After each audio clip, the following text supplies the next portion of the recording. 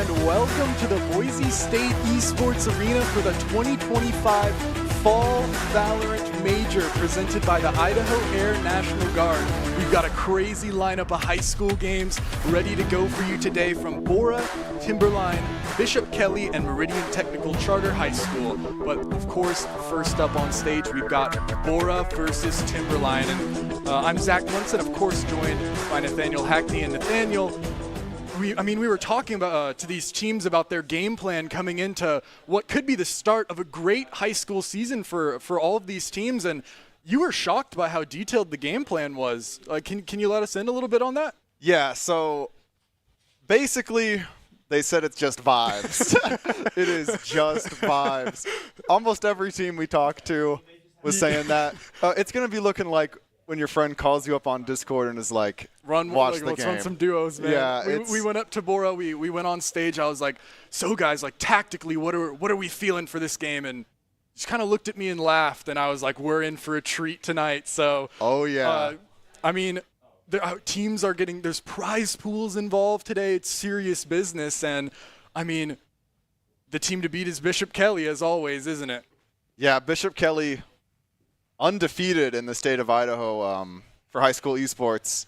So it's kind of a David versus Goliath story for pretty much every team. For sure, like you'll expect to see them maybe in the later rounds, but Bora versus Timberline, a matchup between two teams that, I mean, historically they've been pretty solid. Bora, of course, 2 years ago, you know very well because you and I were both on the team, but we state 2023 or 2024 lost to Bishop Kelly in the finals, didn't make state next year, but Timberline consistently solid. Third place last year in state, fourth before that, and a lot of the same kind of roster, and they've got good coaching too. Yes, they do. I mean, our very own Daimyo. He's kind of a mercenary when it comes to coaching. Apparently he's working with Bishop Kelly too, so just spreading his wealth his of knowledge everywhere. They're ready to go, man. We saw them. They had a good showing last year, of course. Weren't able to bypass Bishop Kelly, but they're looking to do it here in the fall major. And I mean, but unfortunately Timberline is playing with a substitute, but I mean they've definitely got their chance. And yep, those are the four teams playing, and it's going to be a good one. And of course, it's brought to you by the Idaho Air National Guard. What if you could pursue college or your dream career while serving your country and getting amazing benefits? The Idaho Air National Guard, just 1 weekend a month, 8 months out of the year, will get tuition assistance, signing bonuses, health care, zero-down home loans, and high-tech job training, all while keeping your civilian life, job, and goals right here in Idaho. Whether you're studying, working, or building your future, the Guard enhances it all while giving you leadership skills and lifelong connections. Ready to have it all? The Idaho Air National Guard is your pathway to education, career success, and purpose. And Nathaniel, I mean, seems like we kind of just established that we don't really know what to expect, but of course, coming out on Bind, our first map of the day, is there anything you can expect at all? I mean, with your wealth of Valorant knowledge. Well, I did personally tell the Bora kids that they should be playing Viper on the map pool that we have been given. Is this a conflict of interest here? I noticed your shirt. I noticed what you're wearing. It could be. I could be a slightly biased source here. But of course, all at the end of the day we want to see is good competition. And I think both these teams are in a solid position to give just that. Of course, they're no strangers to this stage. Of course, the first time you play in a scenario like this, it's kind of scary, you know. It doesn't feel right. It feels kind of sketchy, like you get nervous. But, I mean, there's some hardened gamers on both of these squads here. Yes, and that's something that should be brought up is how just the nature of how high school esports works is eventually the players have to get cycled out. And we've been seeing that with some of the teams, specifically Bishop Kelly. Yeah. Some of their players are now on their last year. Yeah, I'm trying to save some of my story for later, just to build the hype, especially during those games. But in the battleground right now, bobbed up and ready to go, Meridian Tech against BK. It's going to be an interesting one, of course. Bishop Kelly, they're at the point where they're such favorites that, you know, you might get lazy, who knows, you know. But, of course, that undefeated streak would beg to differ. And I think this is going to be an interesting it kind of sets the tone for how a lot of these teams are going to feel going forward from this point, because of course, if you come in here and stomp, like, I mean, if Bishop Kelly stomps, right, like, they're perfectly on pace for what they want to do. If Bora comes in and stomps, it's a surprise, it's a good improvement. And Please. I mean, that goes for any team. Like, if they're able to break a streak like this, I mean, that's going to set the pace, and that might change the momentum. But it's all going to have to run through Bind first. Yeah, that is something to bring up, is like, if you're on a win streak and then you forget what a loss even feels like at a certain point. It's true. Like, well, and then you lose and you're on the stage by chance. It could be stressful. But I mean, I I've been here a lot. I've watched a good amount of BK, and I feel like I've said this every time. Yeah. I feel like every time I get up here and I'm like, oh, they could get complacent. And then it's like, yeah, of course, as expected. Of course, the Boris squad, all players who have played last year, not a lot of fresh faces. Meridian Tech was the only school that we talked to where the majority of players hadn't actually been at an event like this before. So I guess we'll see the battle of the experience here. And I know Bora is actually pretty solid on Bind. Yes, they are. I kind of know some of the characters they like to play. Gengar's famous Omen is going to maybe come out, but I've been seeing him on the Clove recently, so. And especially, I mean, I talked to when we talked to Timberline, they said since the roles are a little weird, they're going to go a little bit more free flowing, just try and maybe catch Bora off guard, get some momentum in their favor. And I heard a Reina pick is on the table. The W key is going to be held. So I could see that happening. When that happens, I mean, anything's liable to happen. And on Bind, it's like the main strategy is you bait out the utility and then you go in. Yeah. But if you're just W keying on Reina and it's working, then there's not much of a response for the defenders because you're putting them in their best position possible, and then they're still losing. So it's tough to come back from those types of strategies if they work. True, and I think we obviously we mentioned vibes, but that's really important when you're not coming in with like a game plan. It's really easy to get you off your game plan, So like either one of these teams could be liable to spiral, So I'd like to see obviously there's like a baseline kind of level of team play that people at this level, of course, both teams have pretty solid players. Like they've been around for a while. They're good. So, it's not a complete fiesta, but yes. I think I wouldn't be surprised. I think the team that's more procedured is probably going to be the one that comes out on top here. Yeah, I think if both are playing purely off of just like vibes, like you're saying, it's very easy to swing in those win streaks and loss streaks, but luckily they have the vibe reset button. It's known as /timeout. That's true. It's quite important that you use it not at 10 to 12. What's also just kind of interesting to note as well is both these teams actually did get here pretty early, so they are warm. We shouldn't be aside from one Jerfy, player, of course, Jerfy. But fashionably late as always. We love the man. But, I think that shouldn't be a factor. But like you said, when that game starts, when you start hearing the crowd with those cowbells, the aim gets a little shaky. And in a game like Valorant where you need to be precise, the Buckies might come out. The Buckies? You love to see them. You might see them. Hey, at State we saw a couple of Buckies coming out. It's true. It was a very fun time. It appears that's what Daimyo likes to was teach everybody. teaching the kids how to use Buckies. And Bind, it's a good map. It's a good map, especially yes, the for hookah monster. Ooh, and lamps. One important note is, especially on this new patch for Bind, it's going to be very it's going to be kind of freestyle. I wouldn't be surprised to see like a Reina or something go crazy in a game like this. Yeah, because this map, like I said, the refreshable utility and playing around that matters a lot. And Bind, they've opened up the chance for you to not have any refreshable utility because it's 60 seconds long now. There's so many opportunities for people to just kind of run in if you waste like an ability or something, and that's something you might see, especially like at the high school level. Yeah, and I think at least, especially this first one's going to be kind of a temperature check. Yeah, you know, of like, I would say so. You're going to find out pretty quick if what you're doing needs some work, needs some changes or not. And especially in a tournament like this, the pressure's already high. And I mean, it's going to be good to, like you said, that slash timeout is going to be pretty powerful to talk things over if things get out of control pretty quick. Yeah, 4-bind, because we're on the new patch, probably expecting to see some Sky and Tejo.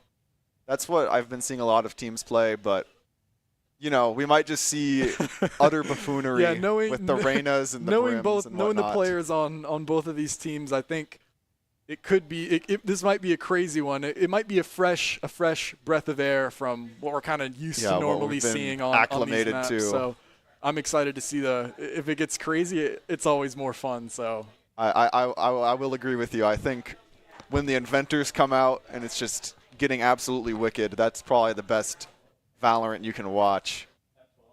But it's gonna, I mean, this is gonna be like the whole.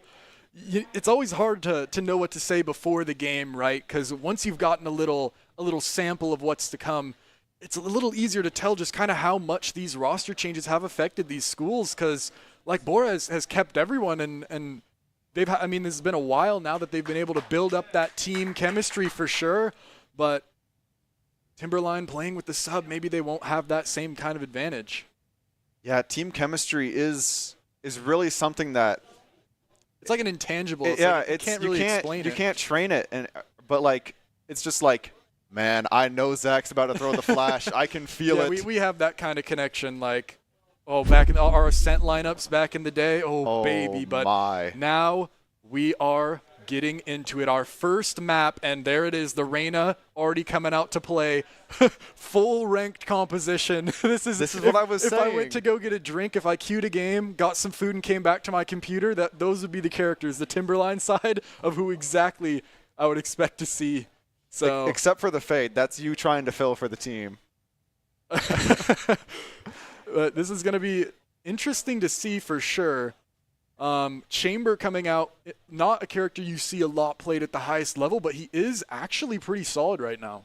Yeah, and another interesting thing is we're seeing Bora hovering Breach, but Breach has typically been seen as kind of a terrible champion frequently, like right now. And so you're supposed to run. Prestige was playing well on it. Yes, but you need the Neon or the Jet.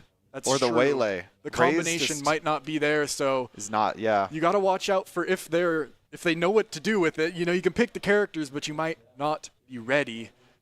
And we're gonna have to get into it. Very different compositions, about as different as you can get. So the vibe check, we're gonna quickly see about what's gonna happen. But the fall major kicking off now. Bora versus Timberline.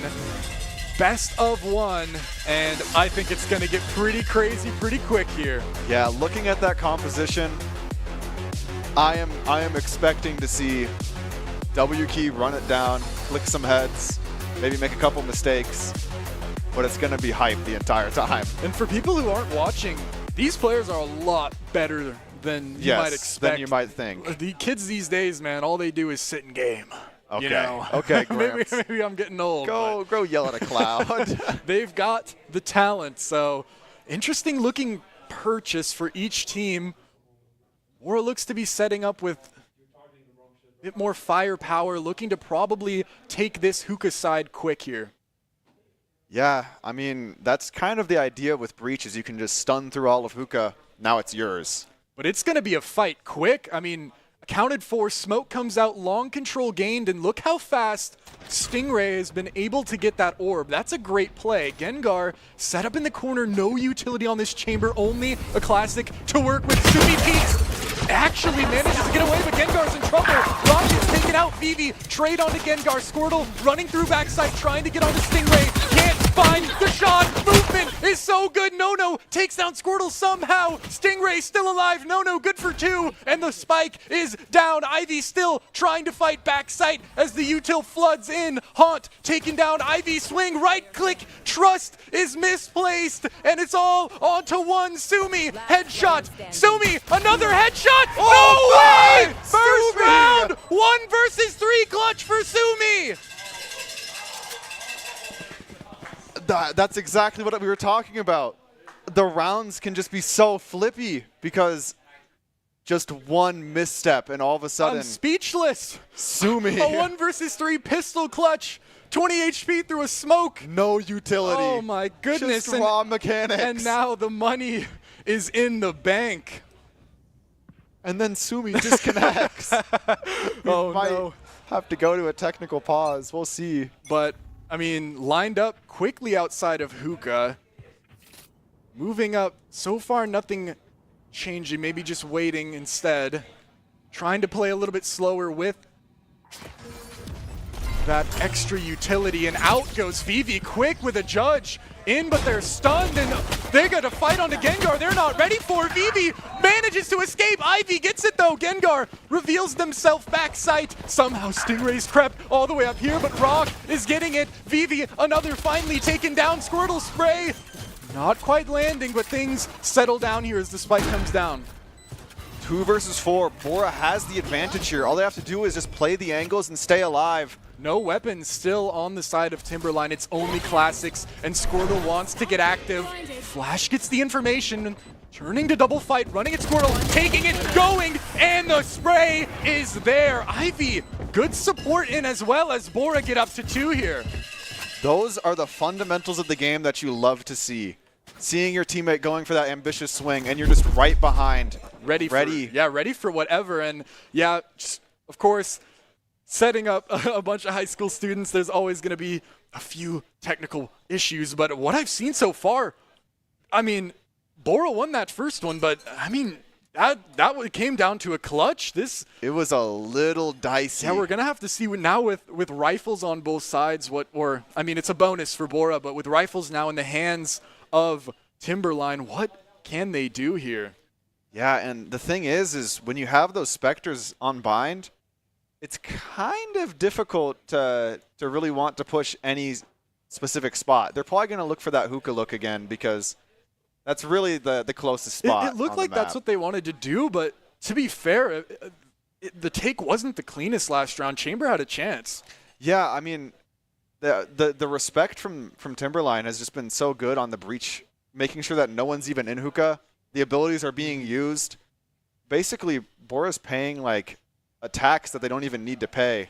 And I think, I wonder if you'll agree with me on this, but I think for more middle-level teams, I think that's like a really good strategy, and something that's really hard to counter is that death ball, like running it down, because it's so much easier to use your utility effectively when all you want to do is just spam it back sight. And here it goes, Squirtle, Trailblazer out, doesn't catch anything, but out goes Vivi, backside, up top, gets one, traded by Stingray, Flash goes through, Sumi, headshot, takes down the Cubby player, but there's one more to be dealt with backside, it's No. Reyna, Paint Shell somehow claiming Squirtle, bring it down to a 3v3, and the fight is going. No, such a good spot, might catch Sumi, but no, Flash in hand, it goes the other way, 6 HP on Endy.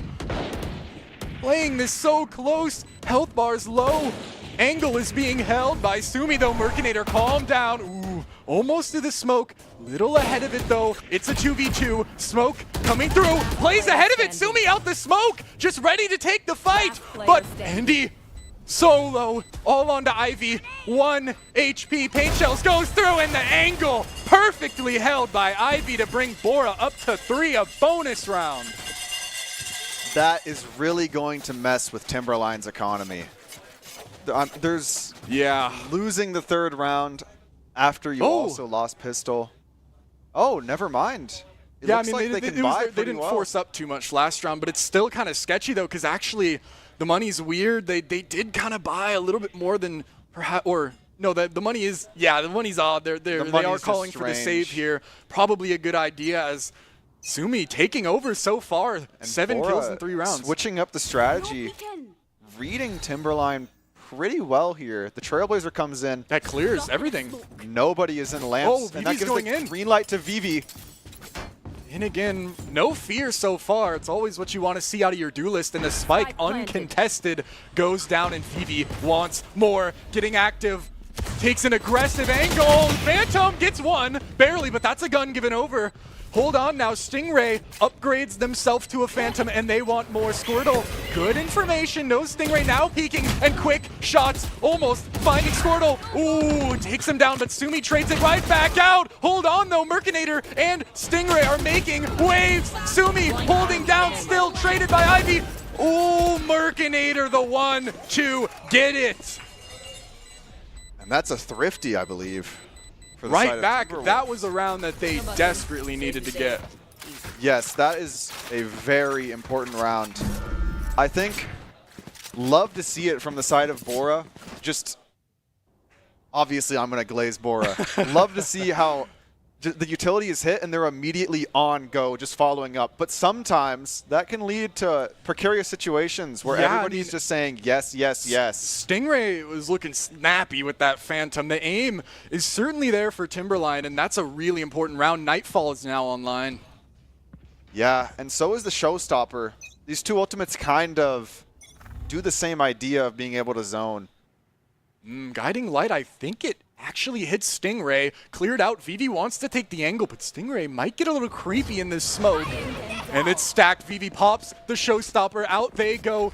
If they shoot it in this corner, it might find everybody, but no, instead, hold on. Sumi and Ivy are the ones to find it. The play breaks down, and now Neural Theft reveals everything.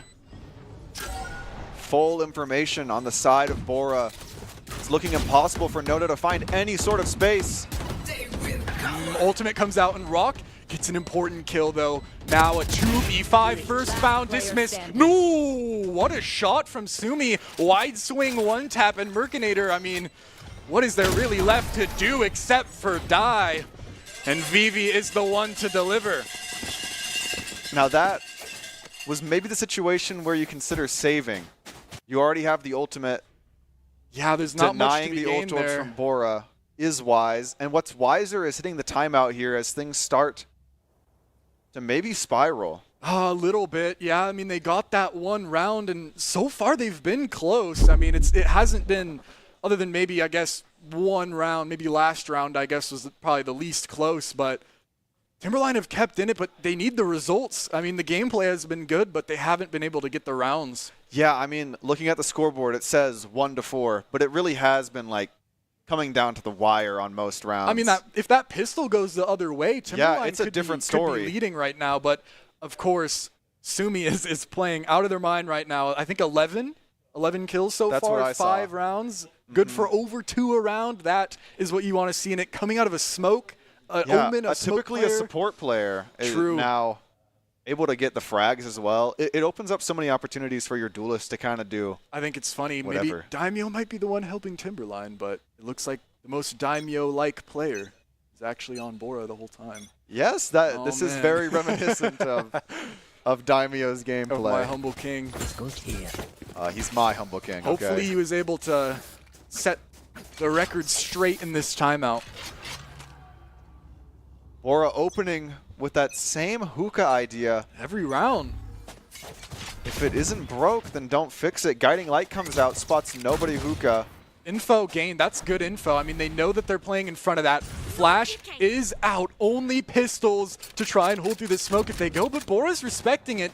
Not quite seeing anything, but Ivy is the one to take Gengar. Nono is going to have to hold Stinger in tube. Ivy, Vivi is the one to go out in tube, though. Nono gets one and actually escapes about as free as it can possibly get in this game. Trading 1 for 0 is always huge. The Nightfall's up. It could be so good here. Merkinator saves it. Oh, no, but the trade. Vivi gets Merc before they can use it. 3v3 now in an aggressive angle for Vivi. A flash could be used, but instead, Vivi just wants to fight. But chilling just enough. Endy might be the one to test it. Out they go. Vivi fast onto the first. Trade is not there. Comes through. Vivi finds it though, and Ivy the one to clean it up. Bora now taking thorough control of this game. I think the Nightfall would have been a great idea, like you were Yeah, saying. it was so unfortunate, especially even after that first pick. It's even better if But- only Merc was able to get out, but the trade was Yeah, was the too quick trade from was the side just of Bora. too fast from Bora.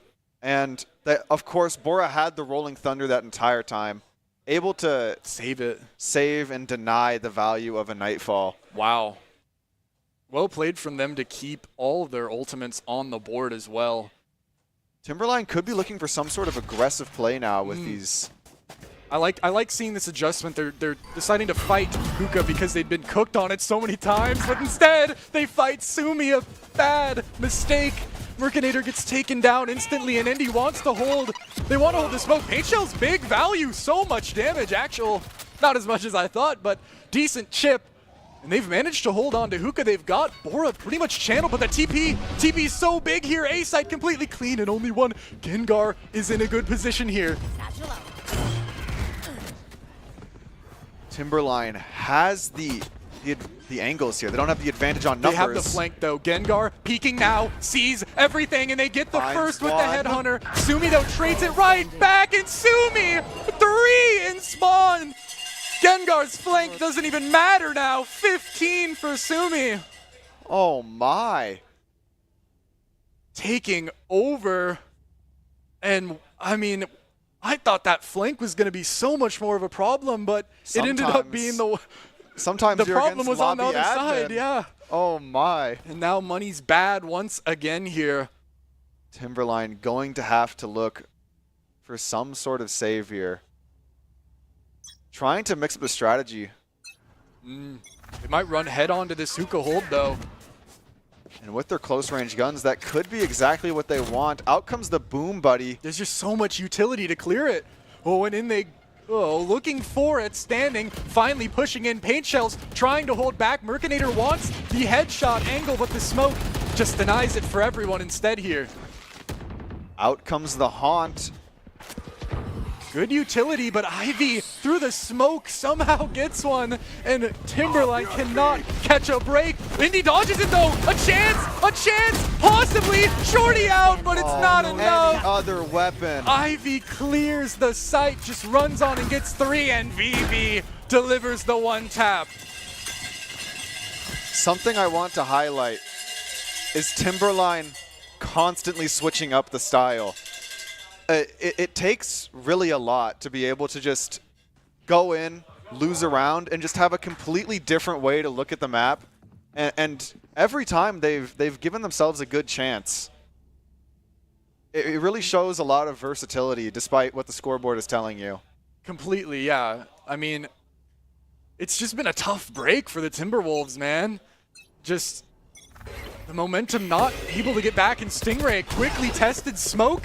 Oh no, kind of gives them away, but somehow they get the first and a second to the smoke. This is what they needed, maybe a spark. VV taken so low too, and now it's No backside holding that box, but in quick, the space is taken. Nightfall comes through, VV one shot, finally eliminated by Endy, and the Timberwolves in good spot. Oh, but hold on, Squirtle takes it, Sumi, always good for one, and it's just on to Squirtle, and it's not enough. Gengar cleans it out for Timberline to get back on the board. And that is kind of like highlighting exactly what we were talking about. Timberline is in those good positions. It's just, like people say, luck is part of success, no matter how hard you're trying. And finally, it went in the favor of Timberline. The smoke trade finally was Timberline getting the kill and not Bora.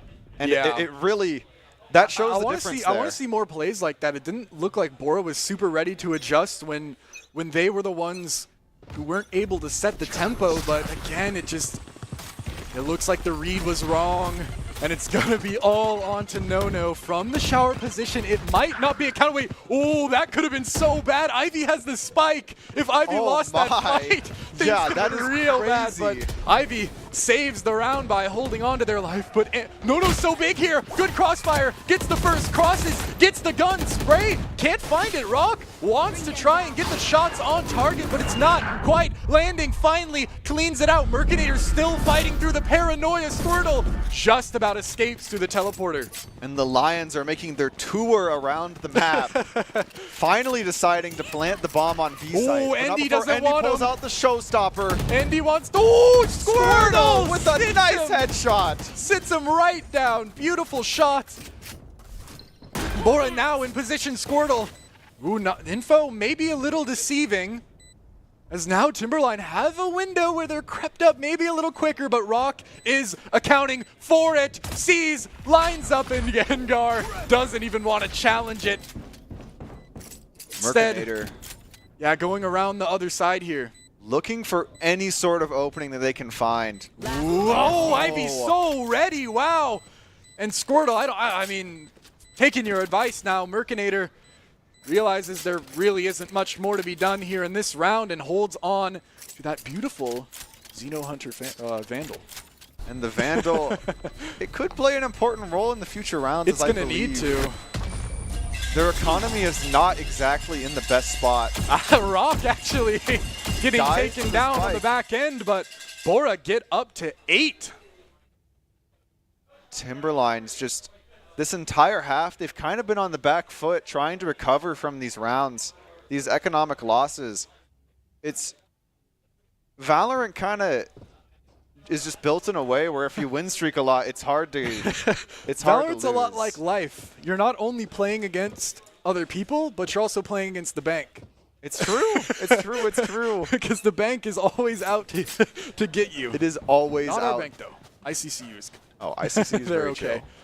chill. But Mercinator and No set up with inferior weaponry, though. Seekers are going to have to clear it. And actually, oh, Nono's been noted. Oh, no. What can they do? Whoa, oh, what? Ivy on the back end Crazy manages to timing. catch it. Shosta, ooh, through the box, too. Ivy's ready to go. And, ooh, good adjustment from Rock.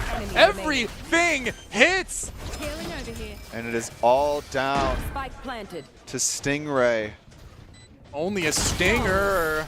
Squirtle finds it flawless for Bora as they get up to 9. Last round in the half. This is a very, very important round for Timberline. 9-3, it's very, very winnable.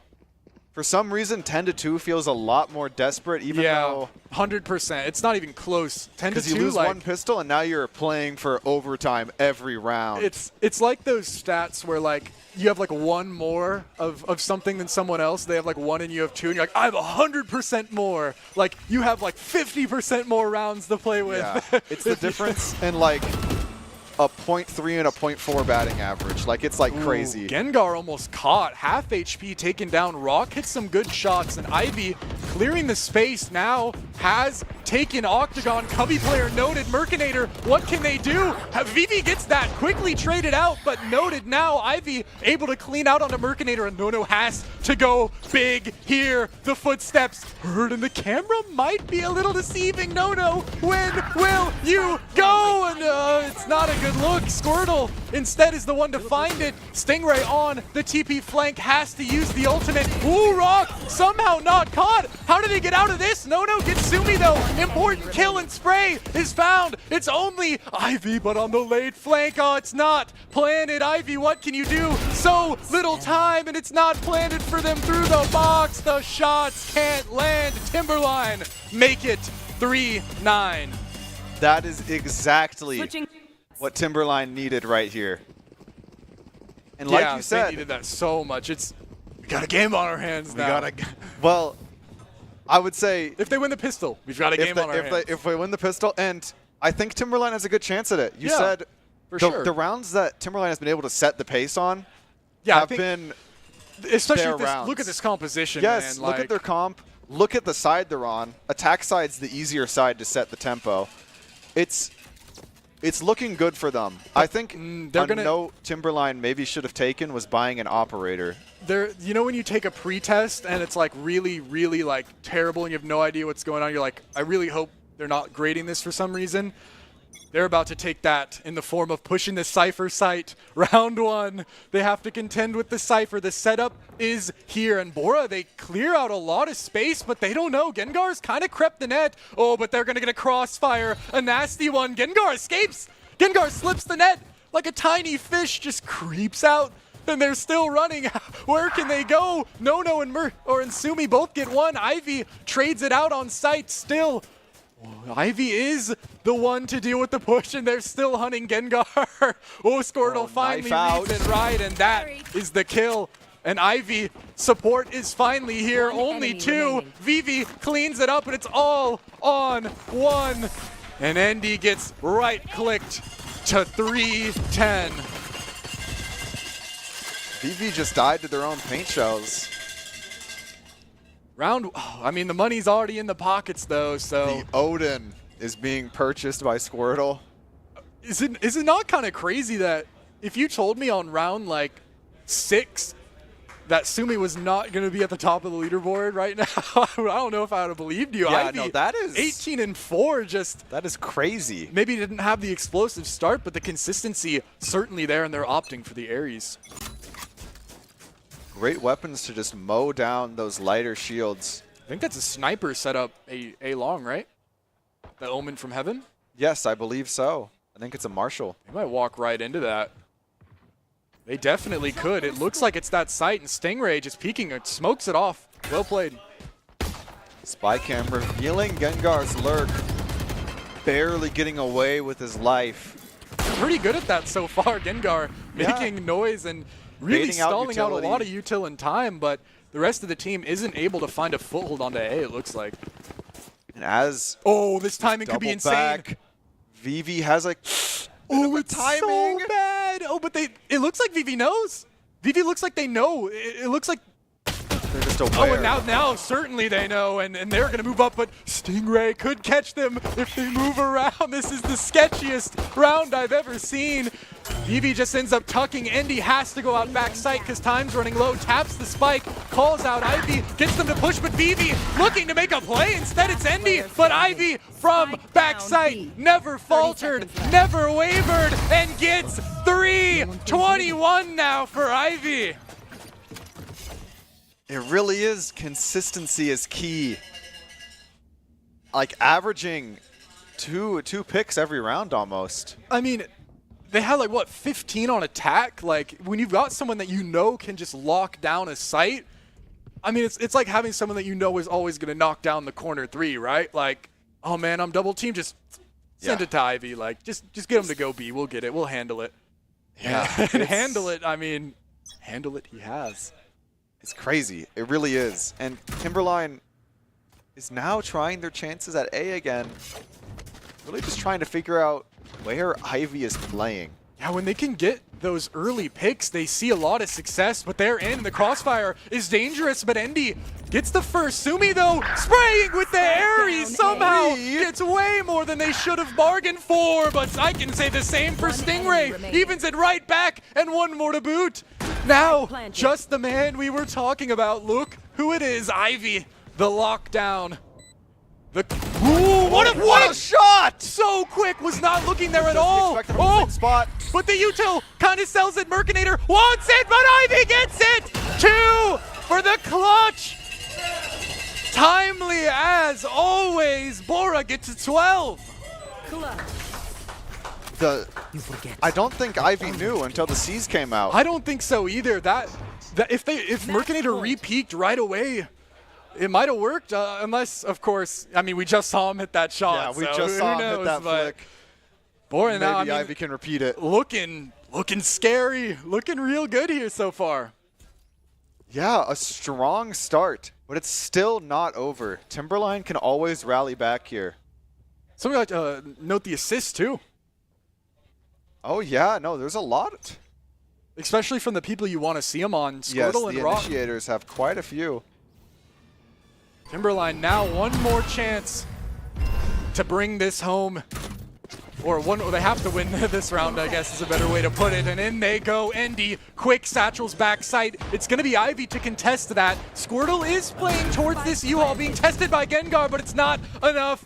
sprayed down, and no, what a Oh shot! my! Incinerated Squirtle and an upgrade now been found. Gun game being played, and we're on to the good one. Sumi, quick shot onto Mercinator though, trades back both ways. Timberline being disadvantaged in this one. Endy has to play this one from showers, but they're smoked off. They have to go. Half has been found, and Sumi's watching it so well, and Bora are gonna take it 13-3. That, if you showed me just the first round and then showed me that scoreboard, I would Yeah. not believe you. I don't know. Timberline, I think those vibes, what we were talking about a little bit, maybe like just when the losses started to pour in, it especially feels tough. And I just a great showing from Bora. I mean, well played, especially from Ivy, Sumi. I mean, everyone really showed up. Yeah, I think what Timberline was missing really was the game plan, because when the vibes are down, you fall back to your game plan. Yes. You have something, but when you have no game plan, you really have nothing to fall back to other than that timeout. And it did help out. I don't know if you noticed, but it seemed like the timeout was making them just a little bit more focused, but you only get one is the shame. But the thing I was going to ask if you wanted to agree on, where we went into the action, I kind of forgot it temporarily, but I was going to say, like, I think for a lot of these more intermediate level teams, starting attack is like a superpower, because it's so easy to use your utility. Like, everyone knows what they like. Okay, we're going to use Trailblazer to clear. I'm a flash on site, right? But defense, you have to do a lot more setups and, hey, can you flash for me here? Can you set this up for me here? Like, we need to play off each other. But I mean, that attack, they ran it down, and I mean, I don't even know if I can say this, but Bishop Kelly, I mean, maybe we'll see. We'll But see. Of course, Bora look like they're ready to play today. And of course, all this action has been brought to you by the Idaho Air National Guard. What if you could pursue college or your dream career while serving your country and getting amazing benefits? The Idaho Air National Guard, just 1 weekend a month, 8 months out of the year. You'll get tuition assistance, signing bonuses, health care, zero down home loans, and high-tech job training, all while keeping your civilian life, job, and goals right here in Idaho. Whether you're studying, working, or building your future, the Guard enhances it all while giving you leadership skills and lifelong connections. Ready to have it all? The Idaho Air National Guard is your pathway to education, career success, and purpose. Yeah, and I think what you were saying about, especially at these intermediate levels, attack just being broken, is in ranked, when nobody's talking, you get the practice of running in with the default utility on these comps. You kind of know what's going to happen, but you don't really see people going, Yeah, you have to adapt. breach on done defense. for me. Yeah, especially defense is more reactive. And I think another thing is the death ball works so well because, like, if we put, like, Daimyo there, he just clicks everybody's head at the same time, dodges the flash. Yeah. But you have to like work the map. You have to. There's a lot that you have to do at the higher level, and so here it's a little different. You can kind of just throw the flash. The flash will hit. People die. This might be a step too far with the glaze, but that camera shot is like when you'd see like Bronny's high school games, like LeBron sitting in the crowd. Oh yeah. But now Bora moving off to the battleground, as now Meridian Tech is setting up on stage. A lot of newcomers to this stage. They're going to get to have the exhilaration, and they're going to get to see how they fare. Yeah, and I think something to think about is like the being. I saw the Bob again, bro. Oh, the SpongeBob costume. Yeah, it's the being at the stage buff. So Sunset now is going to be our map that we're going to for map 2, and it's an interesting one right now with all that's happened to Breach. Pretty much, it's an interesting map. Yeah, Sunset is. I mean, you used to just like put the gecko in the bag and you win. Was kind of the idea, but they've nerfed him so much, so it's difficult to really say what we're going to see.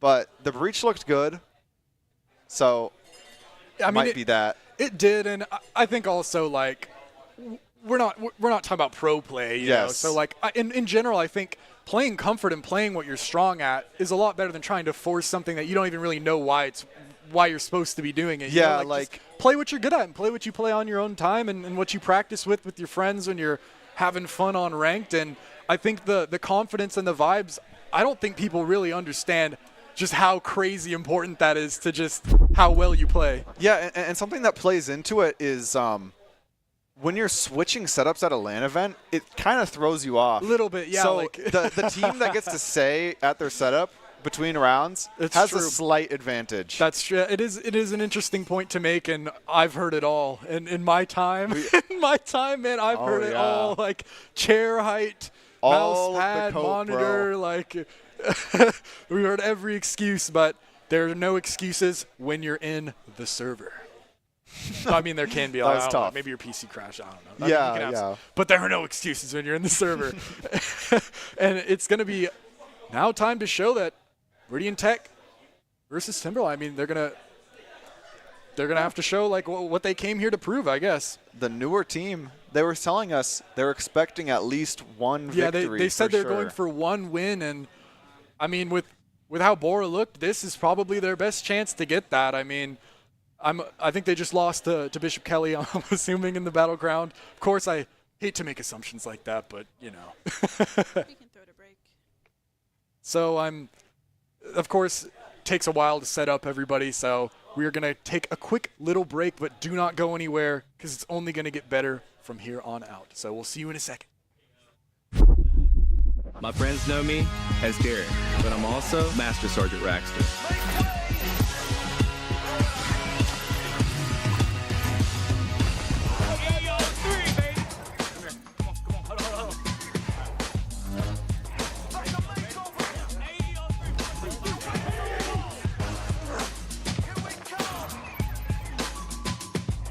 This is my life in the Air National Guard.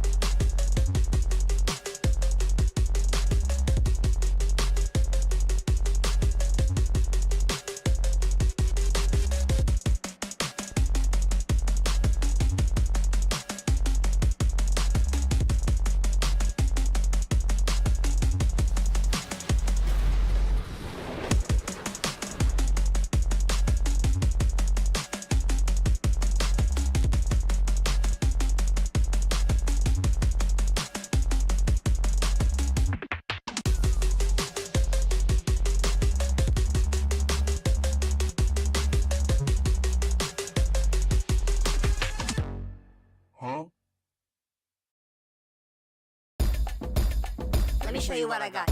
With the Dairy West Fueling Station, we really wanted to create a place that our players could come and be fueled and hydrated in a healthy way, fuel their minds, fuel their bodies so they can compete at the highest level. Dairy West has really allowed us to do that, and we're excited to see what this space turns into. This is only phase one.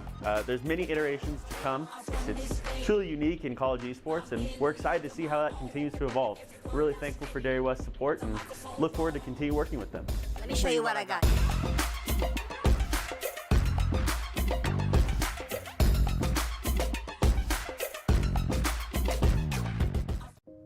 It's the end of a good day's work in Idaho. Time to punch out. Time to check in and catch up. Time to remind ourselves that what we work for isn't a paycheck. It's to make the good things we have even better. So here's to your good day's work. Idaho Central Credit Union. We believe money is a thing. It's not everything. Scott Matlock, underrated recruit, has built himself into one of the best defensive players in the Mountain West. What would you do if you couldn't fail? Would you see every setback as a catalyst to keep going? This is the innovator's mindset, because innovation demands daring.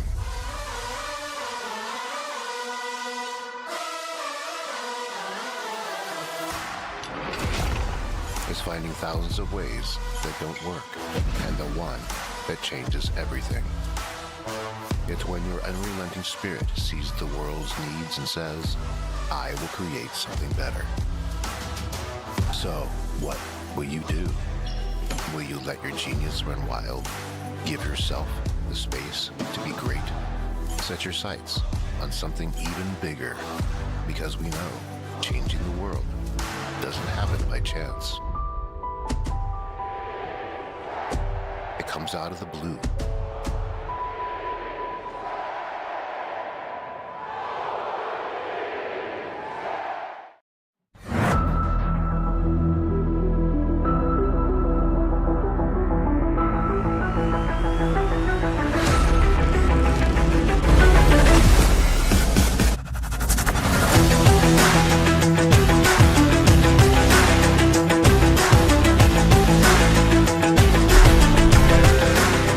Welcome back to the Boise State Esports Arena, where the action is now fully underway, and we've got another game on our hands. Timberline versus Meridian Technical Charter High School on stage. And I mean, we were talking a bit about, of course, we talked a lot about what Bora did well, but I was thinking for this, going into this next one, I want to see a big game out of Nono.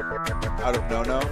For sure. On that Reyna, I mean, I think I'd like, because I think you saw those flashes.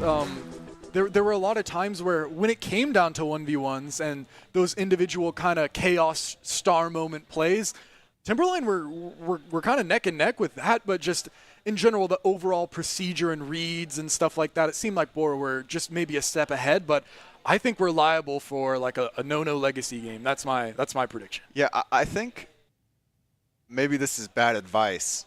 No needs to be more aggressive. I don't think that's bad advice. There was a couple times where it was like Nono was just sitting there, gave time for Bora to go and get the advantage, throw the utility, just dismiss onto them and kill them. I think Nono's playing like they know they theoretically should. Yes. But sometimes you got to push it, man, and yes, that's going to be interesting. And I mean, when you're good enough, like, just go do it. True. And so I'd like Nono to prove that they have that dog in them. And I mean, because like this, I mean, you could see Stingray, like, the aim is certainly there. Players, like, looking kind of snappy, but yeah, I think they just need more times to be able to show that off. They need to put themselves in better position. And talking about something to prove, this Meridian Tech team has quite an interesting story. They were telling me earlier, apparently they asked me to call out their coach for abandoning them to go rock climbing instead. But they did offer prizes if they got wins, and I don't know exactly how the rules of that deal, but maybe something's still on the board, so extra motivation for them to play well today. They get a chance to prove it on stage. First time for, I think it was all of them, if not just one person on the team. Yeah, all but one. Every player on the team, they were saying they were like, they're like underclassmen. Yeah, so. Yeah.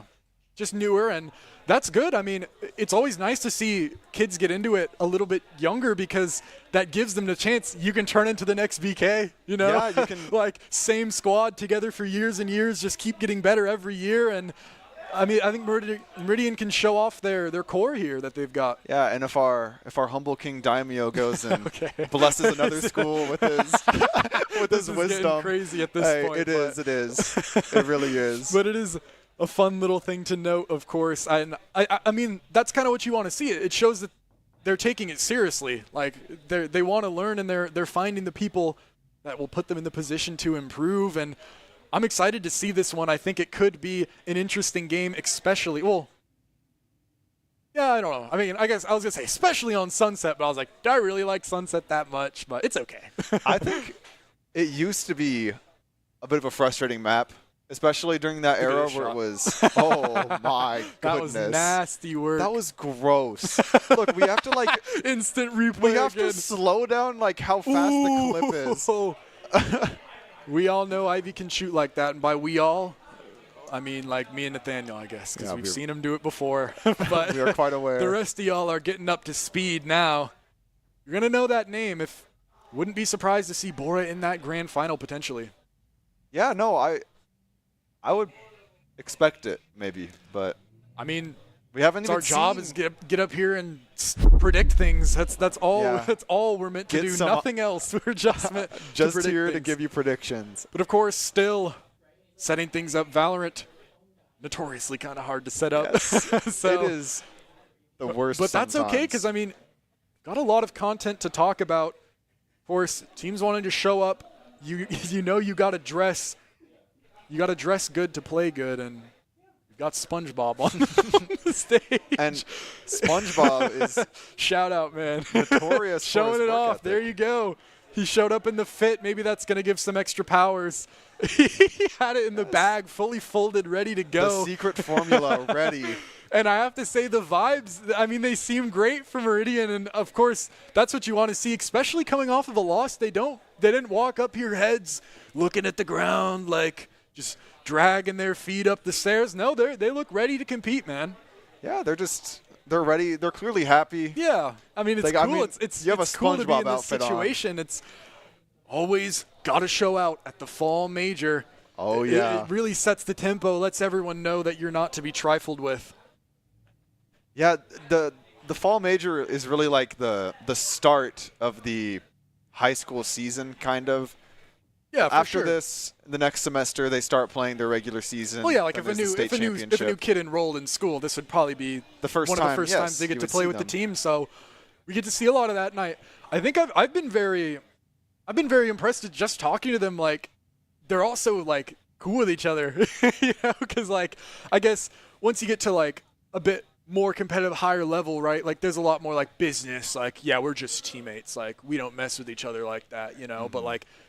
It's great to have that kind of connection with your team because you get to talk and share ideas. You don't have to worry about being shut down or feeling like your opinion's like not worth anything. And I like the vibes are high. They're just laughing and joking, man. It's a great showing so far from all these schools. I don't know this. Oh, look at that! That guy wait, that guy's in the bottom right. My bottom Hold right up. might be a gamer. Whoever to the right of Bob, whoever that is, they're liable for 30 this game. I can just tell.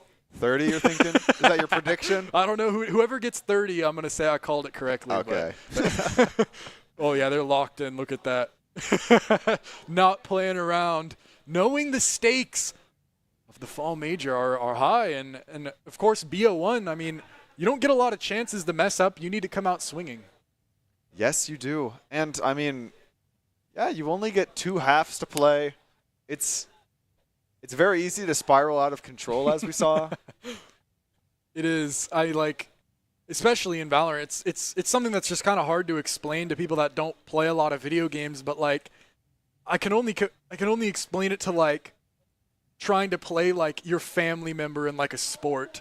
Like you just have like mental block against your dad. Like no matter like your dad might not even be that good. Maybe you're way better than him. But like when you guys play, like I just can't beat my dad. Yeah, he just you turns know? into like Steph Like Curry. chess. Every time I play my dad in chess, I would be like 1,000 points higher rated, and I just can't beat him. So it's a lot like that. If sometimes you just have a mental barrier that you can't get through, even if physically and you're prepared enough. But when the lights get bright and the bullets start flying, you know, you never know what's gonna happen. You never know what's going to happen on on the server. It's true. And Sunset, I mean, what do you think you're going to expect composition-wise here? Because, like, From Sunset? do you expect just kind of similar stuff the past couple of years, or do you think any team's going to try and get creative? Well, I would say, like, correct composition or whatever. Yeah, like, Is like, something that passes the sniff test. you're probably going to see an Omen. Yeah. You're going to see a Yoru. I hope. You're probably going to see, like, Vise or Cypher. You know, those are... Vise is... I haven't seen a ton of Vise, really. Yeah, but I think she's quite strong for when you're trying to push mid and you just throw the Razor Vine down and no one's able to contest you really anymore. For sure. Do you she's think more you're of a going to get Reyna corrode again? pick. Reyna? I think Reyna can definitely run a lobby if you... Yeah, because I was saying I you set want up Nono for to her. pick it, and I want Nono to go for it. But you know, after a game like that, I don't know what you come out saying. You know, I don't know if you're like, okay, going on to the next map, like let's double down and go like extra hard on the duelists, or maybe you know we think about it a little bit more. Especially, I mean, this map I could see a lot of stuff working here. Yeah, if you're... That was like probably like the more like higher level competitive one, but like you can probably just run Reyna in 4 flashes and just run at the enemies, and it would you would see good results. I mean, I honestly kind of want to see it. I want to I'd see like, it. I need to know. I'd like to see something like that, but of course, I mean, it's definitely, it's hard to note though, like attack, if you don't really get in a rhythm, it feels pretty terrible to lose on attack. Yeah, sometimes like you're on your 4th loss of attack. You've tried what feels like everything, and you're just running into brick wall after brick wall. Sunset is the forfeit map, bro. I don't know. Every time I'm 0-5 playing attack, and it's just try A, try B, try A, try B. It's like, oh my gosh, just go Yeah, next. because But you can't get into that kind of you mentality. in a cannot. scenario like And this. a lot of Sunset is we have to take elbow control before we can take this. We have to take there's like procedures to it, and when one step of the attacking like cue fails, and you kind of don't know what to do. So, I mean, in my opinion, you might be looking at like a very complicated game of rock, paper, scissors. Obviously, Yes. I know rock, paper, scissors isn't that complicated inherently on its own, but if Timberline, they want to up that pace with the Reyna, and Meridian's trying to play that procedured style, like that might throw a wrench, or it could be the other way. Maybe the procedure is the thing that wins out. And of course, Valorant's a game of adaptations. Any game with utility and characters and all sorts of creativity and how you want to play, you got to be the first team to adapt. You never want to be the last one. The last team to adapt is the team that loses. So you want to Yeah. be quick on it. I think the team that follows the exact flowchart is kind of fools. Yeah. Because, you know, it only takes one guy like flicking 90 degrees and hitting a headshot, and now your flowchart is ruined and you have no idea what to do. And I just think this is maybe a little bit of a side note, but just the level of competition and kind of all esports has gotten so crazy in the past couple of years. Like, I remember maybe 4 or 5 years ago, I was watching the Valorant State Championship as a high schooler, thinking about my chance to get in there. And, like, dude, compared to now, like, every player just looks so much better. Like, yes. even maybe it's like rank inflation or something, but like even silver players, like today's silver, like 2 years ago was like plat, you know. So these players, they're not too shabby, and they're ready to go, man. Yeah, no, like they're definitely better than at least I was. Yeah, like I feel like I'm watching these guys and I'm like, oh, what rank are you? They're like, yeah, I'm gold, you know. Not Yeah, that high. it's I'm like- watching their DM like, this guy looks like me. Yes. And I'm like, ascendant. Like, what? Like, okay. So I like seeing that. I like seeing those individual star kind of plays, but the problem is you can't even, if you're getting beat so bad, you don't even get a chance, you know, because a lot of the time you need timings and angles and flanks and stuff. Like, it's hard to 1v4 if everyone knows where you are, you know, and a lot of the time if the team just runs on site, gets 2, the rest are just funneling in, like, you don't even give your players a chance to make plays. So just, I guess just, I'm hoping they kind of each team kind of keeps that in mind and wants to set up their aimers for some plays. Yeah, some level of like, I'm going to swing B. Can you throw stun from sight? Yeah. Because Especially on Sunset. especially on Sunset, there's a lot of times where you can just have the breach kind of. Yeah, like on A main, like you can just fight A main every single round with breach stun. Yeah, both mains you can kind of just throw a breach stun and try and fight it. It's true, and I think that is the kind of stuff we want to see, right? Because we were talking about how much easier it is to coordinate plays on attack, and whoever I think the defense is going to have a harder burden here for sure.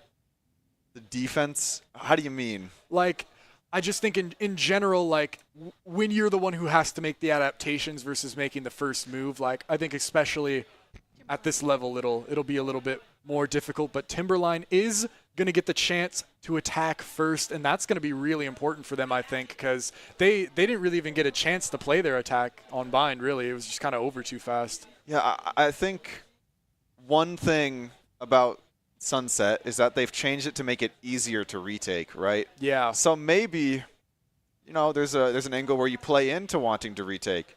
That's the adaptation. Yeah, that's on the board, and that's part of the rock paper scissors game. You know, is There's so much. yeah, it's super complicated, and that's why, of course, I mean, you see such differences between teams like the Bishop Kelly that, of course, have had so much time to all play together and get those procedures. And of course, these newer teams that, I mean, it looks like they're keeping up to a decent degree, though, for sure. Yeah, no, it doesn't look as like As one-sided as as you might think. distraught as Yeah. I first remembered. For you know? sure, because it definitely, it's weird to just try and play with, especially I bet a lot of these people just play by themselves a lot, you know. And so even coordinating with a whole team, it's a lot of fun, and it's nice. It's like a cool experience. We had of course, me and you had our fair share of arguments in our day on the team, but it's beneficial. It helps in the end as we're finally gonna get into our picks here. And there's the Omen, of course, and there's the Vise. The Jet, in fact, good, interesting compositions here. And Nono instead is actually gonna be the one playing Sentinel. Endy.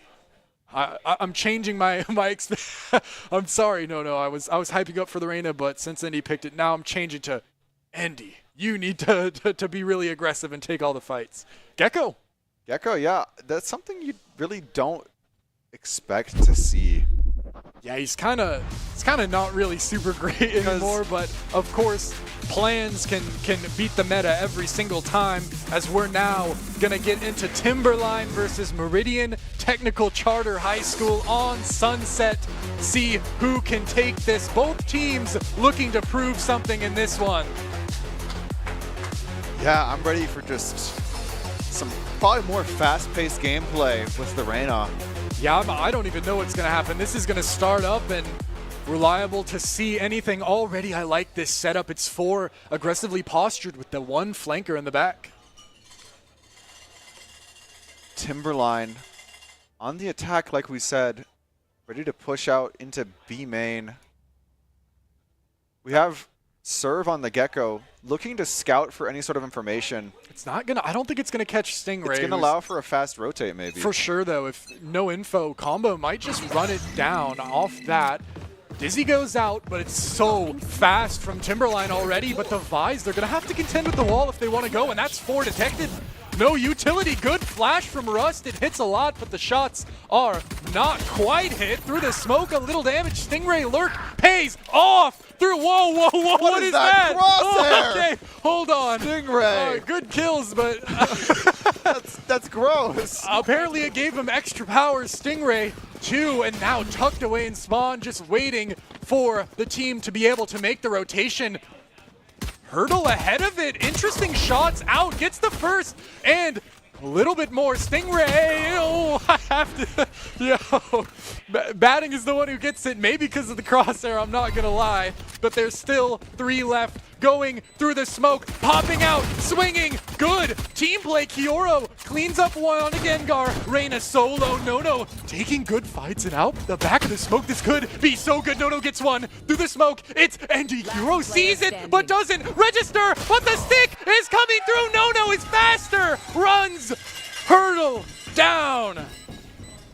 Hurdle was kind of anchoring that round. Hurdle was playing really well that round.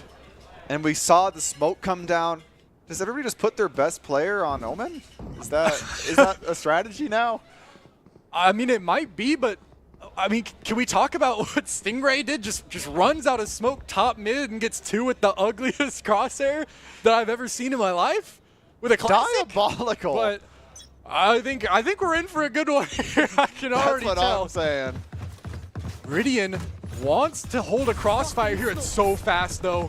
Timberline running it out. Endy baiting a little. Combo holds their fire, and it's so smart. Cross is good. Combo gets 2 with the classic, and Gengar wants to bail out, but Stingray again mid makes it an even trade.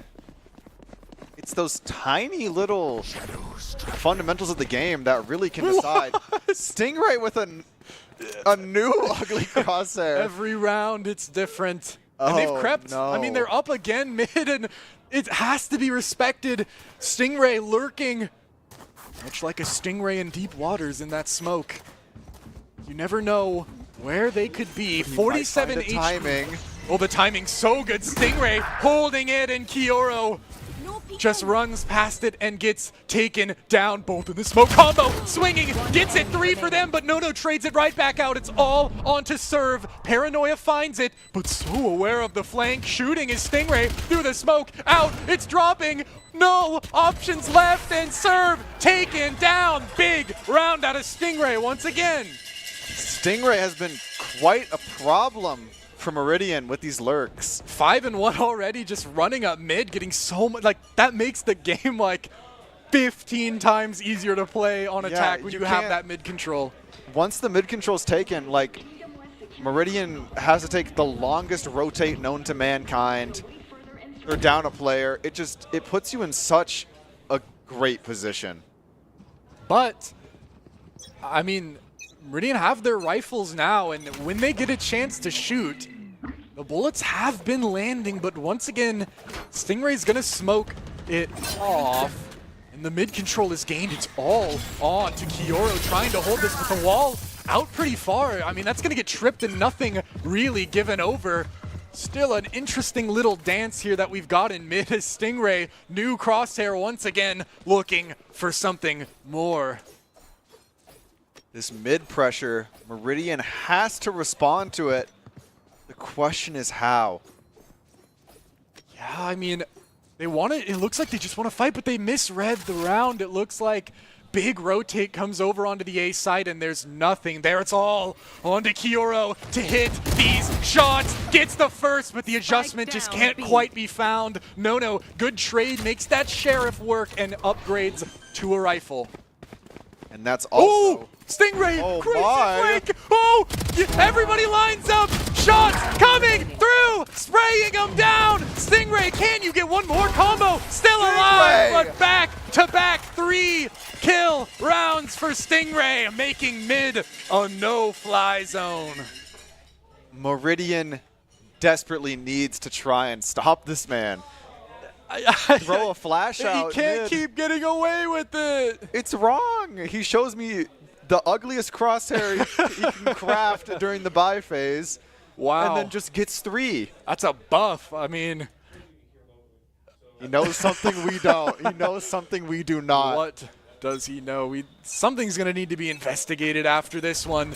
But Meridian, guns now not in their favor. They're going to have to make it work, though. Kioro trips the door, knowing mid-pressure is inevitable. And, of course, look who it is. Combo a little bit caught. No gets one. Combo has to go big here. Ooh, good utility, but the Cloudburst allows them to escape into the corner. Stingray making it work. Finally gets taken down on the other side of the map. Molly not found, but Mercinator bullets are. One enemy remaining. And Endy finds one through mid.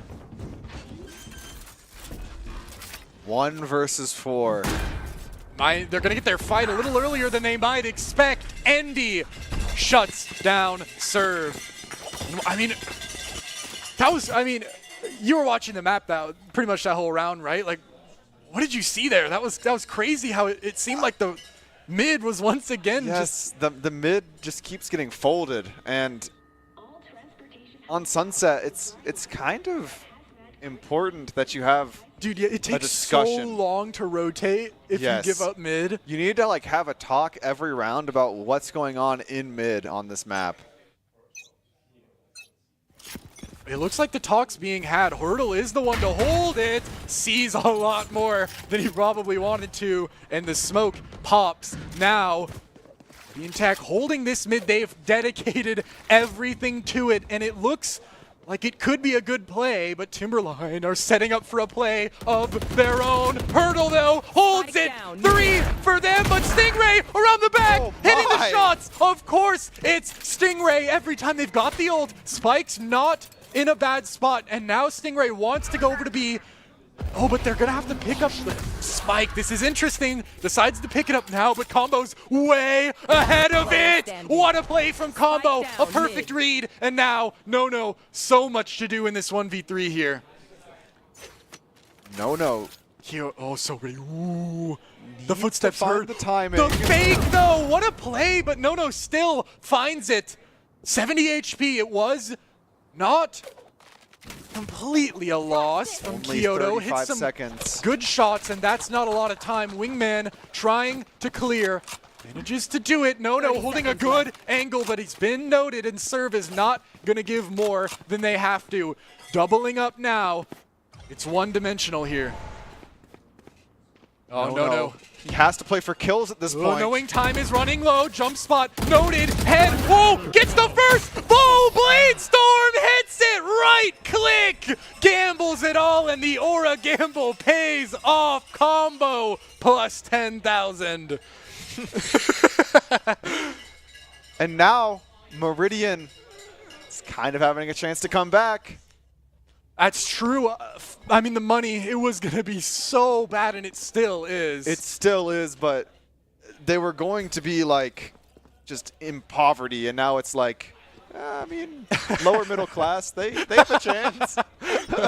It's true. They've got some stuff to work with. Maybe with a few loans, you can get something here.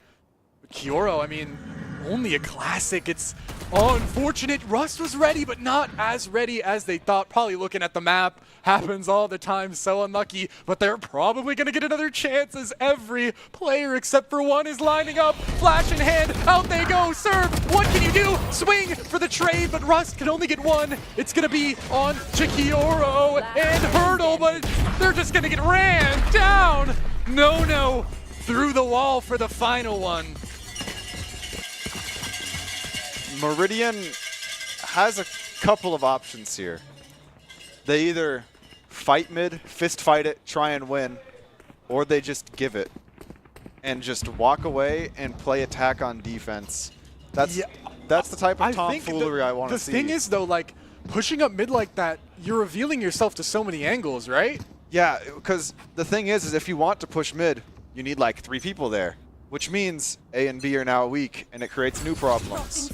Oh, Combo's gonna get tested so hard here. Looks ready, dash, primed, but the headshot can't be found. Another chance though. Endy wants to swing it, but Combo playing perfectly so far, manages to stay alive, and they played that really well, staying alive, but sadly, Hurdle can't. Serve trades it back though, and Kyoro gets another. Stingray finally shut down on the lurk. Cage triggered. And Timberline have to go out A. Running in. No wants the peak. Serve gets another. Incredible on the Sheriff, and it's only 2 left. Flash pops. Mercinator goes, and it's all Combo and Serve back sight for Meridian Technical. Combo holding down that site pretty well. I think the only better way you could have played it is just, I guess, hit that first shot, but hit the initial kill. But a lot of players would just stay for that fight, and if Endy wins that, that's like the round. And Combo, just a great understanding of that. And very smart play. Timberline had a similar understanding where they saw rifle was down and elbow. We have to keep fighting. True. Can't give that rifle away, give them a better chance. But Meridian did not need that chance. Well played from both teams, but Meridian making their off-brand weapons shoot like the branded ones. So far, Hurdle this time going to be the one tested and taking a page out of Combo's book, playing the exact same smart Hurdle. Backs right off and lets Serve get to work on the other side of the map. Stingray now under a little bit of trouble. Paranoia is so big. Out goes Hurdle swinging it. They don't even know. Everybody's on site. That's so big. The ult hits everyone. They all have to go. No rifles can be used, and out. Flood Meridian Tech. And they go backside cleared. Kyoro takes down Gengar. One needs to get on the spike, but Mercinator takes one ahead of it. Oh, it's going down though. Half is found. Serve Mercinator. 4 somehow getting everything. Can they get the last? Fragment goes through, and No is the one to get it. Huge play from Mercinator. 4? That's On my insane. initiator? That saved the round so hard. I mean, the positioning was incredible. I don't even know how they were able to break that. Can you explain that to me? How to break down? Like how was Timberline able to get back into that one? I think it really came down to just losing the 1v1s, which is a lame explanation. You know what I was about to say. That's kind of what it looked like. Well, I mean, I think it was more specifically like the unexpected 1v1s like that. when they're able to win those fights. But Indy just perfect maneuvering on the Reyna. We wanted to see the Reyna sing, and Merkinator as well gets theirs, and up through mid again, thinking about it, but instead Serve is going to be tested. Nona walks out and catches them, and this has been a fight on every front, and it's Endy to take the last. That's the aggressive Reyna we wanted to see. That's exactly what we wanted to see, and I think that was kind of what the difference was between that round and, well, I mean, Timberline also won last round, but they were able to get those entries because Meridian Tega looks like when they're able, like you said, to play that retake, the rounds are so much easier for them. But when they get caught like that in mid and just taken out so early, it makes it way more difficult for the remaining players to be able to position. Yeah, it becomes really hard. And when you give mid, it's hard to rotate. There's a lot of problems they have to deal with. Null Command is on the board. Merkinator could pop it, and it would be so valuable. Hurdle has been noted on the Marshall. It's been taken into consideration. 4 versus 4 on site combo. Somehow Gengar gets that. Traded out quick. Hurdle is one and done from elbow. Gengar gets another. All onto Rust through the smoke. It's good. The cage ends up backfiring, but there goes the ult. And Gengar's been noted. Rust knows that pushing. Good kill. And the adjustment not quite there though. Merkinator KO versus KO takes it. And just the Vise from mid has a chance, but now it's going to be hard for Kioro. Kioro is just in a tough spot as he has to clear so many angles in such a short amount of time. It seems like they know exactly where Kioro is currently located as well. 3 very distinct angles to deal with, and they're getting flanked too. The timer is expiring, but Stingray, that crosshair makes it hard, but Merkinator takes them down. 8 now for Timberline. Meridian, they have great ultimates for the retake. It's something to consider. Pop Thrash, pop Null Command. That's a round for us. Sometimes you just got to take getting 1 free round over a chance at 2. Yeah, I mean, a round in the hand, it's worth 2 in the bush. Because like we said, again, like this is the same kind of situation as last game. 9-3 or even like 4-8, that's so much better than 2 versus 10. So these are important. Hurdle wants to take the fight, but shots make him fall back for the time being. Oh, they're speeding up. They're going quick. Null Command comes out, and in they go.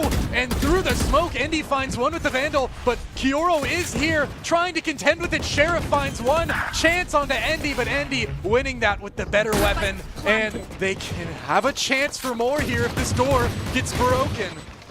Ooh, shot. Serve actually finds it with the Sheriff somehow. In goes the, ooh, not being watched, but at least it's a Bucky. Merkinator maybe delivered a chance they shouldn't have quite had. Out goes the flash combo, pushing onto site. Rust gets it somehow with the Bucky and all onto one. Backside Gengar can't find it. The Bucky shows its value. That really, it cannot be understated how critical of a round that is. That's so crazy. 4-8 is on the board now, and they held on to all their retakes. Yes, they have all of their retake ults. Timberline has, anyway.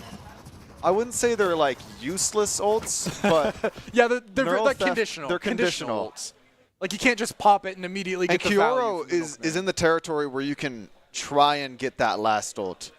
I mean, yeah, if they fight for this A orb and then Kioro gets 1, that's potentially every single ultimate on board, but I'd like to see at least all of them used because you can't take them into next round.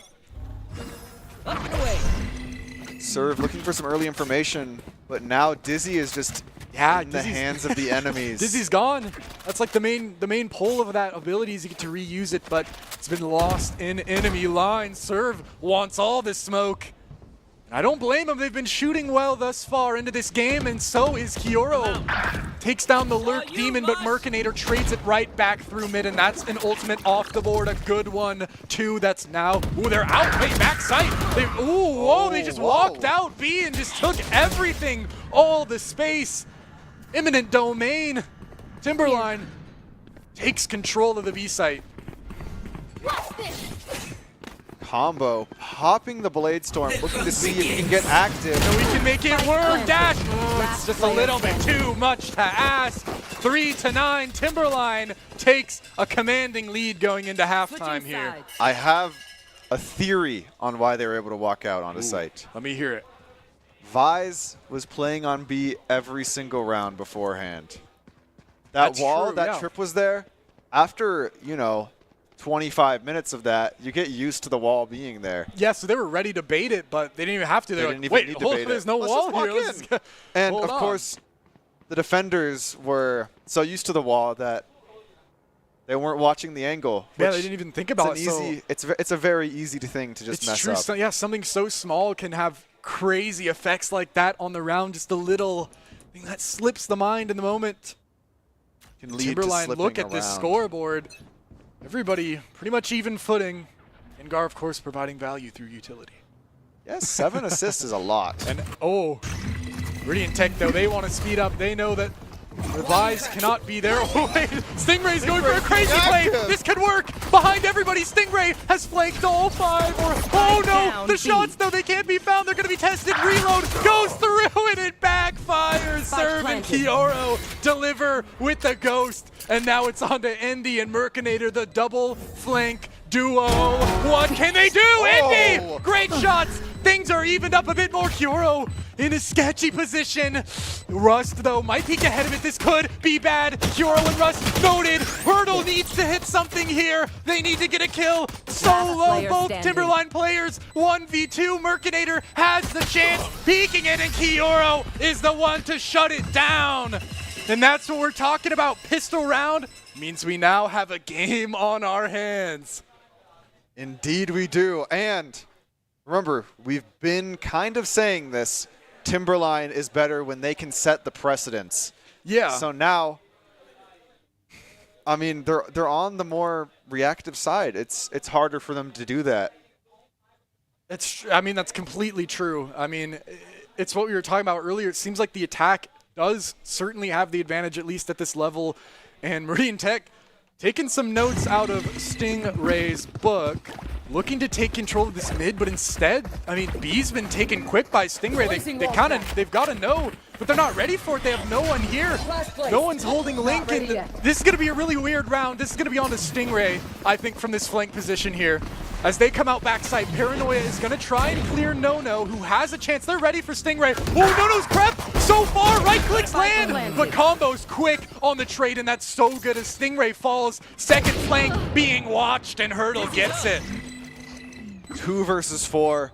Mercinator and Endy need to find a kill here, or at least a way to die to the spike. And they need to get their hands on a rifle too, and mid is their destination. Creeping up, they've got Util out, flash goes through, Hero dodges, and it's too clean from Meridian Tech. Meridian Good play, yeah. rallying back. Those are the rounds, I mean, you needed to get those and you got them, and now, I mean, if you win the bonus, it's 6-9 and momentum's on your side, and all of a sudden we're in crazy territory. A good play. Imagine if No-No had a rifle there. Yeah. Oh my goodness. Can't keep letting those get away. They get away with it this time, but gotta keep out watch for that kind of stuff. Those kind of shenanigans. Been getting away with a lot of that this game, especially Stingray. Meridian setting up for a bit of an A push, but they get caught by the KO knife. It hits at least 2 as Gengar also gets Hurdle. Outlaw versus Outlaw, I'm pretty sure. A fight as well. B serve gets it so good. Combo as well trades it back. Quickly, it's kind of on to No-No here. Or sorry, Endy. Endy gets the first and swings and gets the second. So good. Do they choose to hold the spike though? It's just them, and they're going to fall back. A smart, wise play here as they know they can't. If they die here, it's going to be bad. Rust is holding though. Endy reposition. Oh, the timing could not have been worse. Endy holds down. Stone wall on the A site. 1 versus 4 gets them all, and that's the Reyna difference that we were talking about. And what's crazy is that's a Reyna holding the site. You have no utility to help you.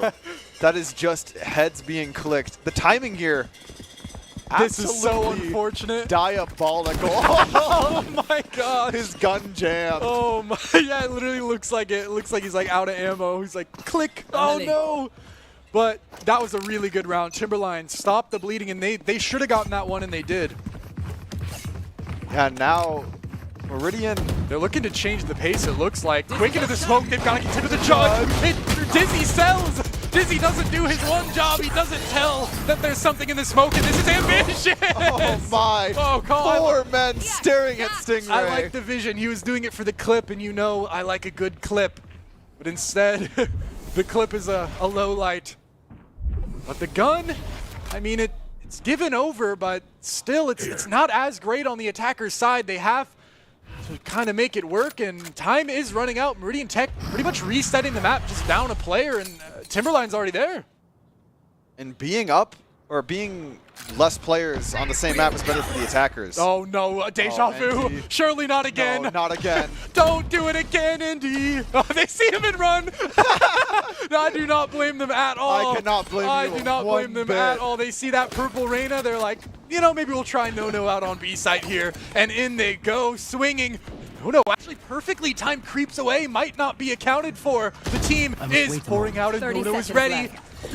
Wingman gets the plant. Ooh, and the judge is so good to get down here. Can't get in the corner. No-No, quick adjustment. Second enemy shot. remaining. Third Oh, shot. three. It's No-No's turn to win as Gengar gets the last. You run from Endy and you run into No-No.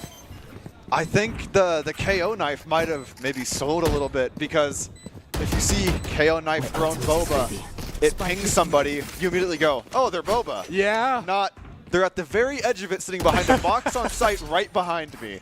That's true. They just weren't aware of the position, didn't quite clear the whole corner, and it's going to be dire for a round that certainly could have been winnable if they were able to get that judge set up. Anything really could have happened. Well played to hold out on site for No-No there.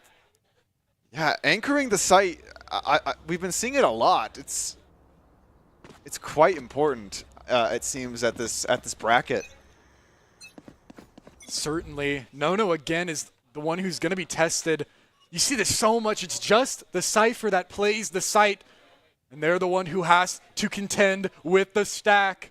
Out they go. Tripwire actually triggered, but No-No not able to get anything out of it. Past the swing backside. Kioro takes down Stingray off an early lurk kill. Spray into the smoke. Swerve actually almost finds Spike something. down, Hurdle B. instead. Backside. Gengar taken down, but look who's arrived. Endy is here, and Rust clears the way for him a little bit. Actually, no combo takes wall. him down, and it's only Mercinator. Meridian Tech showing what they're about here. A nice shutdown after a round that they lost.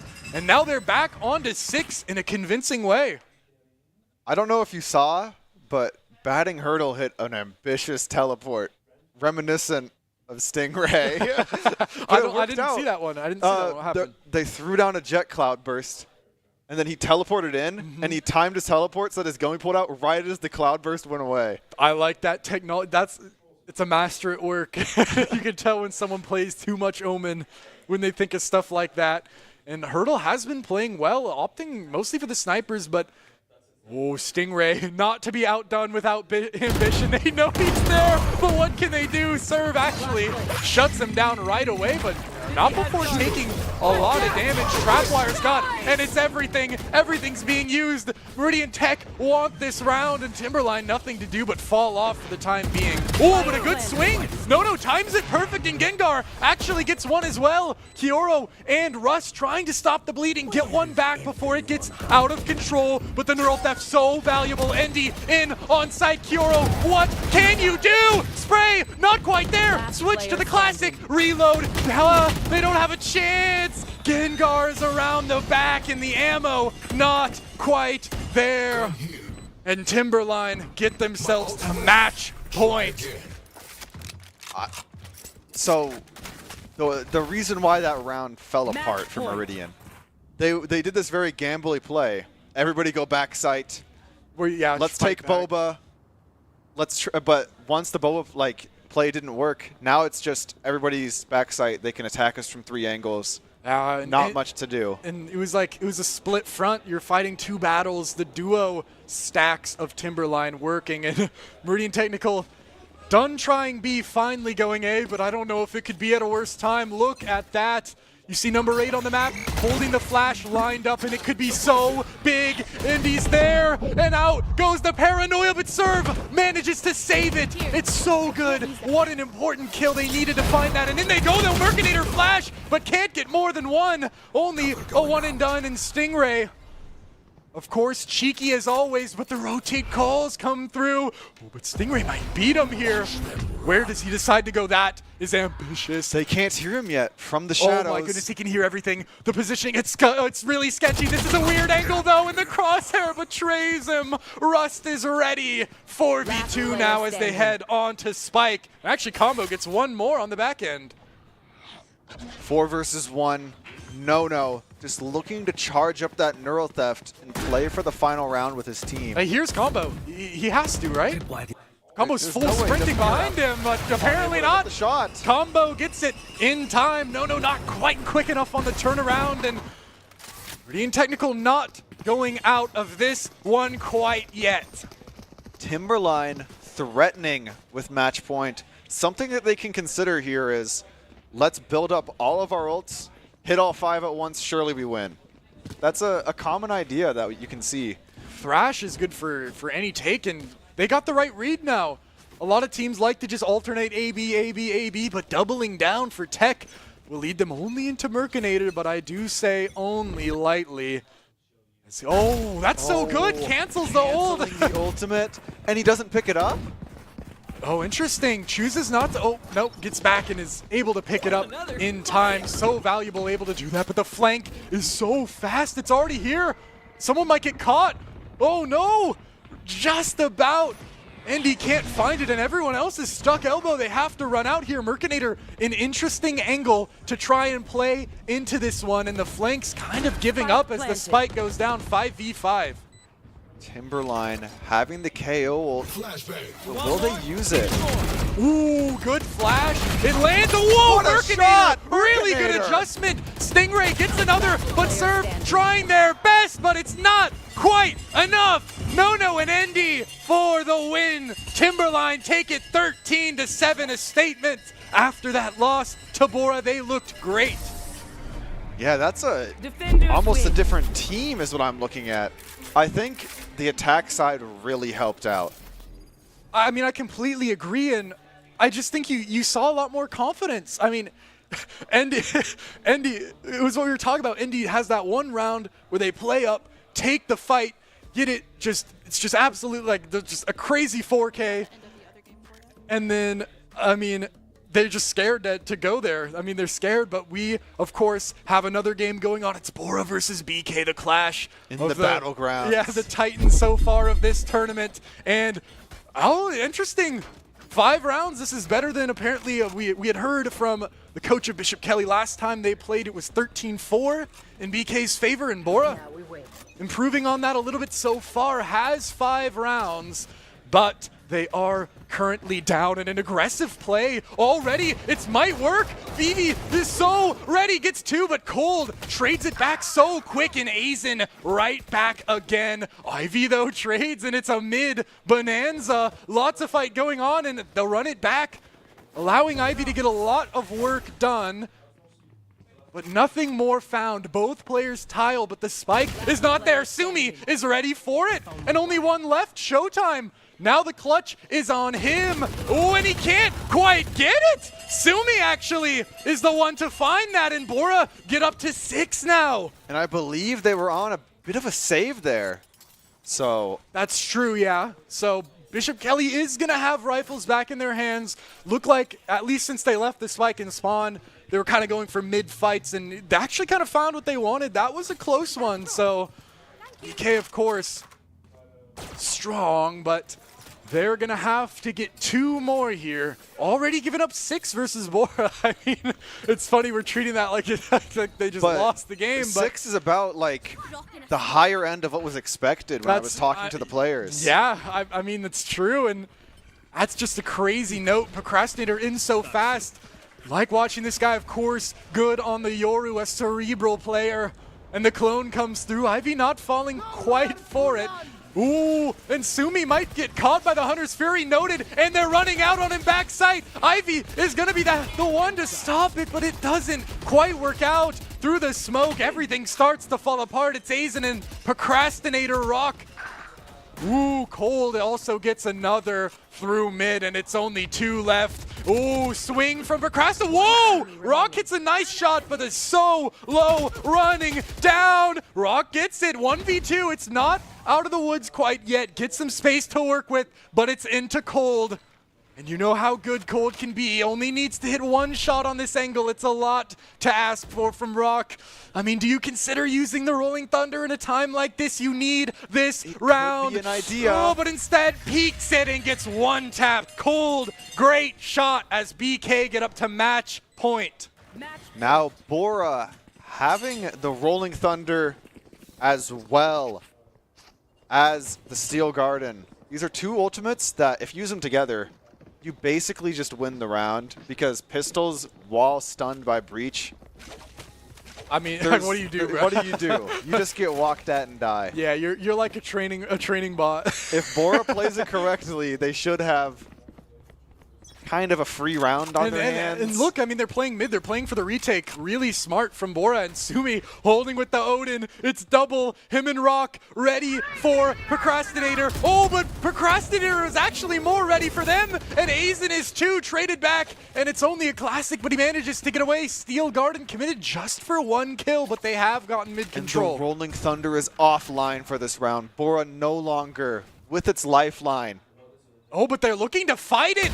Cold just walks out, gets the first. Sumi good to trade again, and that ult, I mean, they're going to have to run down Sumi. Sumi is going to be under so much pressure. Cold knowing they need a kill to stay alive because of the not dead yet, but they're not quite going to get it. Instead, the ultimate goes to waste. Walked out B. Bakery finds it, walks out on the side and catches Squirtle. Not quite ready, but it's Ivy waiting for the cage to drop. The play, it goes down to Procrastinator. Oh, but the flick! Ivy was too fast for their own good. Flicks to the harder target, and it's all on to Sumi. It would have to be an ace to save the game. Owl Drone doesn't quite spot him. Coming out with the Odin. It's not what you want in this situation, but it's what you have. Procrastinator baits for him. Bakery toying with their food. What an adjustment. Reads Showtime's play, and now the respect given. Look at this, though. Gate Crash is behind, and I don't know how you expect this if you're Sumi, and it doesn't even matter as Bakery takes it for Bishop Kelly 13-6.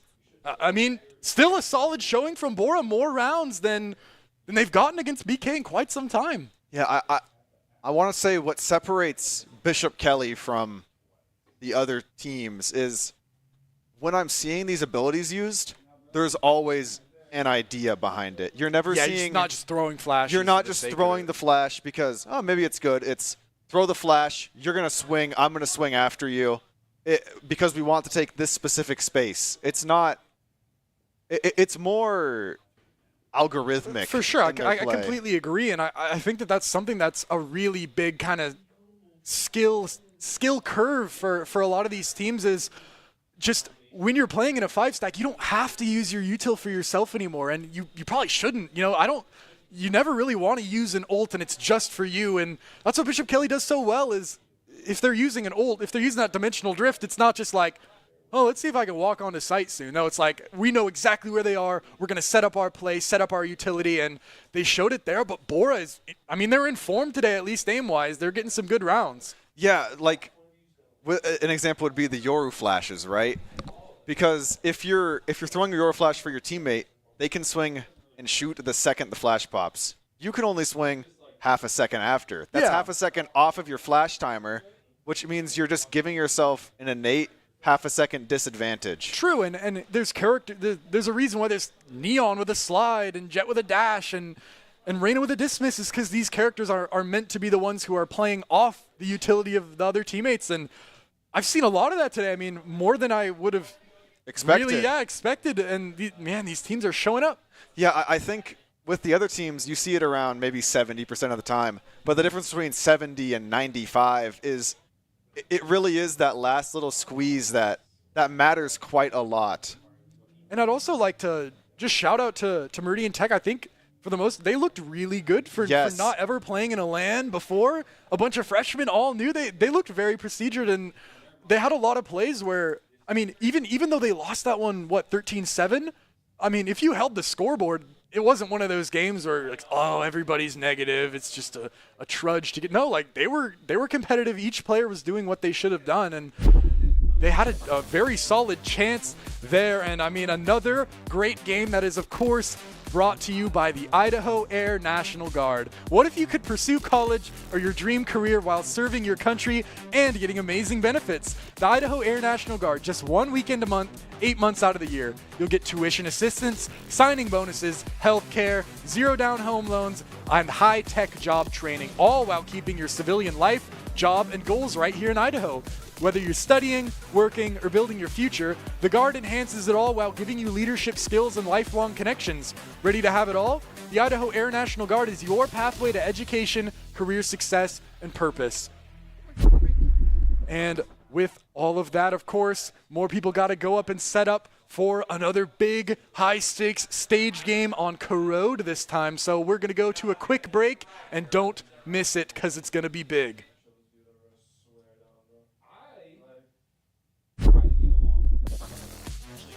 Yeah, it's Haven. Corrode's fourth map.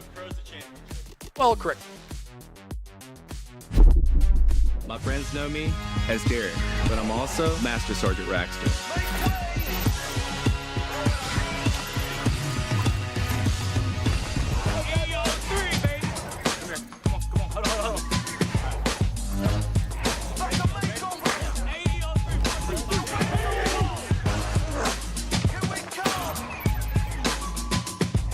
This is my life in the Air National Guard. Let me show you what I got. With the Dairy West Fueling Station, we really wanted to create a place that our players could come and be fueled and hydrated in a healthy way, fuel their minds, fuel their bodies so they can compete at the highest level. Dairy West has really allowed us to do that, and we're excited to see what this space turns into. This is only phase one. There's many iterations to come. It's truly unique in college esports, and we're excited to see how that continues to evolve. We're really thankful for Dairy West's support and look forward to continue working with them. Let me show you what I got.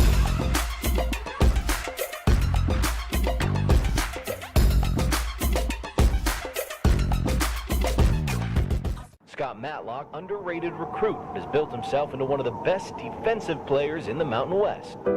What would you do if you couldn't fail?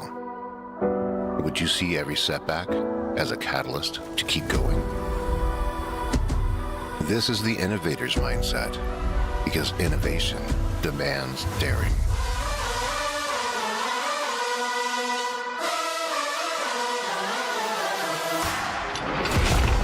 Is finding thousands of ways that don't work, and the one that changes everything. It's when your unrelenting spirit sees the world's needs and says, I will create something better. So, what will you do? Will you let your genius run wild? Give yourself the space to be great? Set your sights on something even bigger, because we know changing the world doesn't happen by chance. It comes out of the blue.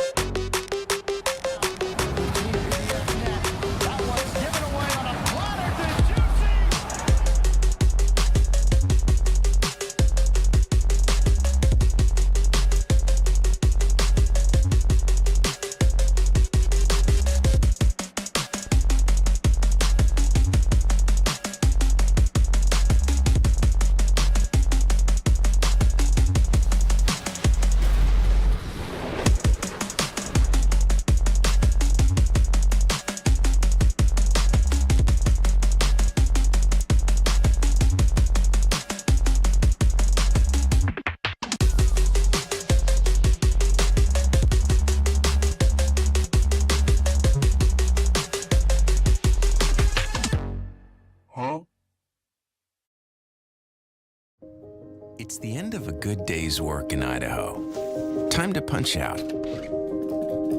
Time to check in and catch up. Time to remind ourselves that what we work for isn't a paycheck.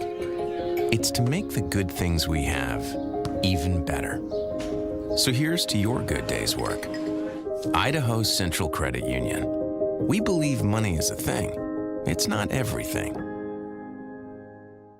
Everything's been getting more competitive, and every team has kind of been stepping up their game as we go on. Boise State looking like they're running away with it so far, but Kansas is going to have a chance to stop that soon. But these are the players we've got for you today. We've got Skies, Skelesis, Daimyo, Master, Cause, Prestige, and of course, they're coached by the wonderful Coach K. And over on the side of the Jayhawks, we have Cartface, War, Angel, Crispy, and Bullseye. And those are all players that have history kind of in their own in this scene. War specifically is going to be a player that you're going to want to look out for. And now it's time to get into the nitty-gritty. Two teams that are, they're tough, they're good, and it looks like we're starting out on bind here. And we've got some interesting percentages for you. 66%. That's the percent of first duels that Cause is winning. Every time, if he's the one taking that fight, he's winning it 66% of the time so far in the PEC. Only a third of the total first bloods, first deaths, just first fights that the Jayhawks take. War is the one taking those. I have a feeling that we're going to be seeing a lot of just two guys on lurks battling it out, deciding the round kind of just in a 1v1. Which is going to be a really interesting dynamic to watch. Here we go. Boise State, a chance to remain undefeated against a sneaky Kansas team. Kansas is closing in now. Sheriff's ringing, and Cartface gets a 3K for the pistol round victory. What a retake from the Jayhawks. Up to Daimyo on the flank with the Bucky. He can't quite hit. Some room for Skies to make a play. Perfect Angel trying to move in, gets taken down as well. To make something happen once again, but they have Daimyo in the way. Flawless. Nice shots for Boise State. Chaos crept into the corner. Trigger discipline War, but Daimyo's fast and gets the second. Daimyo playing it so well, running it down, but Daimyo holds strong. The Broncos looking to change the pace up, it looks like. Oh, no! Sky's perfect position! Amazing transfer now. Cause holding strong on his own. Two for him as well, and only one left already. 1v1 again. Bullseye gets it, but Cause redeems himself. Shot. They want to go. Cartface taking the fight. Sky's shaky, but gets it. Ooh, but Bullseye trades two and gets out somehow. Master flash through. Crispy catches one, but Master from the back. The stick is coming through, though. Bullseye gets shut down. Daimyo holds strong. I think Kansas had the right idea. Where they went wrong, you can't four-person walk the same chokehold when the orbital strike's online. Keeping pace with Boise State so far, at least tactically. It's going to be into the shorty, and the shorty wins it. I talked about War and Cause looking for those entry fights, and War has not been able to find them at all. Fights coming through. Angel off the flash. Hold on, Crispy. That flash got everyone, and Angel was able to clean up on it. Getting everything. And Boise State get the round they should have and stop the bleeding. They're living up to the challenge. What a play from Skelesis. Daimyo so clean this game, and he keeps it up. This time they've got a devious little setup. I think they're trying to wait. Once they walk forward, I think the mines are going to trap them forward. Hits it. Out goes the flash, and the players in. Transfer from Skelesis. Skies with the operator in hand, and he shows what he's made of. Quick swap the weapon. Out he goes. Skies, big 4K to save that one for Boise State. But we don't even have time to talk. In through the smoke. At what? Daimyo, what? Oh my God! What? Gate crash so perfect, and that's you one through the smoke. Incendiary out. Master shorty. Gate crash, and he gets it for the map. Master is looking untouchable. Boise State, a statement win against a Kansas team that looked feisty. I can't help but kind of credit the crowd, man. The vibe here is immaculate. The players are getting into it. You saw it at the end of the game. They're just getting loose, having fun, and it's working. This win would be very important to them, wouldn't it? Yeah, it would bring Kansas into like it would solidify them pretty much as a top 4 contender in the PEC. I mean, Kansas, they can't be feeling too bad about how that one went. The State is going to try and take control of the tempo to get this series and stay undefeated as they move on to match point on Sunset. This is going to be the fight back turned crispy timing. Arm spotted, but now given away, and Prestige runs him down. Bullseye, though, creeps the timing in the dart. Pings can't find the shots onto Bullseye. Now reposition out. Interesting movement makes it palatable, but Angel takes it in a thrifty round from Kansas. They don't know about the CT player. Cardface gets it onto Daimyo. 1v1, and Cardface takes it. Sheriff now finally in the driver's seat. The Broncos take the lead. Jump spot comes through, cause big damage. Tap goes through. He knows the flash is coming, dodges it. Whoa! No way! Cause gets it! No smokes on either side. Makes it Cause very is difficult. getting tested. No way! Lines them up and knocks them down. 2 big kills though. Has to go for the ace to save the round for his team, and Prestige gets it instead. 12-2. Boise State run it down and shut them down. 1 more to go. This would be a clutch for the record books. Cause can't get it though. War, great movement. And Kansas live to play another round at least. They want to get this one, and it's all on to War. This 1v1. What can you do? Headshot, peeking, jiggles, takes the fight. Can he get it? Scalasis toying with his food, and he wins the game. Amazing performance from the Broncos to keep the undefeated streak alive.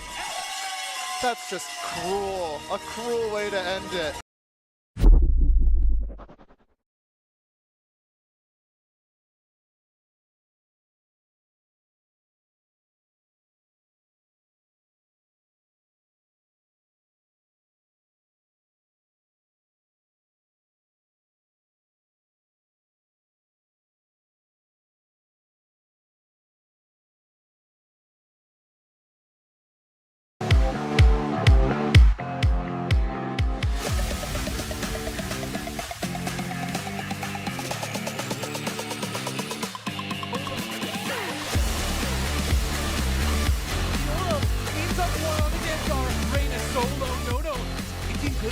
Out the back of the smoke. This could be so good. Nono gets one through the smoke. It's Andy Hero sees it but doesn't register. But the stick is coming through. Nono is faster. Upgrades to a rifle. And that's all. Ooh, Stingray. Oh, my. Oh, everybody lines up. Shots coming through. Spraying them down. Stingray, can you get one more combo? Still alive. They've dedicated everything to it, and it looks like it could be a good play, but Timberline are setting up for a play of their own. Hurdle, though, holds it. 3 for them, but Stingray around the back, hitting the shots. Up now. It's one-dimensional here. Oh, no. He has to play for kills at this point. Knowing time is running low. Jump spot noted. Head. Whoa, gets the first. Whoa, Blade Storm hits it right clean. Timberline have to go out A. Running in. Nono wants the peak. Serve gets another incredible on the Sheriff, and it's only 2 left. Flash, pop, Mercinator goes, and it's all combo. Inserti and Tech, and they go backside clear. Kioro takes down Gengar. 1 needs to get on the spike, but Mercinator takes one ahead of it. Oh, it's going down though. Half is found. Serve, Mercinator, 4, somehow getting after it. Gonna be tested. Reload goes through and it backfires. Serve and Kioro deliver with the ghost, and now it's on to Indy and Mercinator, the double flank duo. What can they do? Indy, great shots. This is gonna be a really weird round. This is gonna be on the Stingray, I think, from this flank position here. As they come out backside, Paranoia is gonna try and clear Nono, who has a chance. They're ready for Stingray. Oh, Nono's crept so far right.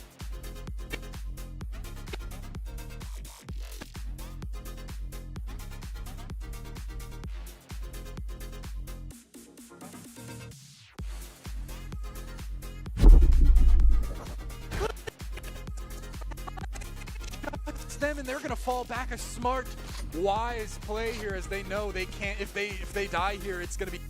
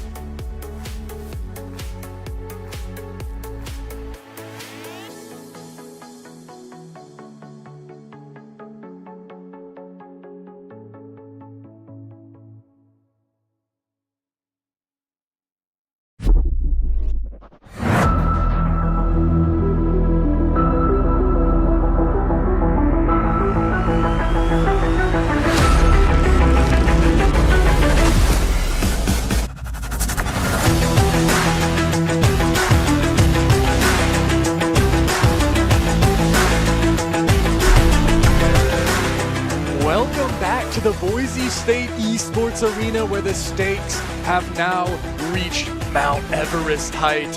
Winner of this stage match is going to the finals between Bora and Meridian Technical Charter High School. And of course, we saw Bora handedly beat a Timberline team that then went on to handedly beat Meridian Tech.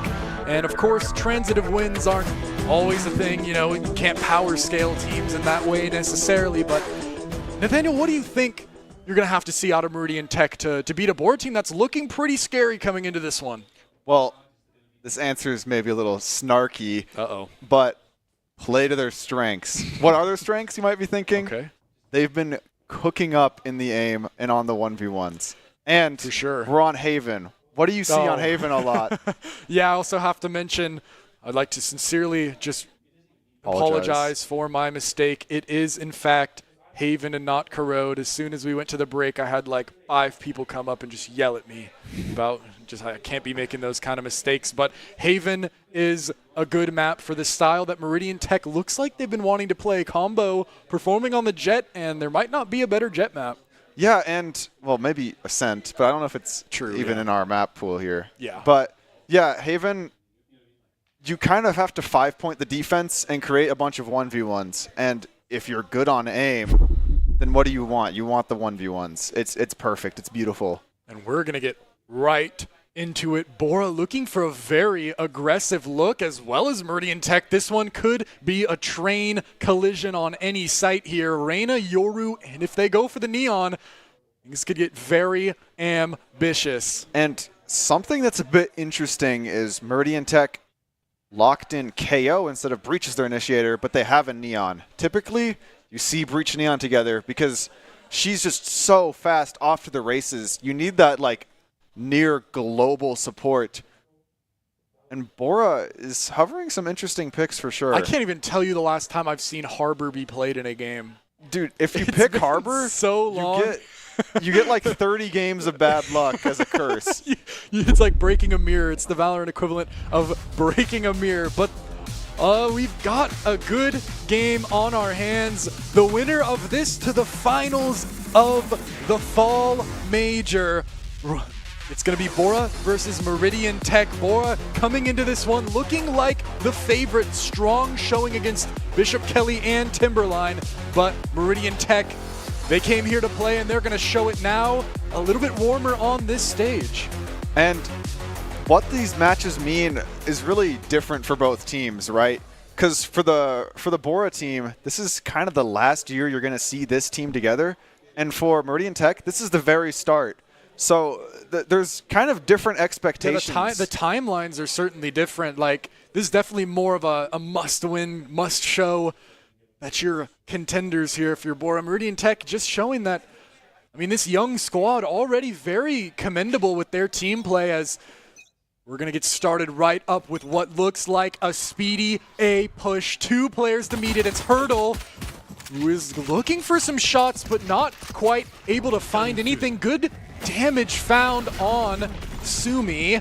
Paranoia comes out backside, and it looks like Rust has kind of been left alone for the time being. Sumi gets it, and that's a heal as well. But out backside, Katao gets everyone as well as Combo. Now only onto 1, and Crux cleans it up. Beautiful ghost shots, and Meridian Tech off to a strong start, making me look silly for doubting them. Yeah, that round came down to a lot of just equal 50-50 gunfights. You know, the utility wasn't exactly landing. Like, see, they turned the flash there, and then they just kill him.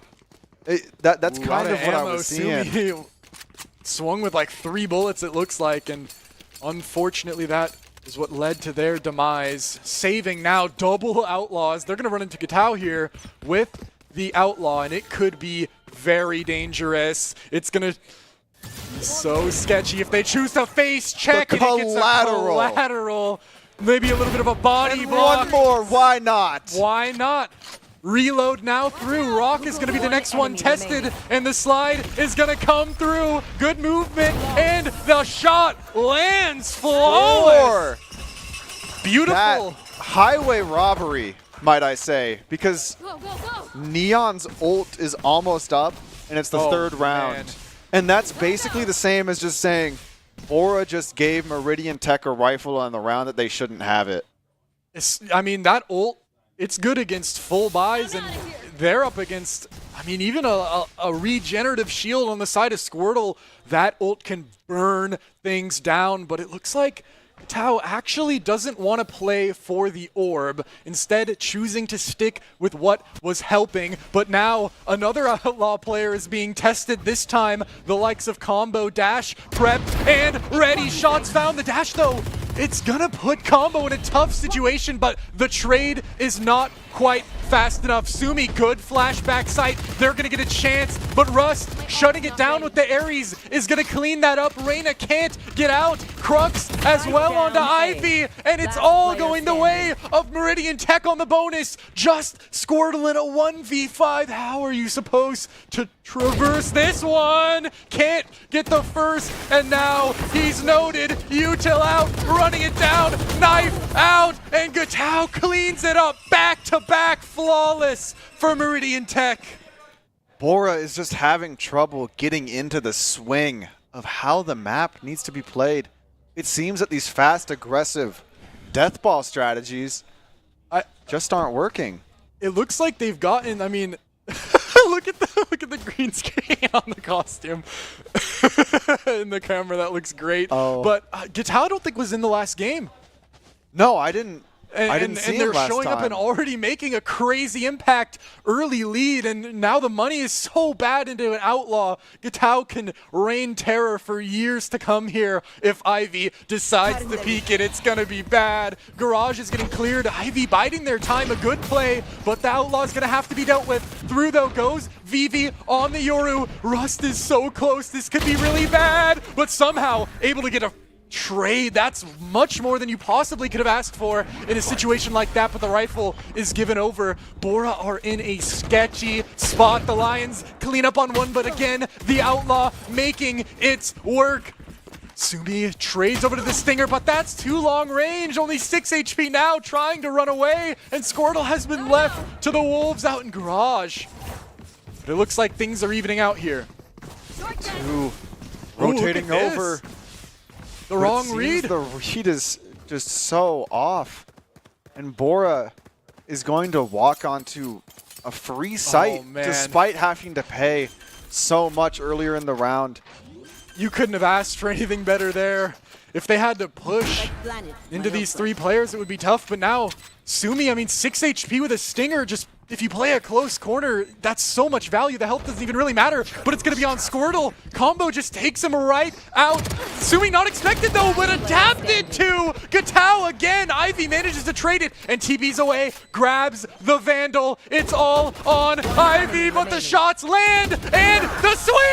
Oh, Ivy! Clutch is so good and could not have been at a better time. Bora are on the board. The type of anchor the team needed at that situation. That's like a game-changing clutch, potentially. Momentum back in the way of Bora. And now, I mean, we're going to see how they play it, but I'm pretty sure ultimates are coming up for both Bora and Meridian Tech. Operator is going to be so crazy. Diabolical They're gonna double run right op into it. technology. Oh no, they're going to run right into it Bora too. has so many flashes to deal with it, but will they expect the it? The clone. clone, the So clone smart. saving them. Oh, and Rock gets him a Gatau. Good peek, but he's stuck. He has to go so big. How is Gatau alive? How are you getting out? Ivy through the smoke manages to get it in Vivi as well. Opens up the site for Bora. Bora able to cut down on some of the nonsense Meridian Tech was throwing their way.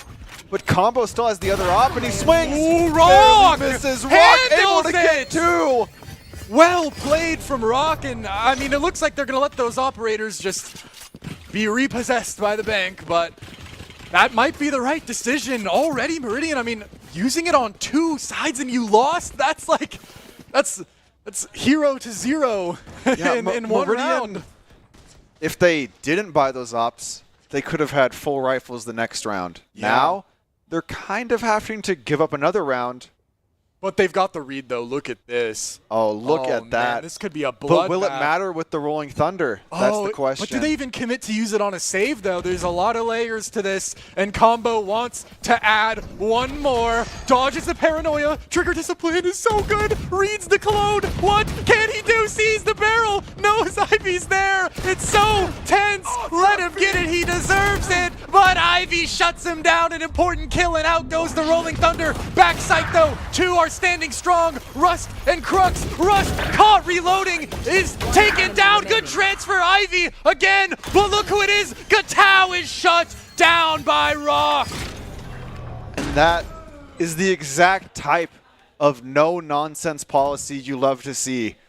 The round started to go the way of Meridian Tech immediately. Utility dumped. If we have a way to stop the bleeding, let's apply our tourniquet. If you showed me Combo's position for the first 10 seconds of that round, I would have guessed he would have gotten an ace rather than 0 kills. Ivy managed to save what could have been terrible if a gun had been given over, and now things are evened up with money even as well. Meridian Tech does have the ult advantage, though, which means playing for thinking retake. about peeking it, but that would be ill-advised. Smoke comes through, but so much utility forces Hurdle away. But in through the smoke is Gatau, making a play once again and out like a bandit, a thief in the night. Rock cleans it up, but Crux is here. It's all Rock and Squirtle doing everything. Rock peeks, though. Hurdle shuts it down. Squirtle holding towards Garage, but they're all towards CT, and Combo takes him down. This is looking like a really even match so far. Absolutely. And the economy's even right now. So is the ultimates. Just everything. This is the closest game we've had so far. The Outlaw's still getting value because Squirtle with the light shield. Gatau's just sticking towards it, but I have to say, though, it's leaving a lot of space open towards mid with this double C hold. Yeah, it's a little risky to just keep your garage open like this because Bora can find a couple of tricky things, especially with the dimensional drift coming out. Combo just faces it and wins.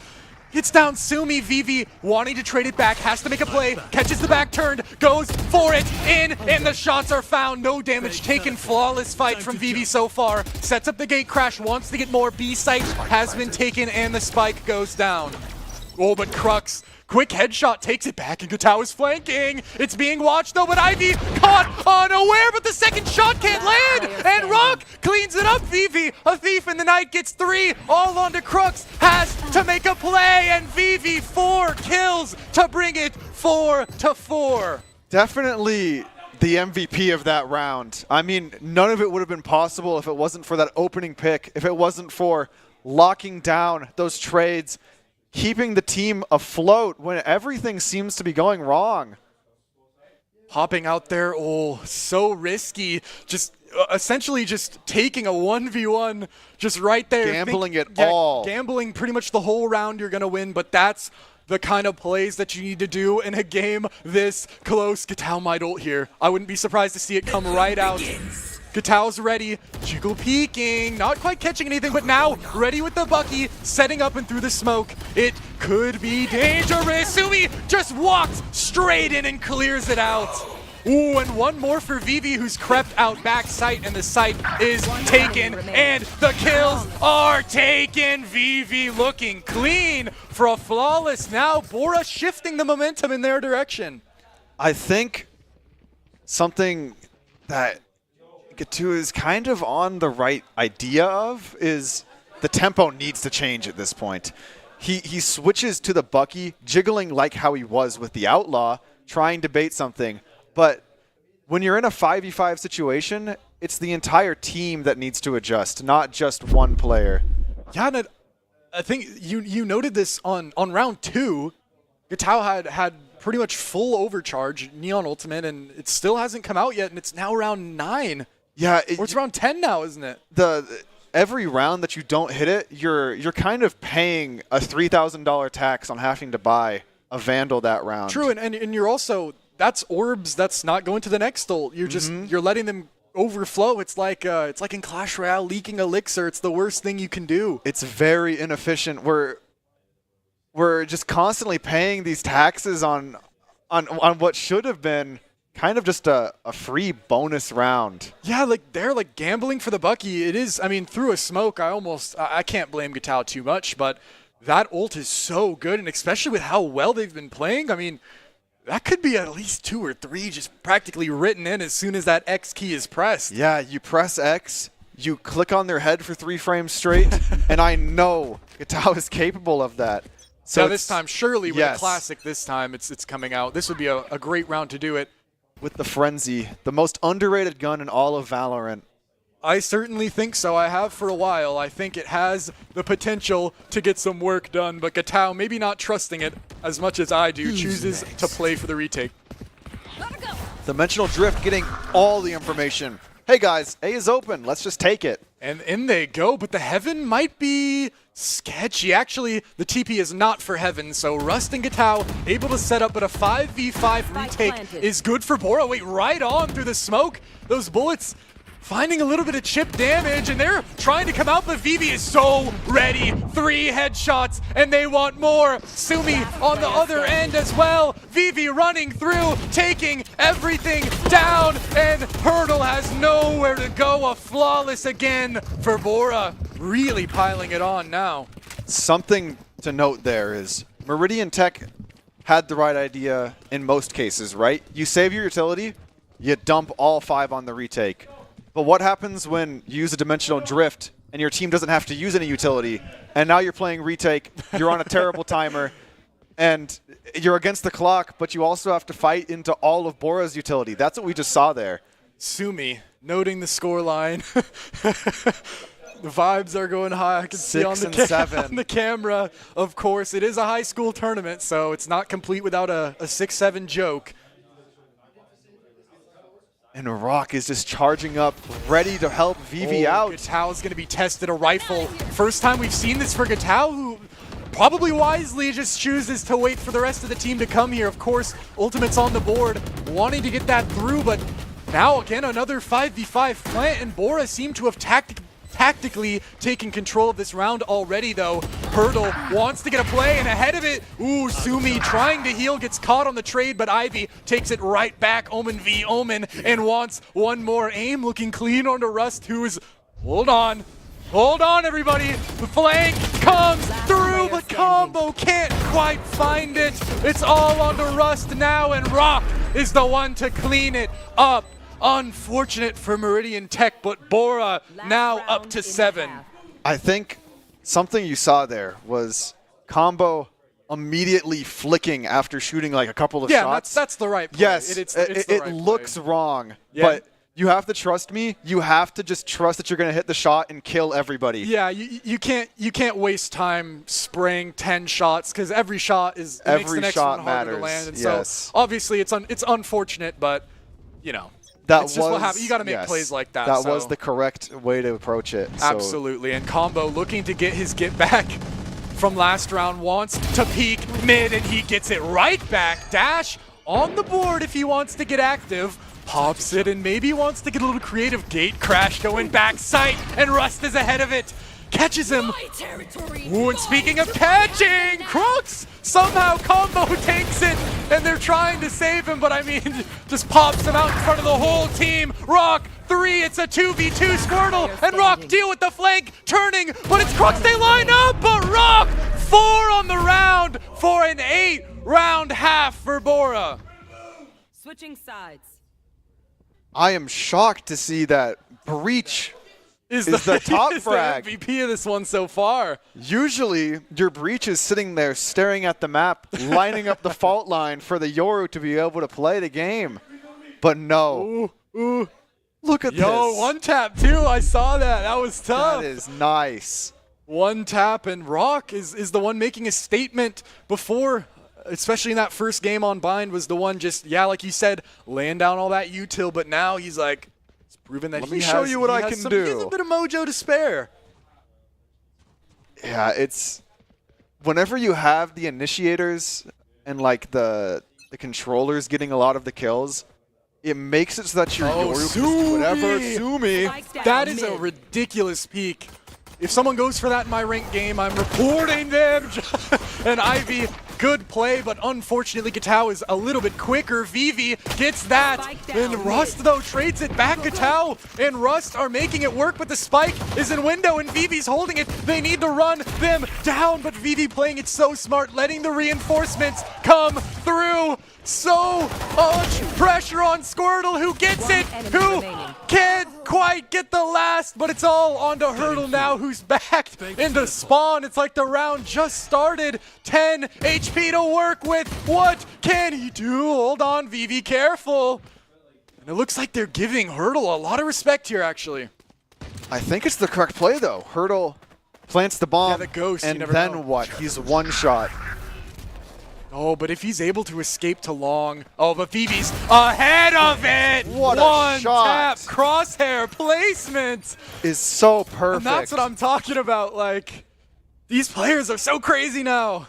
Just, that's an insane shot from Vivi. Great play. 15-7 for them now as Bora gets a pistol, and that was a really important pistol. Meridian Tech really wanted that one. Yeah, Meridian Tech kind of needs it, because if you get that pistol, the game's looking pretty even based off of just the way Valorant works, you stringing wins together.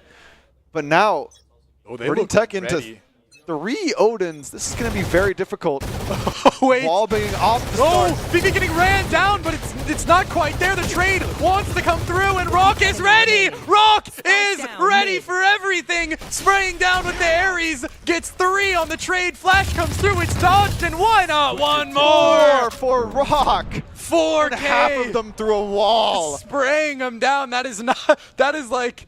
I don't think they would have gone garage if they knew that's what was waiting for them. That's like the worst case possible scenario for that play. They just went directly into the meat grinder. There was no way for them to know, but sometimes, you know, when you gamble, you lose and you win, and this was certainly a loss. And a timeout coming through once again as things are starting to get into tough territory, like 5 or 6 wins in a row kind of territory, which is always a lot to be asked for. Yeah, I think this is a really smart use of the timeout. Just try and reset, get back to where you need to be. I was like, I've seen them like really serious, like talking about their strategy. Like, okay, guys, like we need to split up here. Okay, we're gonna bait out this utility. It's like, Bob, you go, you go left. I like it, but they're playing great. I mean, so far, so many of these rounds are coming down to 1v1s and 4K's crazy clutch plays, and that's kind of how you know these teams are certainly more evenly matched. I think Meridian Tech definitely giving a little bit of trouble here. Yeah, there's a lot of these rounds have come down to like the same 5 players getting multi-kills, and it really is kind of crazy to see that every single player has the ability to just completely win a round on their own. Yeah. Having that like available on the team is insane, as Vivi gets active mid, and it's Ivy as well. Vivi, good flash, gets a one-tap, traded out by Rust, but so much space. Ivy, a little ambitious, ends up TPing into Hurdle, and now Bora needs to be careful. Things have kind of evened out. Squirtle, though, is going to be the one to bring it back, and swinging for more, gets the 3rd. Squirtle getting active with the Odin. I bet that's making you proud, isn't it? Yes, and that's exactly what I was talking about, though. Squirtle was at the bottom of the leaderboard that round, comes in and just kind of solo wins it. Yeah, I mean, that could have gone either way. I mean, it's a 3v3, weird kind of flank coming through, and Squirtle just handles it. It could have been a 1v3, and that round would have gone the same way. Yeah, it's frankly just wicked. And now, I mean, just Odin's judges, all of the cheese weapons from Bora. Yeah, maybe knowing that Meridian wants to up the pace, they're going with pace-stopping weapons. They've got the Odins at the ready, and Sumi's going to be the first one in. Vivi with the support, and they have everything accounted for. Gatau stuck in the corner, run down with the Phantom, and Rust. I mean, what's to be done? In the middle of nowhere. With a judge. Timbuktu with the judge, it's no good. Rifle on the ground, but he doesn't want it. He hears the footsteps, wants to deliver, and hold on. Judge versus Judge. Ivy knows, and it goes the way of Rust. Hold on, repositions now, but they might get caught.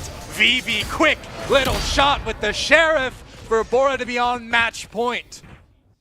And this is a rough situation for Meridian Tech to be in.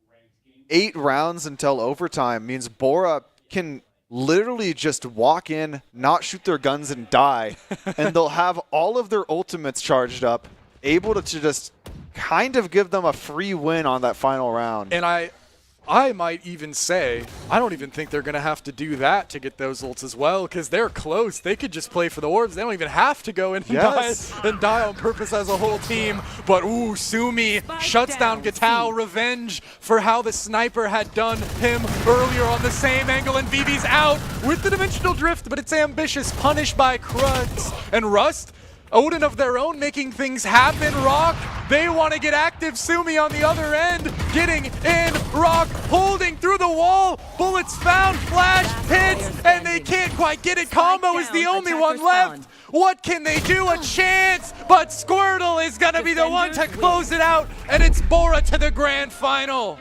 Something I want to highlight that we saw Sumi do at the very end there was just celebrating, but it doesn't even have a name because it's such a weird niche technique. It's where you rain a dismiss through the deadlock wall. We know what you call it. Yeah, but I'm not gonna say it, bro. The goober dash. He calls it the goober dash. So that's his thing. Anytime he sees it, he wants to shout it out. And whenever you're seeing stuff like that, your average player doesn't know that, so it can catch people off guard. Bora might have their chance here to run it back. Vivi, Rock, and Sumi, the big trio on top of the leaderboard who, they delivered, they were called upon, and now they get a chance to prove themselves again. And those first 8 rounds of the game did not look like a 4-13 game. Something must have happened where the reads started to get just too good, started to spiral out of control. Timeout wasn't enough. That's just how it is sometimes.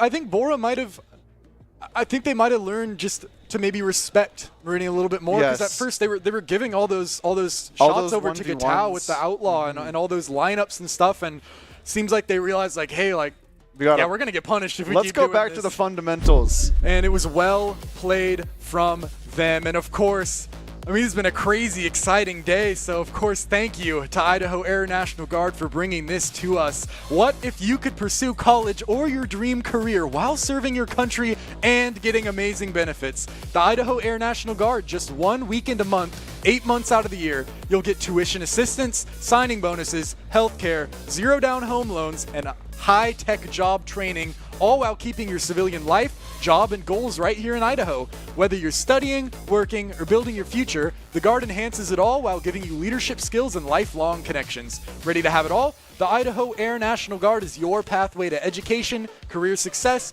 and purpose. So now, we're finally going to the map you wanted to see so bad, Corrode. I'm sorry, guys. Geez, my bad, but now I'm right. We are going to Corrode, right. And an interesting little preview note. I heard from an insider source that BK's not super practiced on Corrode. I don't specifically know for Bora, but this could be an interesting mess of a game here if these teams don't know what they're coming in here looking to do. Yeah, and citing your source, currently one of the players hasn't played 5v5 competitive on Corrode at all. They haven't scrimmed it, so... Yeah, there you go. Of course, Bishop Kelly in a position where they're kind of able to do that, with that win record. They don't really deserve to be doubted, but of course, with how Bora is looking today, I would be remiss to say that I would be remiss if I said I don't think they have a chance, and I definitely do. And we're going to have to see that shortly once everyone gets all set up on stage. I can't wait. We've all been waiting for this, the Bora BK Classic El Clasico cinema game. So every single time. Yeah, we're going to go to a quick break, but don't go anywhere because this is going to be the one that you need to see. My friends know me as Derek, but I'm also Master Sergeant Raxter.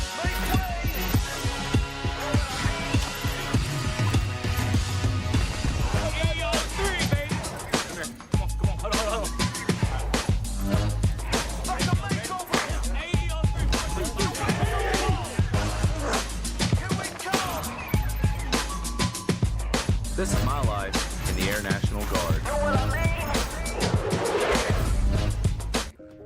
It's the end of a good day's work in Idaho. Time to punch out.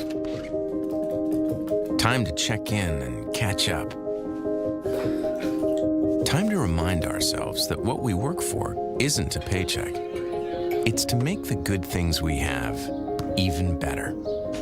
So here's to your good day's work. Idaho Central Credit Union. We believe money is a thing. It's not everything. Let me show you what I got. With the Dairy West Fueling Station, we really wanted to create a place that our players could come and be fueled and hydrated in a healthy way, fuel their minds, fuel their bodies so they can compete at the highest level. Dairy West has really allowed us to do that, and we're excited to see what this space turns into. This is only phase one. There's many iterations to come. It's truly unique in college esports, and we're excited to see how that continues to evolve. We're really thankful for Dairy West's support and look forward to continue working with them. Let me show you what I got.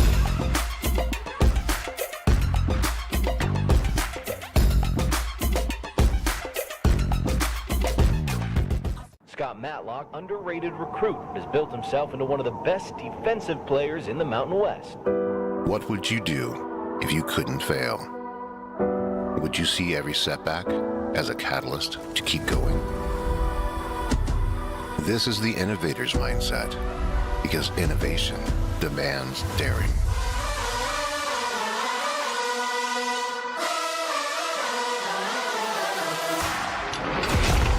Is finding thousands of ways that don't work, and the one that changes everything. It's when your unrelenting spirit sees the world's needs and says, I will create something better. So, what will you do? Will you let your genius run wild? Give yourself the space to be great? Set your sights on something even bigger, because we know changing the world doesn't happen by chance. It comes out of the blue.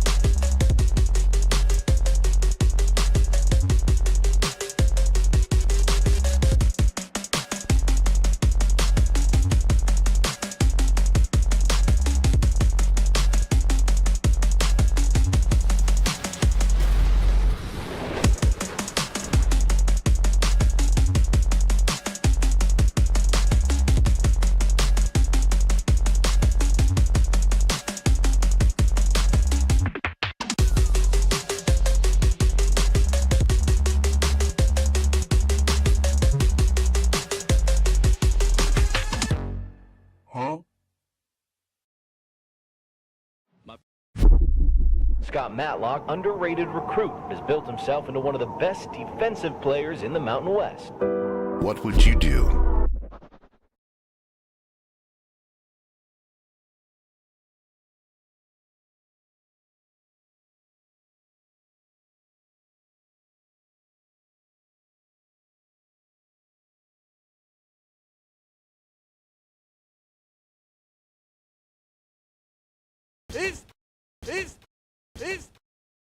It's just them, and they're gonna fall back. A smart, wise play here, as they know they can't. If they die here, it's gonna be bad.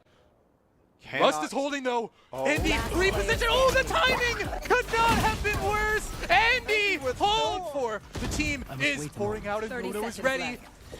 Wingman gets the plant. The judge is so good to get down here. Can't get in the corner. Nono, quick adjustment. Second shot. Third shot. It's Nono's turn. Play into this one, and the flanks kind of giving up as the spike goes down 5v5. Timberline having the KO. Will they use it? Ooh, good flash. It lands. Whoa, What a shot! Really good. Owl Drone doesn't quite spot him. Coming out with the Odin. It's not what you want in this situation, but it's what you have. Procrastinator Bates, Foreign Bakery, toying with their food. What an adjustment! Shots, but not quite able to find anything. Good damage found on Sumi. Paranoia comes out backside, and it looks like Rust has kind of been left alone for the time being. Sumi gets it, and that's a heal as well. But out backside, they're going to run into Katao here with the Outlaw, and it could be very dangerous. It's going to be so sketchy if they choose to face check. The and it gets a collateral. Maybe a little bit of a body And block. one more, why not? Right out. Sumi not expected though, but adapted to Katao again. Ivy manages to trade it, and TV's away, grabs the Vandal. It's all on Ivy, but the shots land, and the swing! Ivy! So tense, let him get it, he deserves it, but Ivy shuts him down, an important kill, and out goes the Rolling Thunder. Backside though, two are standing strong, Rust and Crux. Rust caught reloading, is taken down, good transfer, Ivy!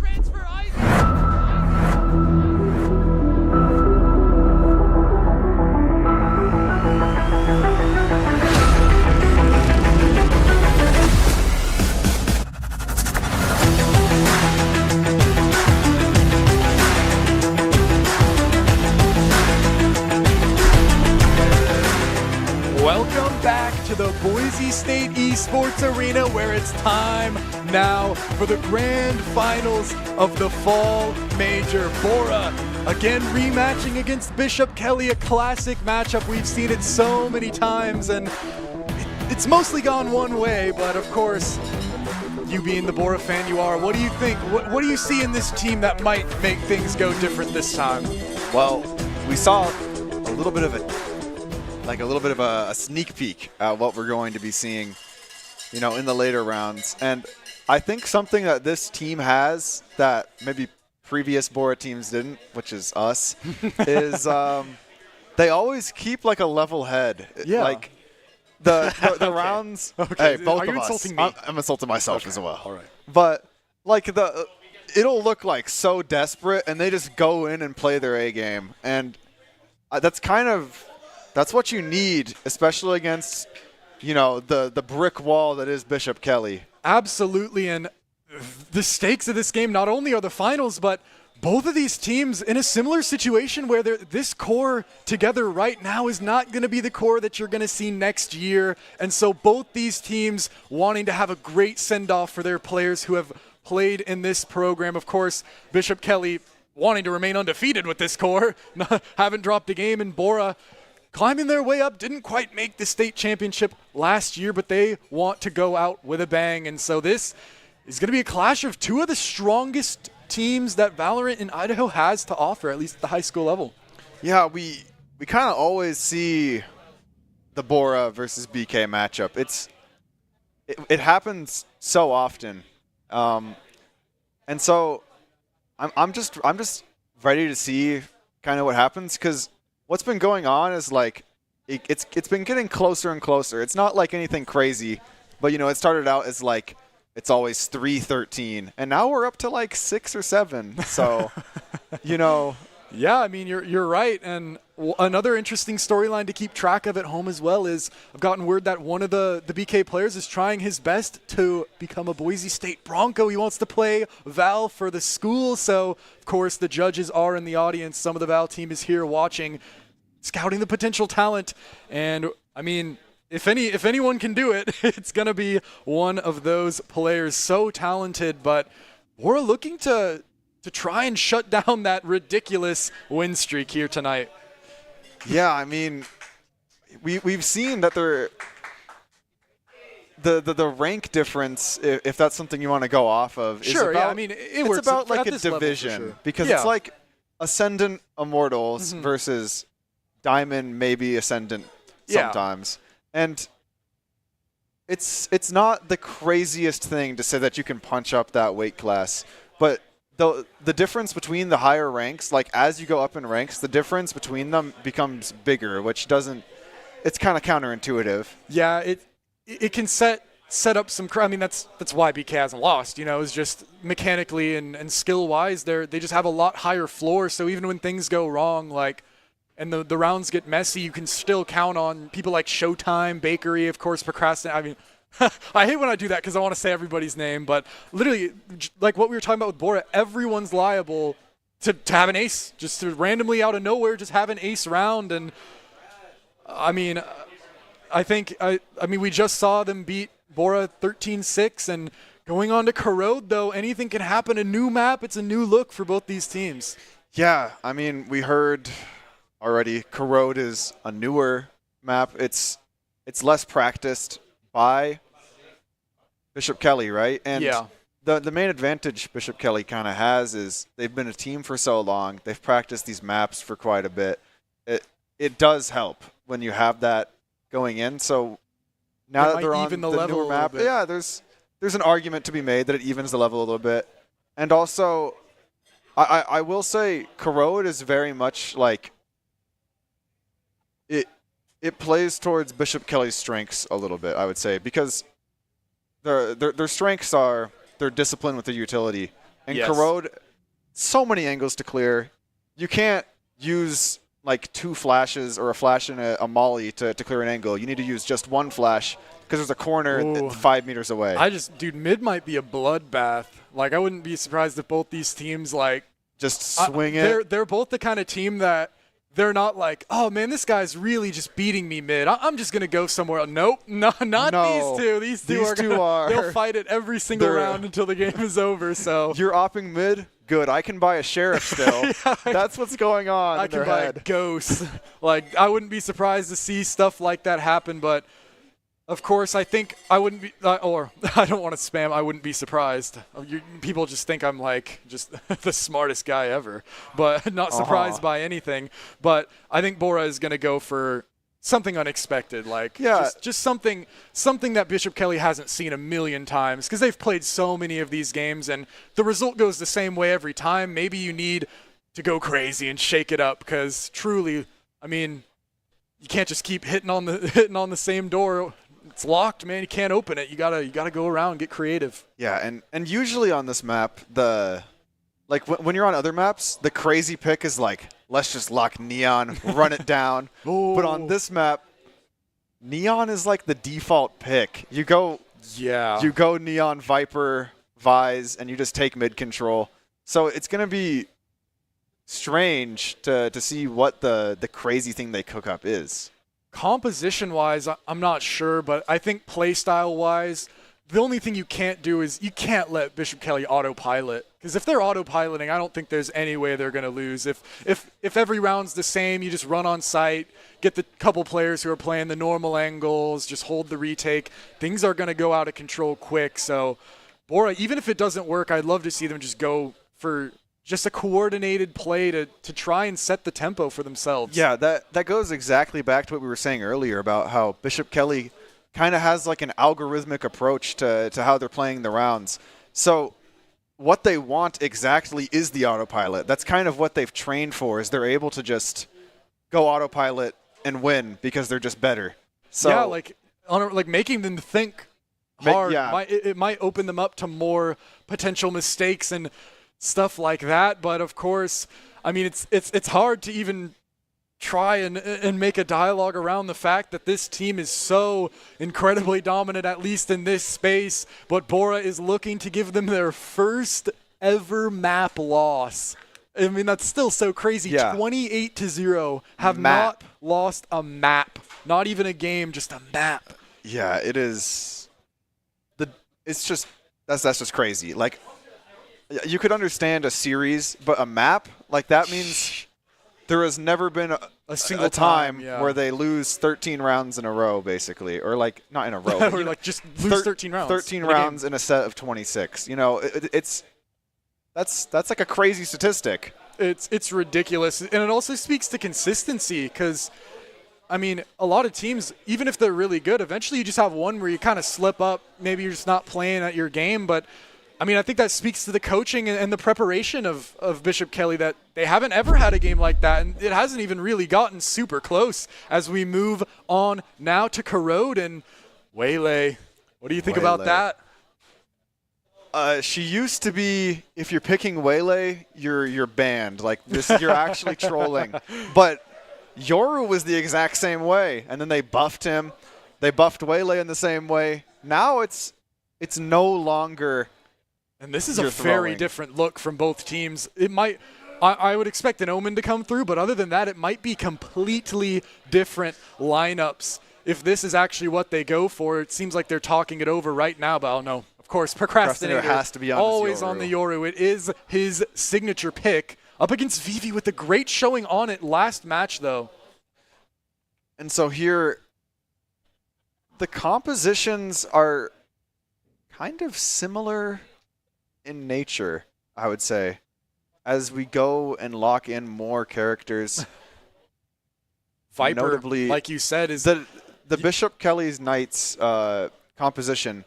Aside, if you switch, oh, never mind. I'll wait for them to lock. Yeah, they keep, I'm trying to make commentary, but they keep switching around. They don't even know what they're going for quite yet. If they do pick the Viper, the Clove and Omen are interchangeable. That's just like the default thing that I've seen a lot in pro play. Ooh, second Reyna pick. Who is Eisen feeling like? He wants to show that he can play for Boise State. He said Radiant was his goal, and he better show it right now. Grand Finals, Bishop Kelly versus Bora, a classic matchup, and we're going to see who can take it tonight. Will he show his potential to be top 500 on the North American ladder? Or will Bora make him recalibrate his goals? We're going to have to see soon on a map. We're not super, I mean, no one here is really as experienced on as the others that we've seen so far. Of course, Bind, Haven, Sunset, been around a lot longer, and Mid might be the name of the game here. Setting up for B main. It's could be a bit of an unwise angle to fight with how tight the chokehold is and no other space on the map being prepared to take. Flasherly lineup though. Ivy has it in hand. Out goes the Prowler. It's going to get a little bit of information, but Shot, they're running in quick. Vise has the utility here though. Bakery is getting decent chip. Rock already taken down 50 damage, and Bakery holding. Vivi, Flash not quite landing, and out into the meat grinder is the rest of the Lions. Great hold so far from Bishop Kelly, not giving anything over, and they want more, but Squirtle right click in the corner, and one more to boot is not bad, but the flank is on the way. Procrastinator is coming from behind, and he will arrive soon. Rock knows. Wall tripped now, has a chance to fight it, but playing it so well, Procrastinator doesn't want to give a chance. Instead, let's Showtime walk up and deliver. Bishop Kelly get out to a 1-0 start, and they take the pistol. That round went wrong kind of at the setup of the round. Yeah. B main, you can't just walk in there. You need to get that mid so that you have two angles of attack, because elsewise, I mean, you saw it right there. You literally called it the meat grinder. There's nothing you can do. There's like 7 angles you have to look at. I mean, like, walking out there is almost like, yeah, you guys want me to walk, I guess I'll walk out. But, like, realistically, you can't expect Rock to just hit, like, 10 classic headshots. Mid finally being tested, little smokes on both sides, and Bishop Kelly unafraid are the ones to first take the space. Sumi wanting to get active, but thinking better of it. But they're going to have to contend with Procrastinator. Bishop Kelly taking a lot of space. They've got mid and they've got A, and mid is where it's going. Aizen gets his as well as Bakery. Takes down Sumi, and Cold's turn with the ghost. Now Procrastinator, sticky situation, but he'll get his, and Showtime cleans it up. 2-0 Bishop Kelly.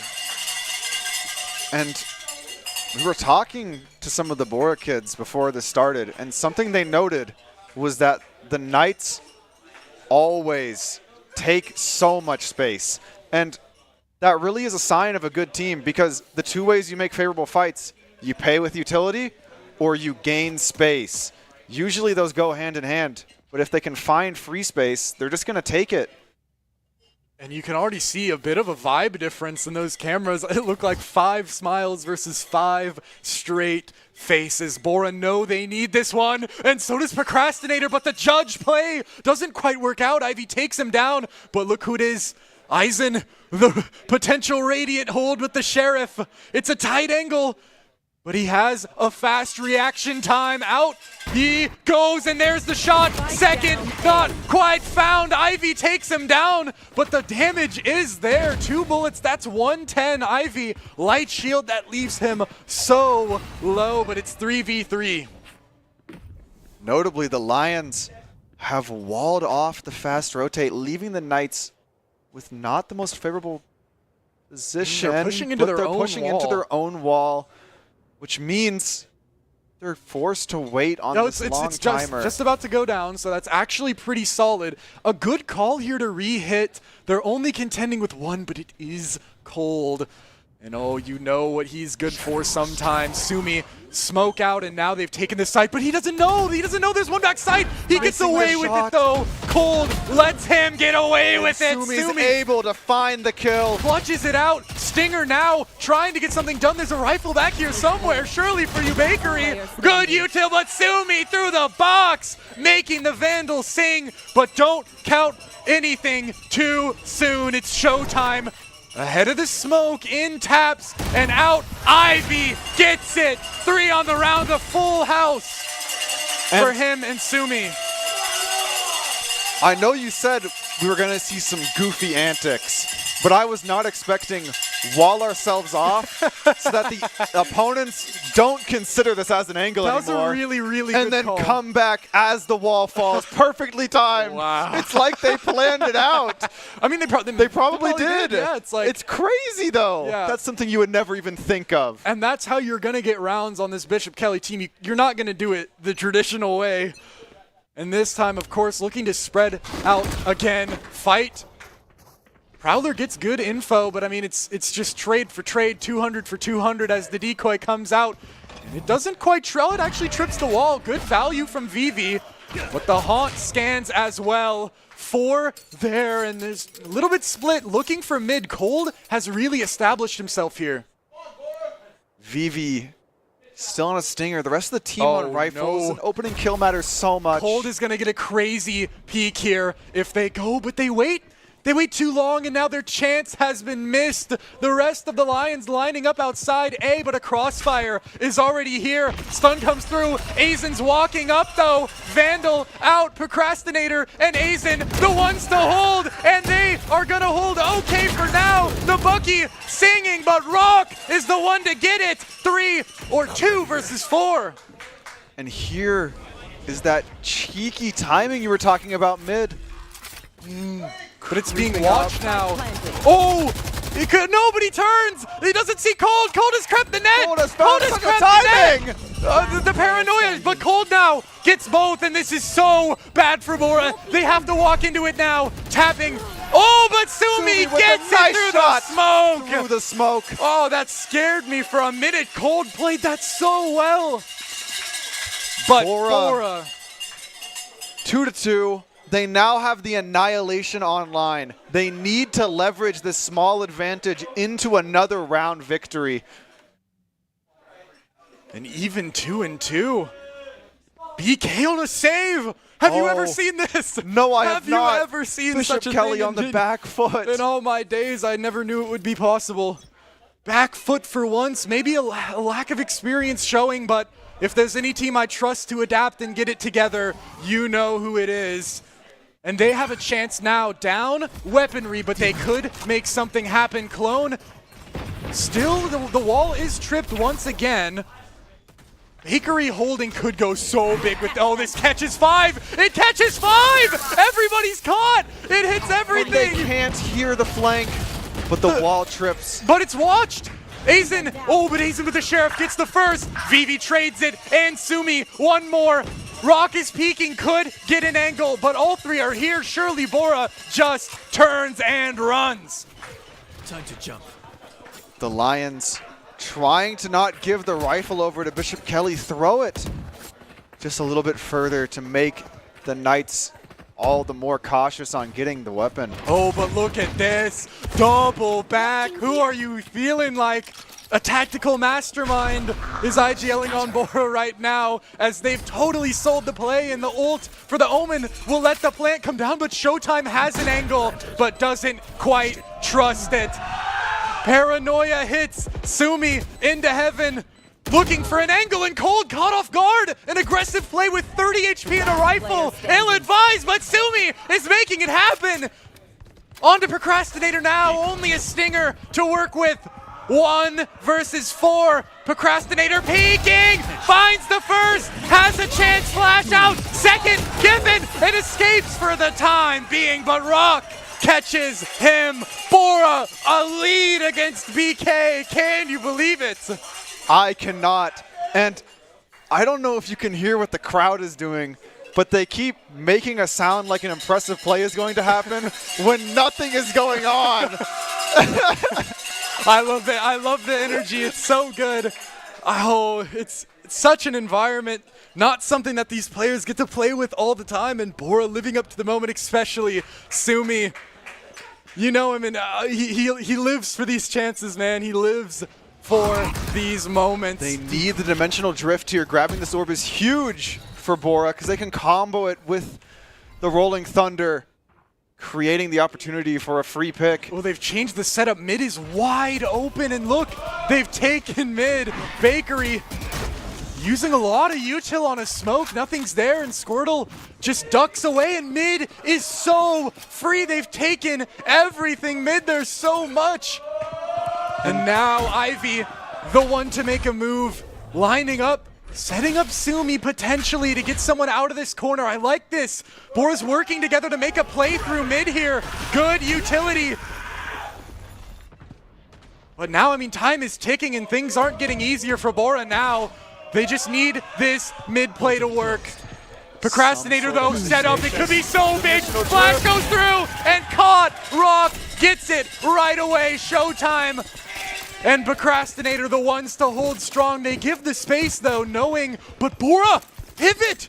What a play!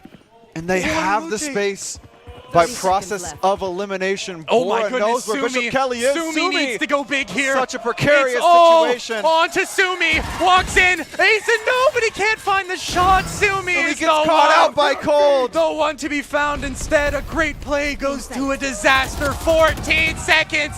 Aizen swings out, spraying with the Phantom. Can't get it, but only 8 left for Bora. It can't come down. Then BK regain their footing. That round, Bora, such a beautiful setup. They were in the right spot, but when the cards fell, Bishop Kelly was on top. The execution was simply not there. And again, you can sense not necessarily fear, but Bora just respects them. They know that even though like that it definitely could have been taken, but just the threat of Bishop Kelly being there is almost too much. Anything under like a 90% chance of succeeding, Bora doesn't want to take it.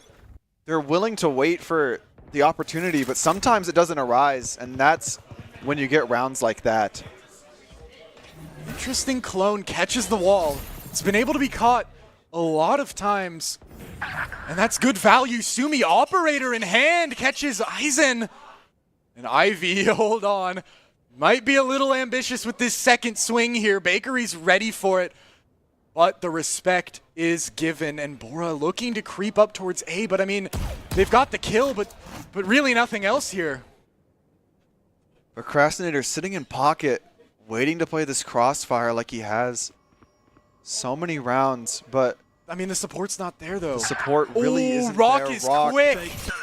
With a nice shot onto Bakery, opening up mid and giving Bora so many options. They just need to choose what they want to capitalize on, but the longer they wait, the worse it gets. They're so aware of Cold though. Oh, but Procrastinator has a chance for such a big play. Rock just shuts him down, eliminates him straight away. Showtime though, always so clean, but not today. Vivi hits that shot, and it's all onto Cold, and I mean, maybe a save is on the cards here.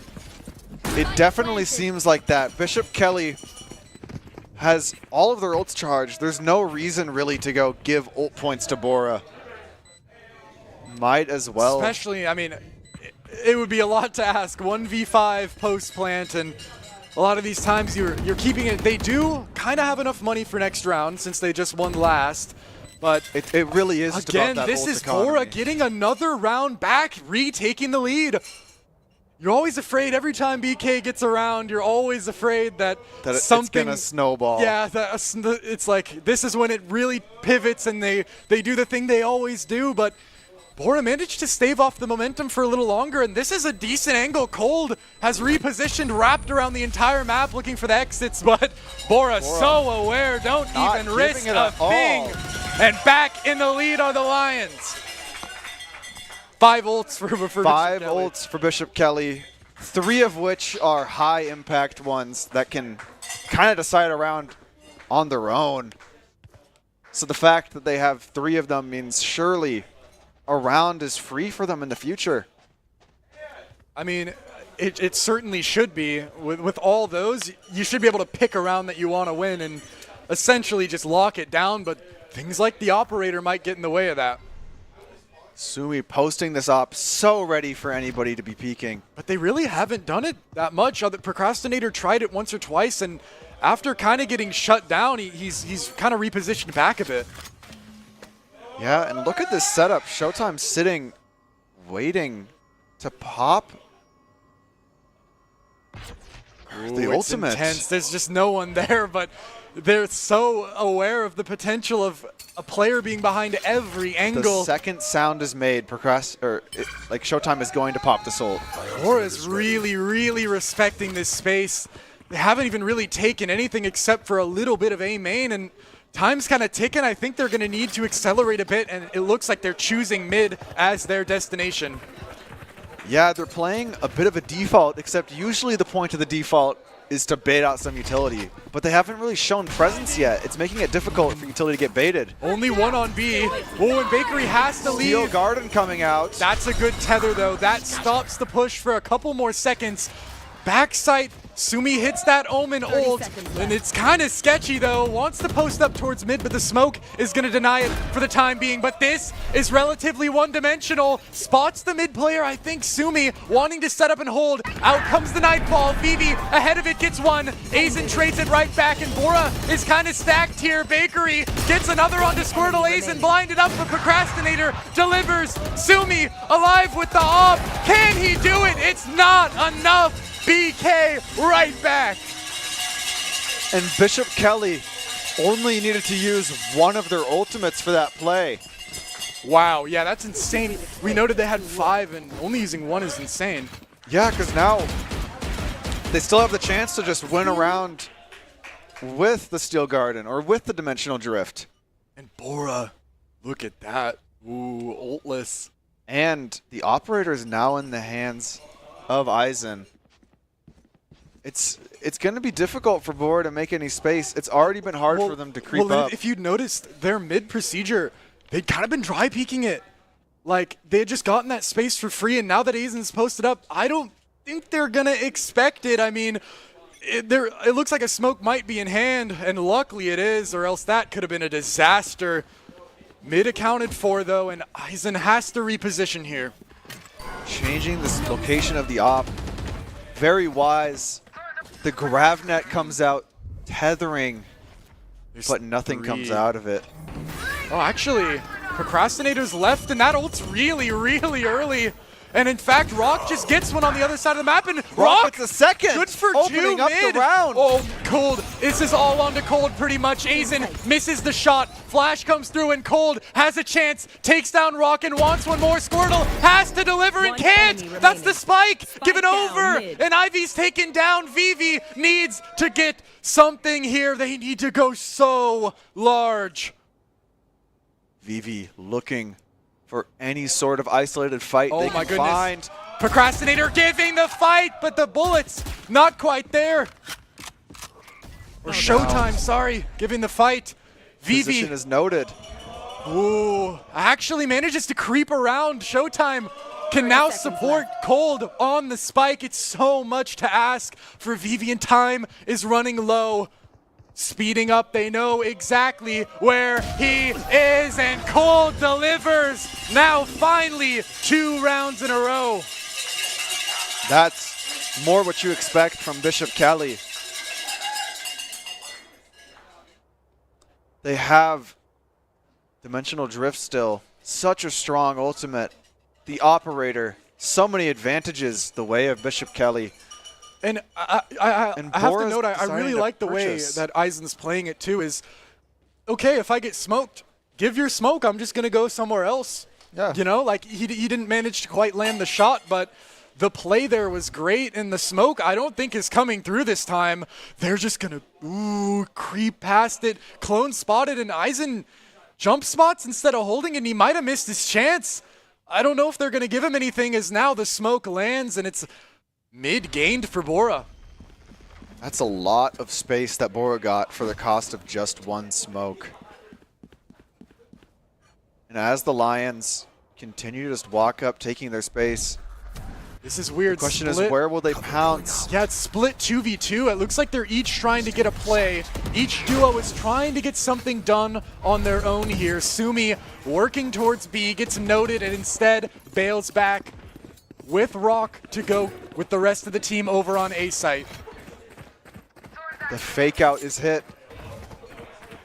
Ooh, Yoru VV looking to get active. Ivy taps the plant, and VV gets it. That's a rifle if they can retrieve that, but it's gonna be contested by Eisen through the smoke. Operator lands and dismiss out cleanly. Oh, Procrastinator! Oh, Utility Rock in hand. manages Rock to creep finds the up, kill. and now they're all lined up. There's 3 of them in a row. Rock's turn to fight, but Bakery's past it. Gets a look onto Sumi, and Rock is taken down. Stun is so perfect. It's all onto Cold. Ulting in there. Just gonna run the net. Even hits, but if they run too far, hold on.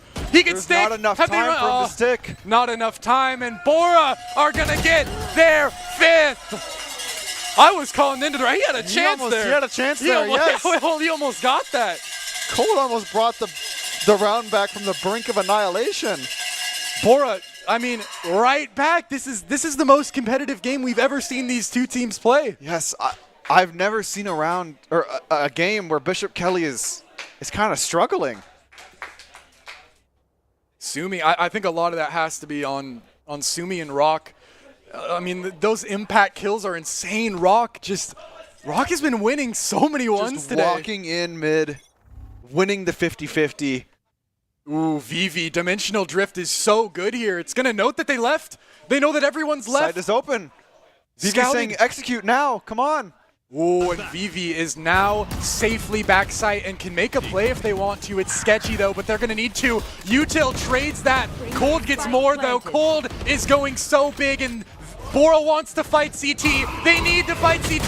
That's a stinger. That's going to ring out though, and it's sketchy. Ivy gets the first. 2v3. Rock has to deliver, and he can't quite do it. Jumping onto side, Ivy gets 1. It has to be an ace, and he can't deliver. Right back the other way. A thrifty round for the Knights.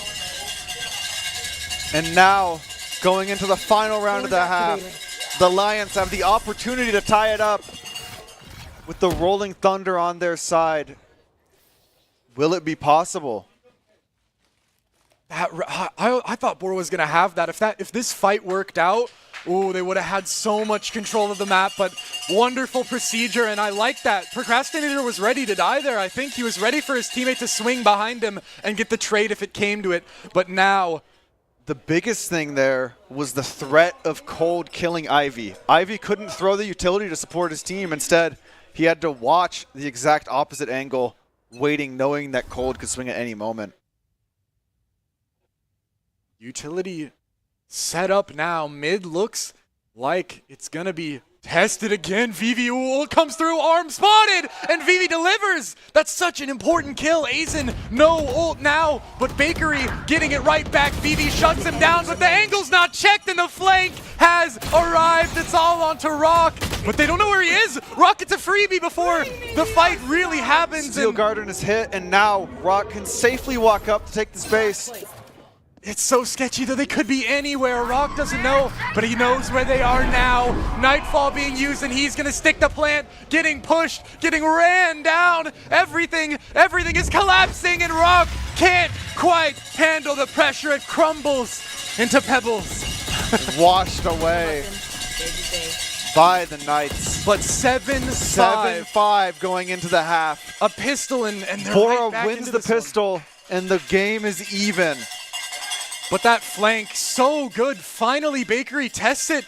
They've been respecting the smoke every round, but this time Bakery runs through and gets 3 to deliver for the Knights.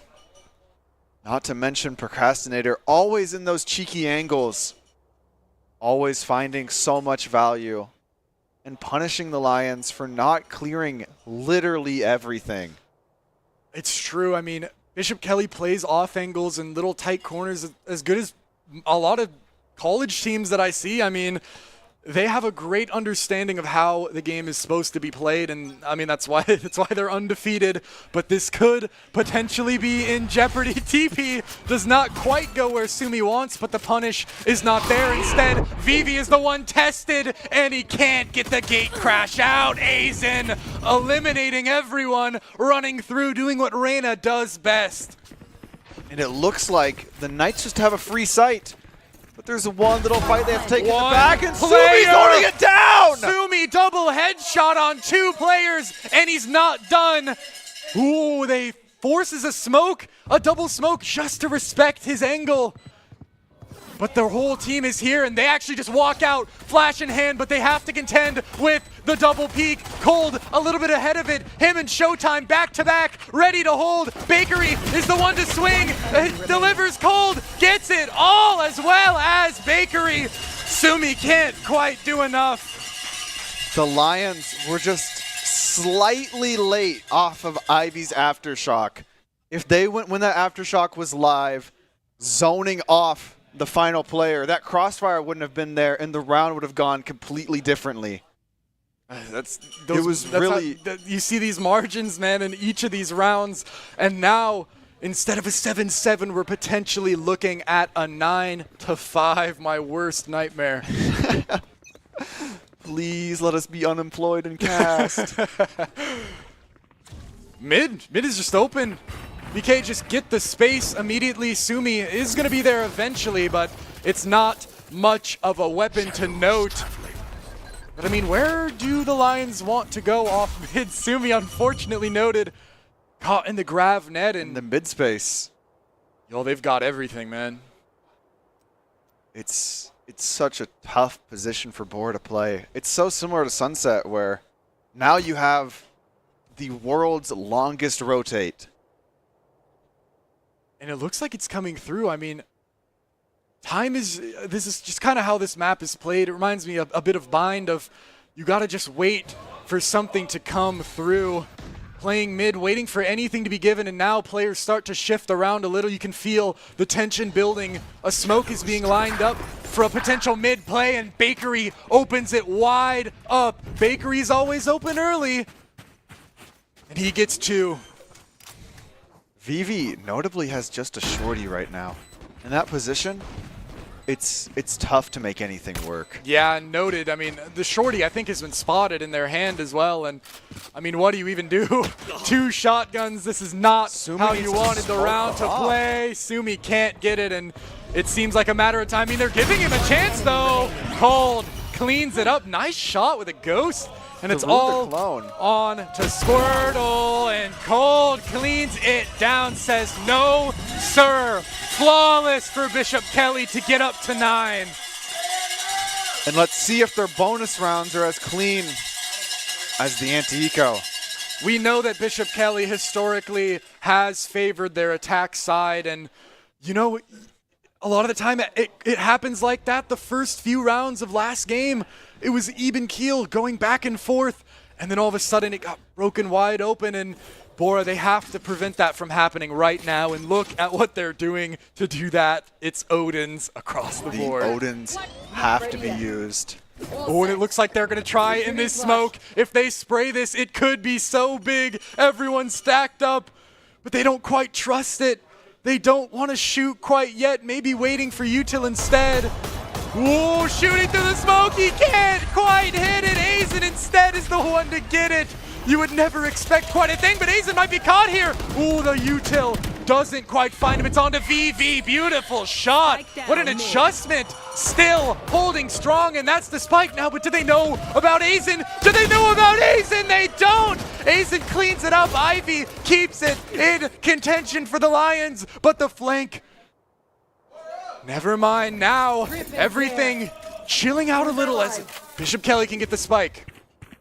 And with the spike in their control, so is the pace of the round. Oh, as Squirtle holding with the Odin, keeping Procrastinator it down. thinks he can win it, and he can.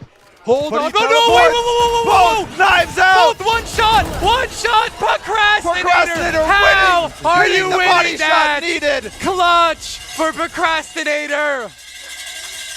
And the Lions were telling me an interesting fact about the arena, is that if you run 4 Odins and all shoot at the same time, it starts to shake the desk. So maybe that was a bit of the tactic they were going for here, to try and throw off the Knights. That might be. Is it possible to have a closer Valorant round that No. isn't like 0.1 on the spike? Like both one shot TP, where it's like a high noon quick draw. In hands. Oh man. Knife out. It was crazy. Procrastinator's so glad to win that one for sure, as now Bora on a force, and it's looking like last game. Bishop Kelly starting to run up the score, and Squirtle and Ivy are the ones to contend with it with only sidearms to work with. The Haunt coming out, but nothing is seen by the Prowler. Aftershock, as well as the fault line. And a good look for a combination of Util. Doesn't find anything, but I like seeing the idea being there. VV flash in hand, knows, but someone's gonna dodge it. Someone's gonna dodge it, and it's Aizen. Oh, so unfortunate. It's only Rock has to be the boulder of B site, and he doesn't even want to try, wants to wait for the rest of the team to come through. Hold on, the mid player's caught, looking away. It's showtime, and Procrastinator all the way, and it's only on to Rock. Ooh, a chance given though. Kill taken, and he seems aware of the flank, but there's so much to do. Oh, another kill almost given. Still, interesting play. Gets And one, he finds but 2. can't quite find it. Rock trying his hardest, but he can't do it all. Unable to hold down the site in the wake of 5 Knights at his door. It's terrifying. I wouldn't want to see 5 Knights at my door, and Rock put up a better fight than I probably would have in that situation. Oh, but most definitely. at the end of the day, it's Bishop Kelly, 4 straight now, And getting into form. the Lions back at it with the strategy they were saying earlier. The Odin's coming out. It did work on that round, and Procrastinator blinded out, gets a lot of space, but I want to see him hold it. Ivy gets out, Flash as well, and they're posted up. They know it's towards mid and A, but if Bishop Kelly go fast enough, they're still going to be pushing into the bad site here. Smokes come through. Ooh, really good from Squirtle, but through the smoke. Oh, actually, showtime. VV trades it back. Ooh, Flash comes through. VV Flash of his own. Aizen dodges it and delivers with the kill. Rock from mid, though. Now things settle into a 2v3. And the thing is when you have an Odin, you don't want to be swinging into people. It's such a disadvantage. Ooh, Nightfall is held out. Ivy clearing every angle. Looks really aware. I would be surprised if he isn't able to get cold here. He's going to clear. Oh, he doesn't clear it on the way. It looked like he was going to, but at the end, he falters and Cold takes advantage. Smells blood in the water and delivers. And it's all, once again, onto the Rock. The Rock of the team gets the first chance, but can't deliver. Bishop Kelly, match point. And this is kind of what we were saying about how mid control is pretty important because of that rotate. Bora knew maybe 5 seconds into the round where Bishop Kelly wanted to go exactly, but because they didn't have that mid control, the rotate took forever, and they had no chance to play off of that information. And now they're in a terribly tough position. have to hold against the Bishop Kelly attack 7 rounds in a row to get a chance at overtime. It sounds impossible, but crazier things have been done. A setup goes through. Vivi wants to find one, but it's Sumid who gets one and is quickly traded back out, but they're not giving up that space quite yet. Lions holding strong, but the pinch is coming in. Vivi not able to dodge the Nightfall, the body block. So unfortunate. Cold and Bakery take it, and a 2v4 now for Bora. Match point they have to deliver. And this is so reminiscent of the previous round. Similar positions. BK committing to win this one. Aizen pops the ult, knowing that this is their best chance right now to just get Steel things. Garden in hand, any noise made, and the Lions lose access to their firearms. But it's Ivy and Rock, so solid, but it's not enough. Bishop Kelly remain undefeated as they take the fall major 13-6 against Bora. And I feel like I say it every single game. The start, it looks so close, and then things start to snowball. Maybe a timeout was due. Finally able to run away with it, but Bora, a strong showing. Looked great out there. Bora showing that they're not to be trifled with this season either. Of course, you get to grand finals, you hope to win, but I think they should be happy with that performance for sure. That is definitely not the type of performance where you go home and you're sad about it. That was absolutely that was not. quite nice. And I think especially after the season that they had, of course, not making state Not even there, making state, yeah. I think they're going to feel good going into this. And of course, we know Bishop Kelly looking to have continue on their undefeated streak into the last final season, a final hurrah for all these incredibly talented players who have just been a terror on the scene for so long. And they deliver today. They keep it going. Yeah, and they're really showing just how strong they are and how consistent they are. It's crazy. I mean, fortunately for us, because of all this action, all this adrenaline, there's still a little bit more left on the plate as we have a special little bonus deathmatch free-for-all tournament-style kind of event going on soon. So we're going to go to an interview with our dear Riley to talk to the winners. All right. Hey, let's first of all give it up for your second place team, the Bora Lions. Heck of a performance. Heck of a performance from Bora tonight. And your fall major champions, the Bishop Kelly Knights.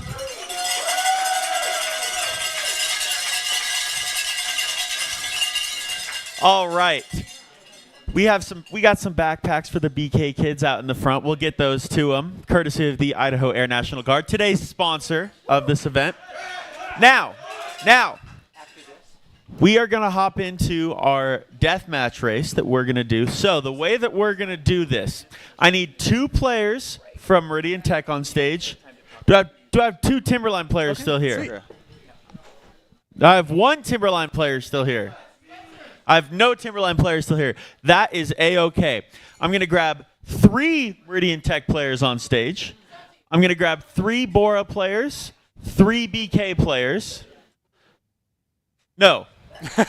That math does not work. That math does not work. I need 2 of my Boise State players up here, and we'll figure it out as we go from there.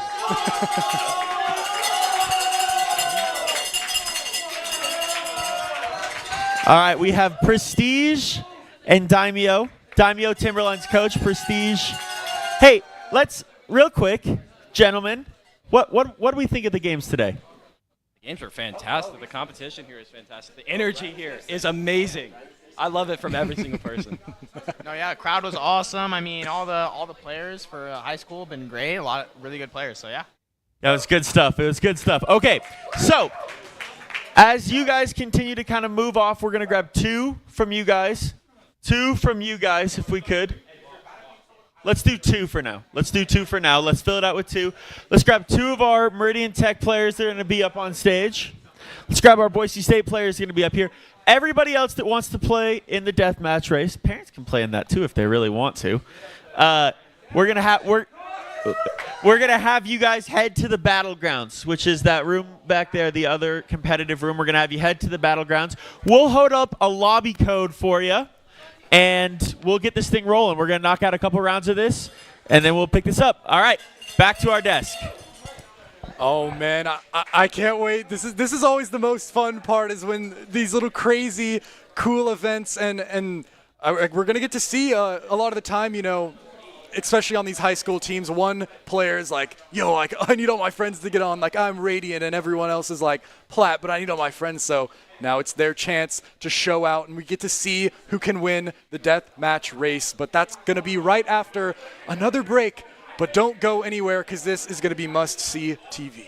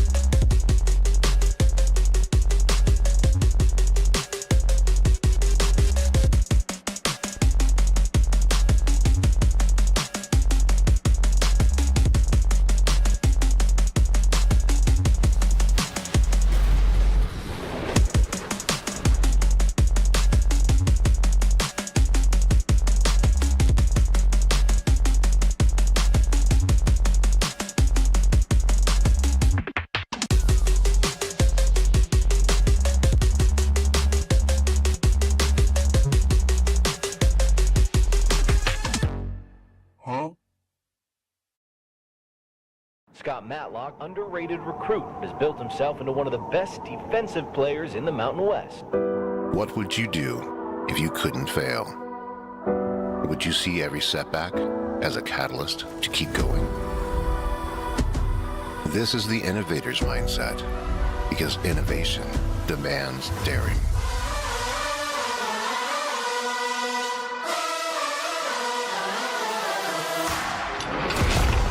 Is finding thousands of ways that don't work, and the one that changes everything. It's when your unrelenting spirit sees the world's needs and says, I will create something better. So, what will you do? Will you let your genius run wild? Give yourself the space to be great? Set your sights on something even bigger, because we know changing the world doesn't happen by chance. It comes out of the blue.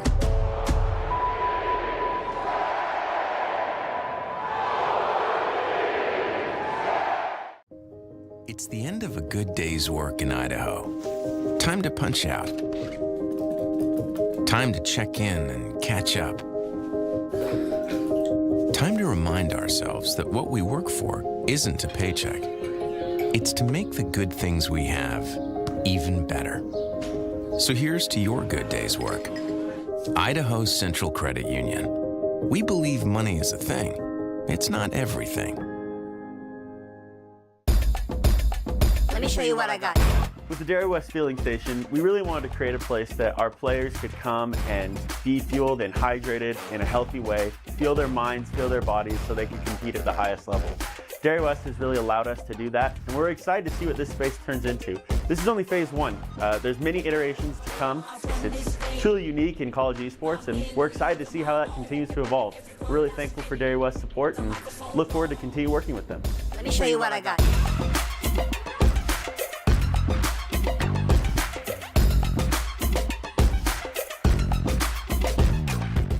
My friends know me as Derek, but I'm also Master Sergeant Raxter.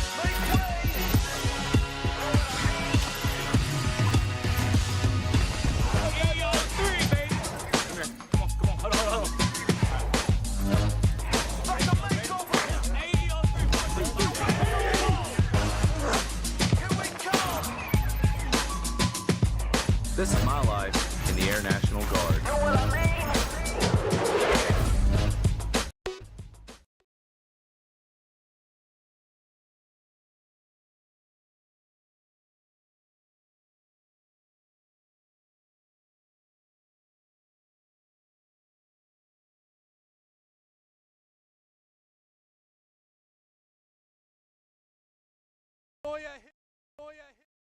Some shots, but not quite able to find anything. Good damage found on Sumi.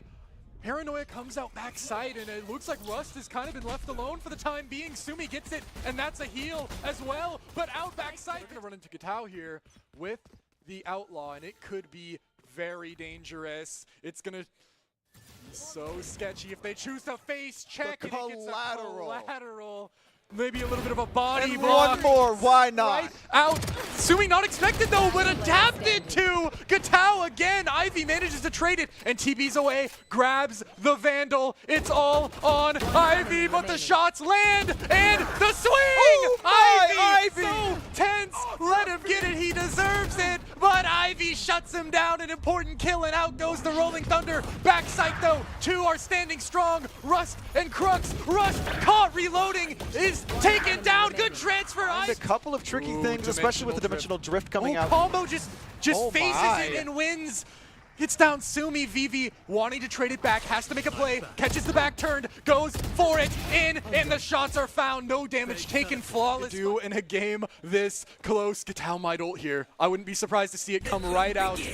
Katao's ready, Jiggle peeking, not quite catching anything, but now ready with the Bucky, setting up and through the smoke. It could be dangerous. Sumi to heal, gets caught on the trade, but Ivy takes it right back. Omen v Omen, and wants one more aim, looking clean onto Rust, who is, hold on everybody, the flank comes through, but Combo can't quite find it. Catching Crux! Somehow Combo takes it, and they're trying to save him, but I mean, just pops him out in front of the whole team. Rock, 3, it's a 2v2 Squirtle, and Rock deal with the flank, turning, but it's Crux, they line up, but Rock, Vivi getting ran down, but it's not quite there. The trade wants to come through, and Rock is ready! Rock is ready for everything, spraying down with the Ares, gets 3 on the trade, flash comes through, it's dodged, and why not? Traded out by Rust, but so much space. Ivy, a little ambitious, ends up TPing into Hurdle, and now Boy needs to be careful. Things have kind of evened out. Squirtle, though, is going to be the one to bring it back,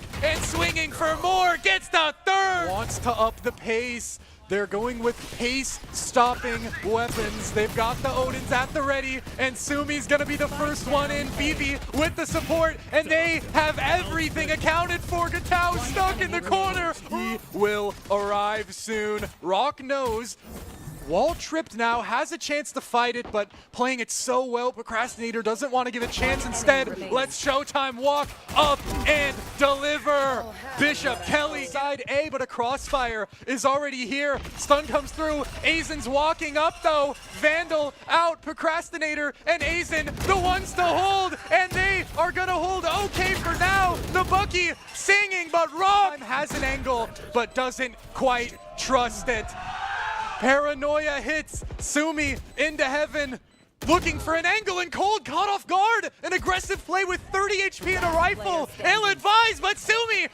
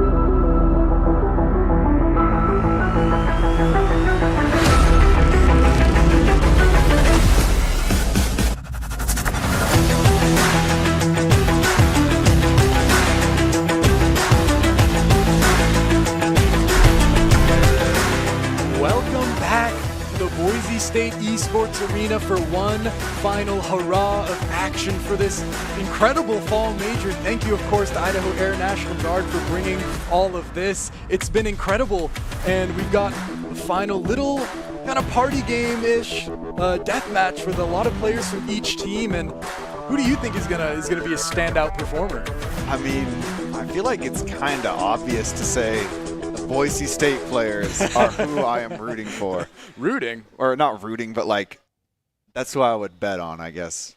Okay. Or like to win. Because yeah. I mean, they're so good. I think it definitely depends on if they're going like full strength. Full, if they have the ankle weights on, you know, I it see. could be kind of whatever. But if they're only allowed like sheriffs or something. Yeah, maybe I could see something like that happening. But I think for sure Ivy's gonna have a great game. That was Ivy. On the Boris squad. Their aim kind of stood out the most to me, and I definitely think that they're gonna have the best time. Yeah, I mean there's just so many good like aimers in total, and here we're already going into it to possibly the 10 most action-packed minutes of this stream. Oh man, I was saving my breath during the break because I don't know what's about to happen. Could be anything. Not surprised to see Eisen on here.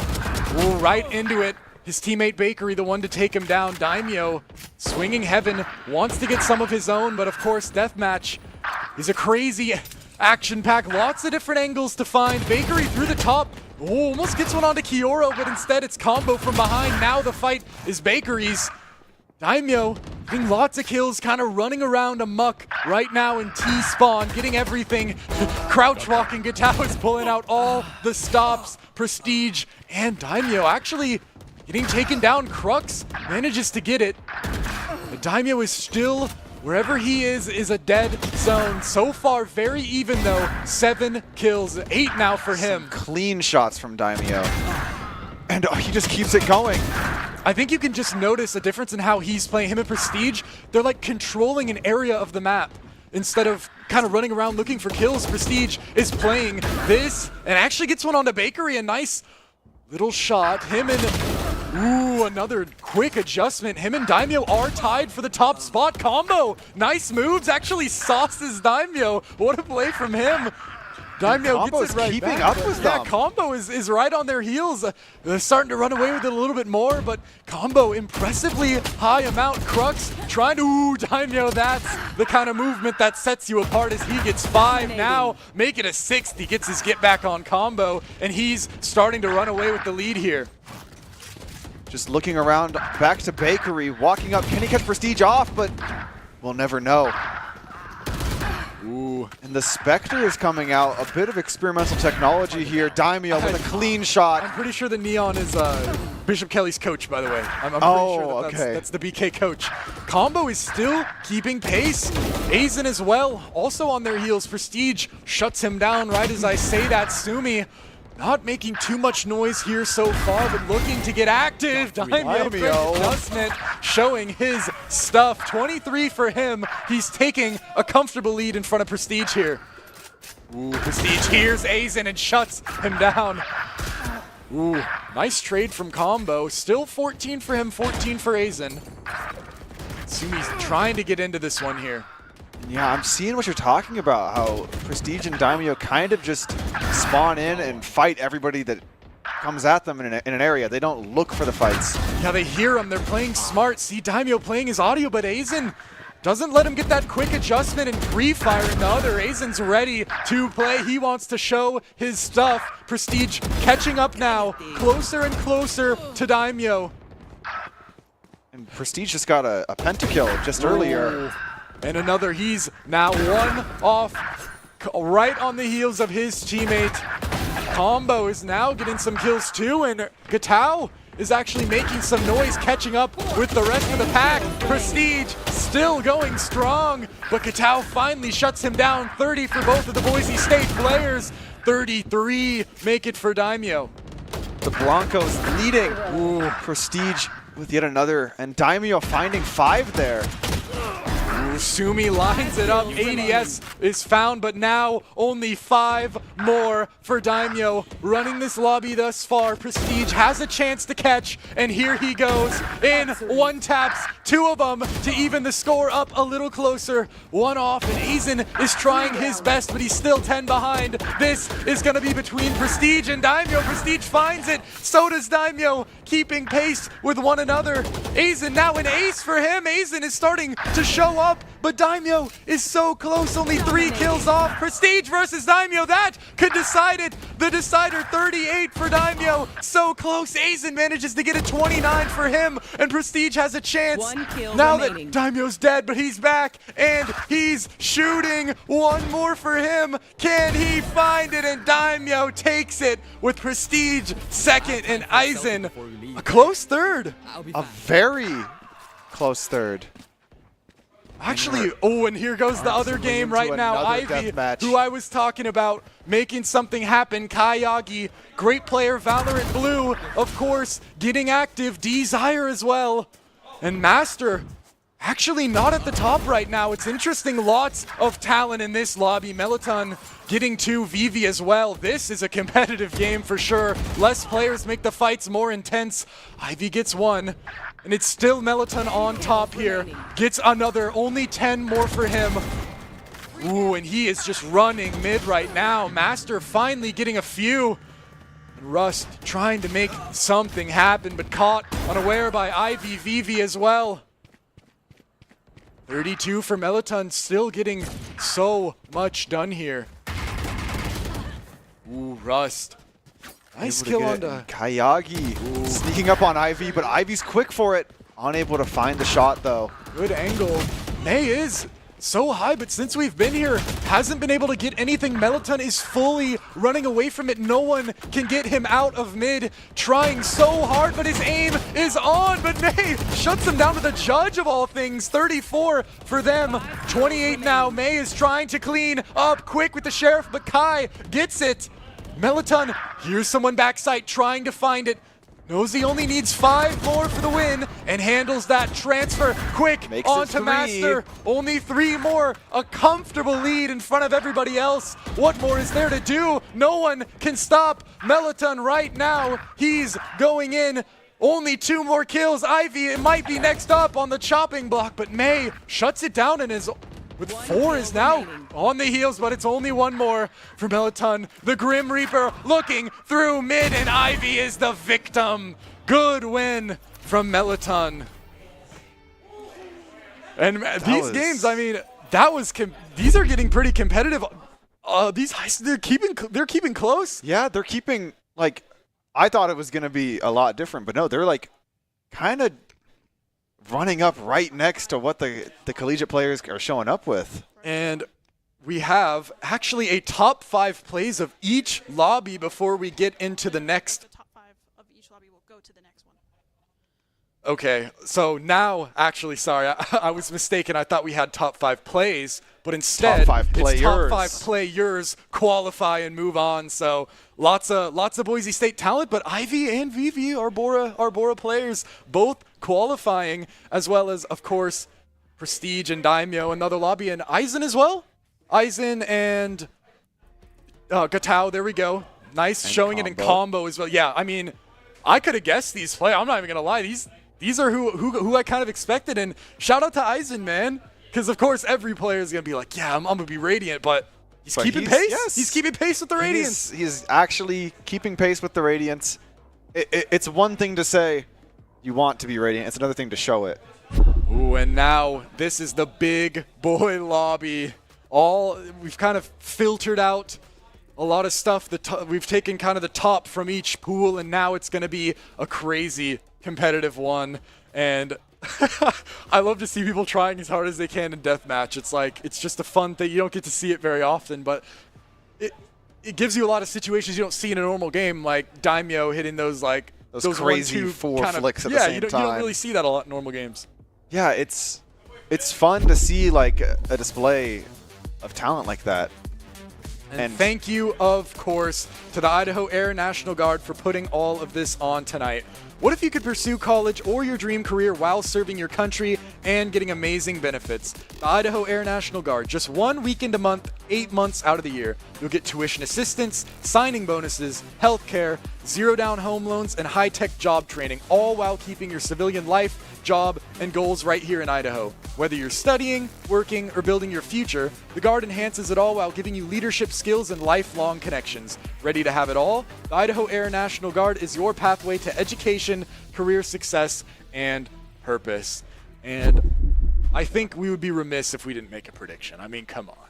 A prediction? Yeah, who do you think is going to be the top player of all these lobbies? The top player.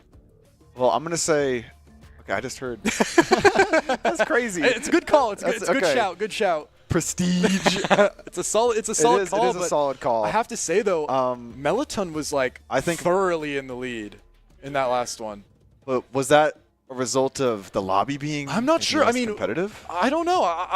I wouldn't say so. It looked like they had even more Boise State players in that one. So I would think that the competition would be even tougher. In fact, but instead it's all. I mean. It was all him, so I wouldn't be surprised if he kept his pace. He's been probably wanting to show off all day in a situation like this, so he gets his chance. And I don't know, who of the high schoolers do you think is the best? I am an Eisen believer here, and I think he has a good chance to even be 2 or 3 in this coming up lobby. I could see something like that happening for sure. I want to see Ivy play. Well, of course, that was my original pick. I don't know if he's gonna win, but. I'd like to see that. So I'm a pick Ivy. Ivy, okay, yeah, that's a fair pick. I think a reasonable selection. Yeah, I feel like you can say anybody in the lobby, and it really is a reasonable pick. I mean, I'm hearing him read the names out, and that's a crazy roster, man. This is gonna be intense. He's reading out the Avengers right now, but Thanos is not here. Sleeper pick combo. Combo is looking yes. crazy. Combo, and he got done dirty by the replay, but trust me, he's actually he's very a pretty good. Nasty player. He is pretty nasty for sure. But Prestige, I would say, and I think the team says this too. They call him the most mechanical player on the team. Have you heard that?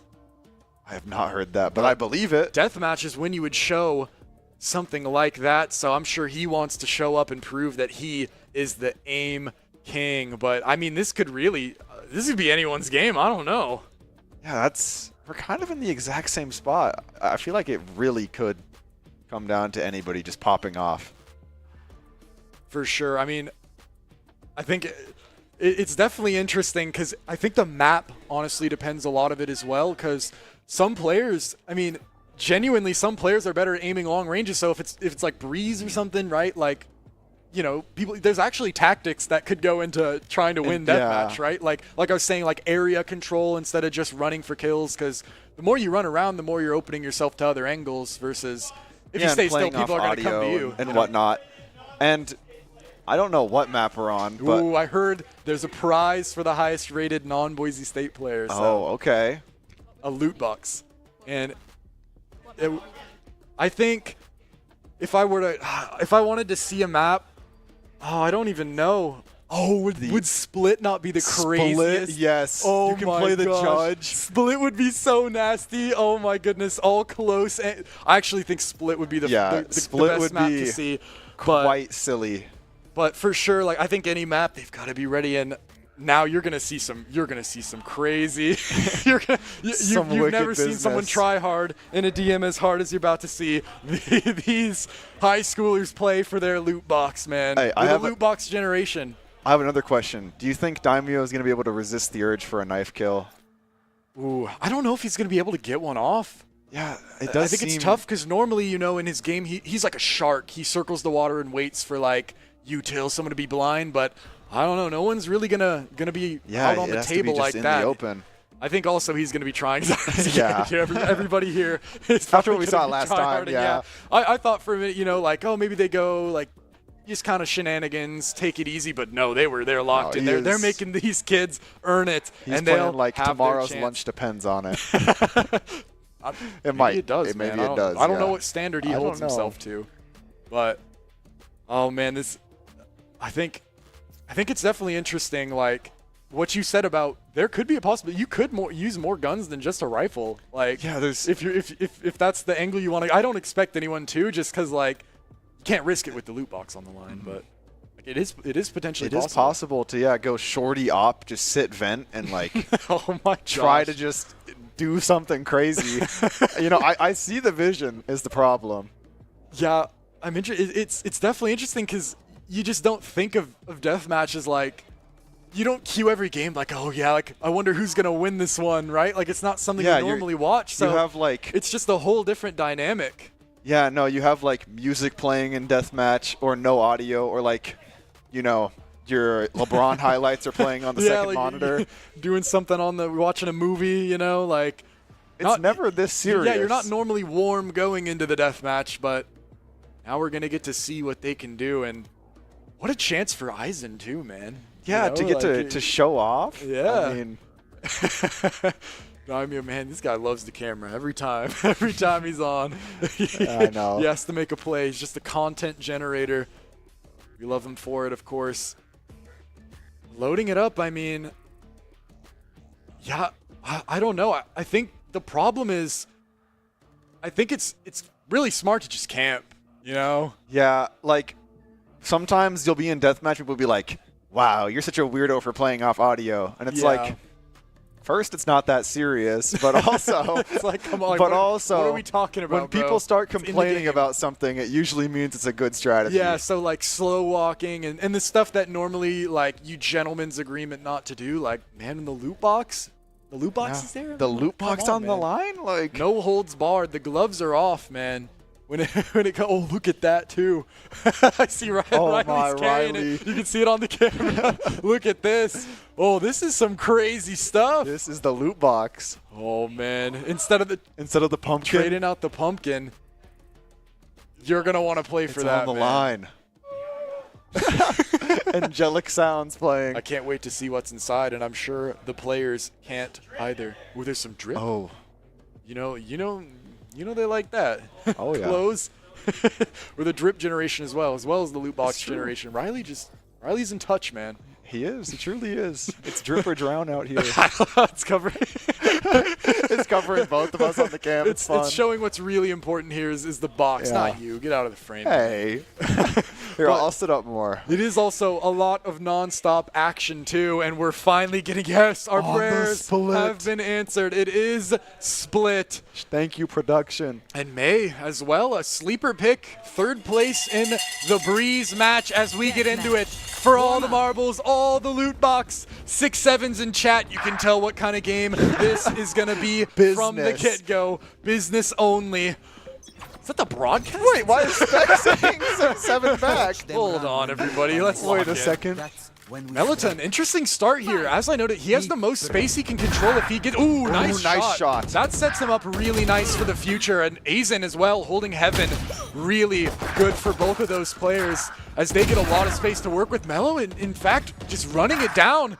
Instead of trying to take the fight, it looks like these players not opting to hold space. Instead, they want to go fast and they want kills. And it's even so far. No one really coming out ahead. Daimyo is taking a lead though. Combo catching up with a couple quick kills. And Prestige just taken out, but Ivy walking up, looking for a fight, and he takes out Vivi. Pinning up at 5 now. Ivy gets another, making some space, but Aizen is going to get that off a nice hold. And Aizen is actually in the lead now, taking some serious kills. 7, but Daimyo, quick on his heels, hasn't really established enough of a lead to call home about quite yet. And Prestige getting on the board to May. Unfortunate spawn might get swung. Daimyo taken down by Desire, and things starting to even up at 7. It's close. It's about as close as it could be. Aizen, though, wants the box, and he's taking the lead. 9 now for him. Ooh, combo. Another combo wants it bad. 4 in a row for him, and he's working towards that B site, taking the heaven angle. Oh, but Aizen's fast. Aizen's fast. Look at that shot.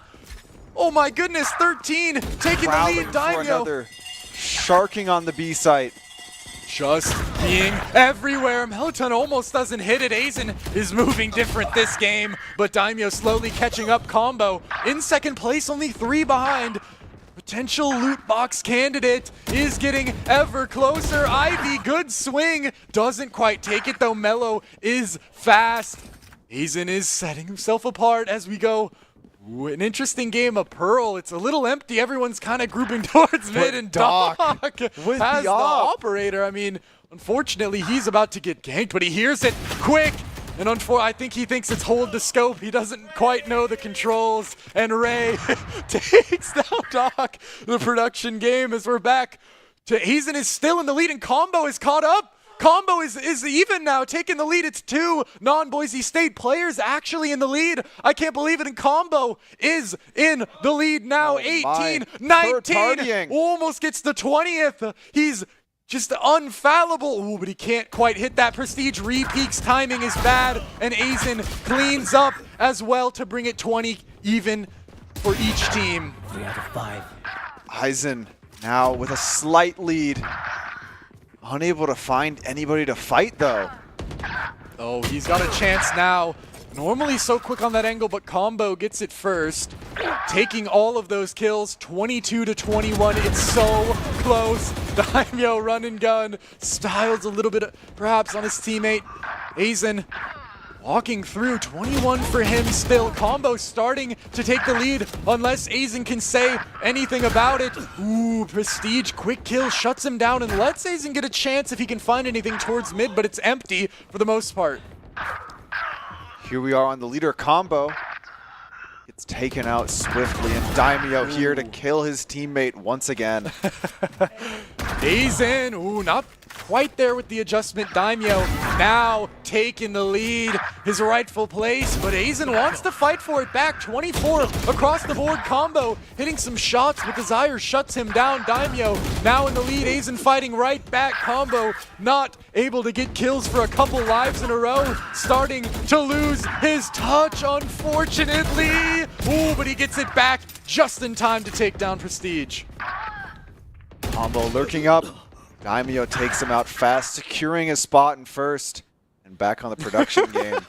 Doc's gotten 2. Doc Good has gotten from the op, 2 and with his he's op. focused. Looking for a kill. There's nothing to be found on the B site, though. Unfortunately for him, it's a long ways to the nearest player. Pearl's a big map. He's just searching, utilizing his keys to the game, trying to find anybody. He knows not to trust the right click at least, but Rust is fast and catches him, unfortunately, but he actually hears a player. Operator back over. Now Daimyo thoroughly in the lead. He has taken control. 31, only 9 more for him. Aizen, ooh, quick. That's an important kill. If Aizen had gotten that, he's right back in it, but instead, Daimyo extends his lead. Combo can't find it on Gatau. Aizen starting to run away, but not quite. 30, he's shut down by Combo. Daimyo starting to spin in mid. He's hitting everything. Oh, Beyblade. But the important story, 30-29, Combo versus Aizen. Aizen, no, Combo gets shut down, and Daimyo only needs 2 more. And if he wins now, Aizen will get the loot box. Only 1 more, and Daimyo, the loot box goes to Aizen. Well played, everyone. What a competitive deathmatch game. That is probably the highest rated deathmatch lobby for a Well while. played to Daimyo, proving himself as the best in the lobby right now. And well played, of course, to Aizen, second place. Yeah. Second place, beating out said. other players and earning himself whatever swag is in respect. this beautiful box here. Now over to the production game. Rust is looking for something. Crux picks up 1, down in middle, but things are tough. It's Doc definitely has picked up another. Ooh, Doc, yeah, Doc has a nice angle here towards mid.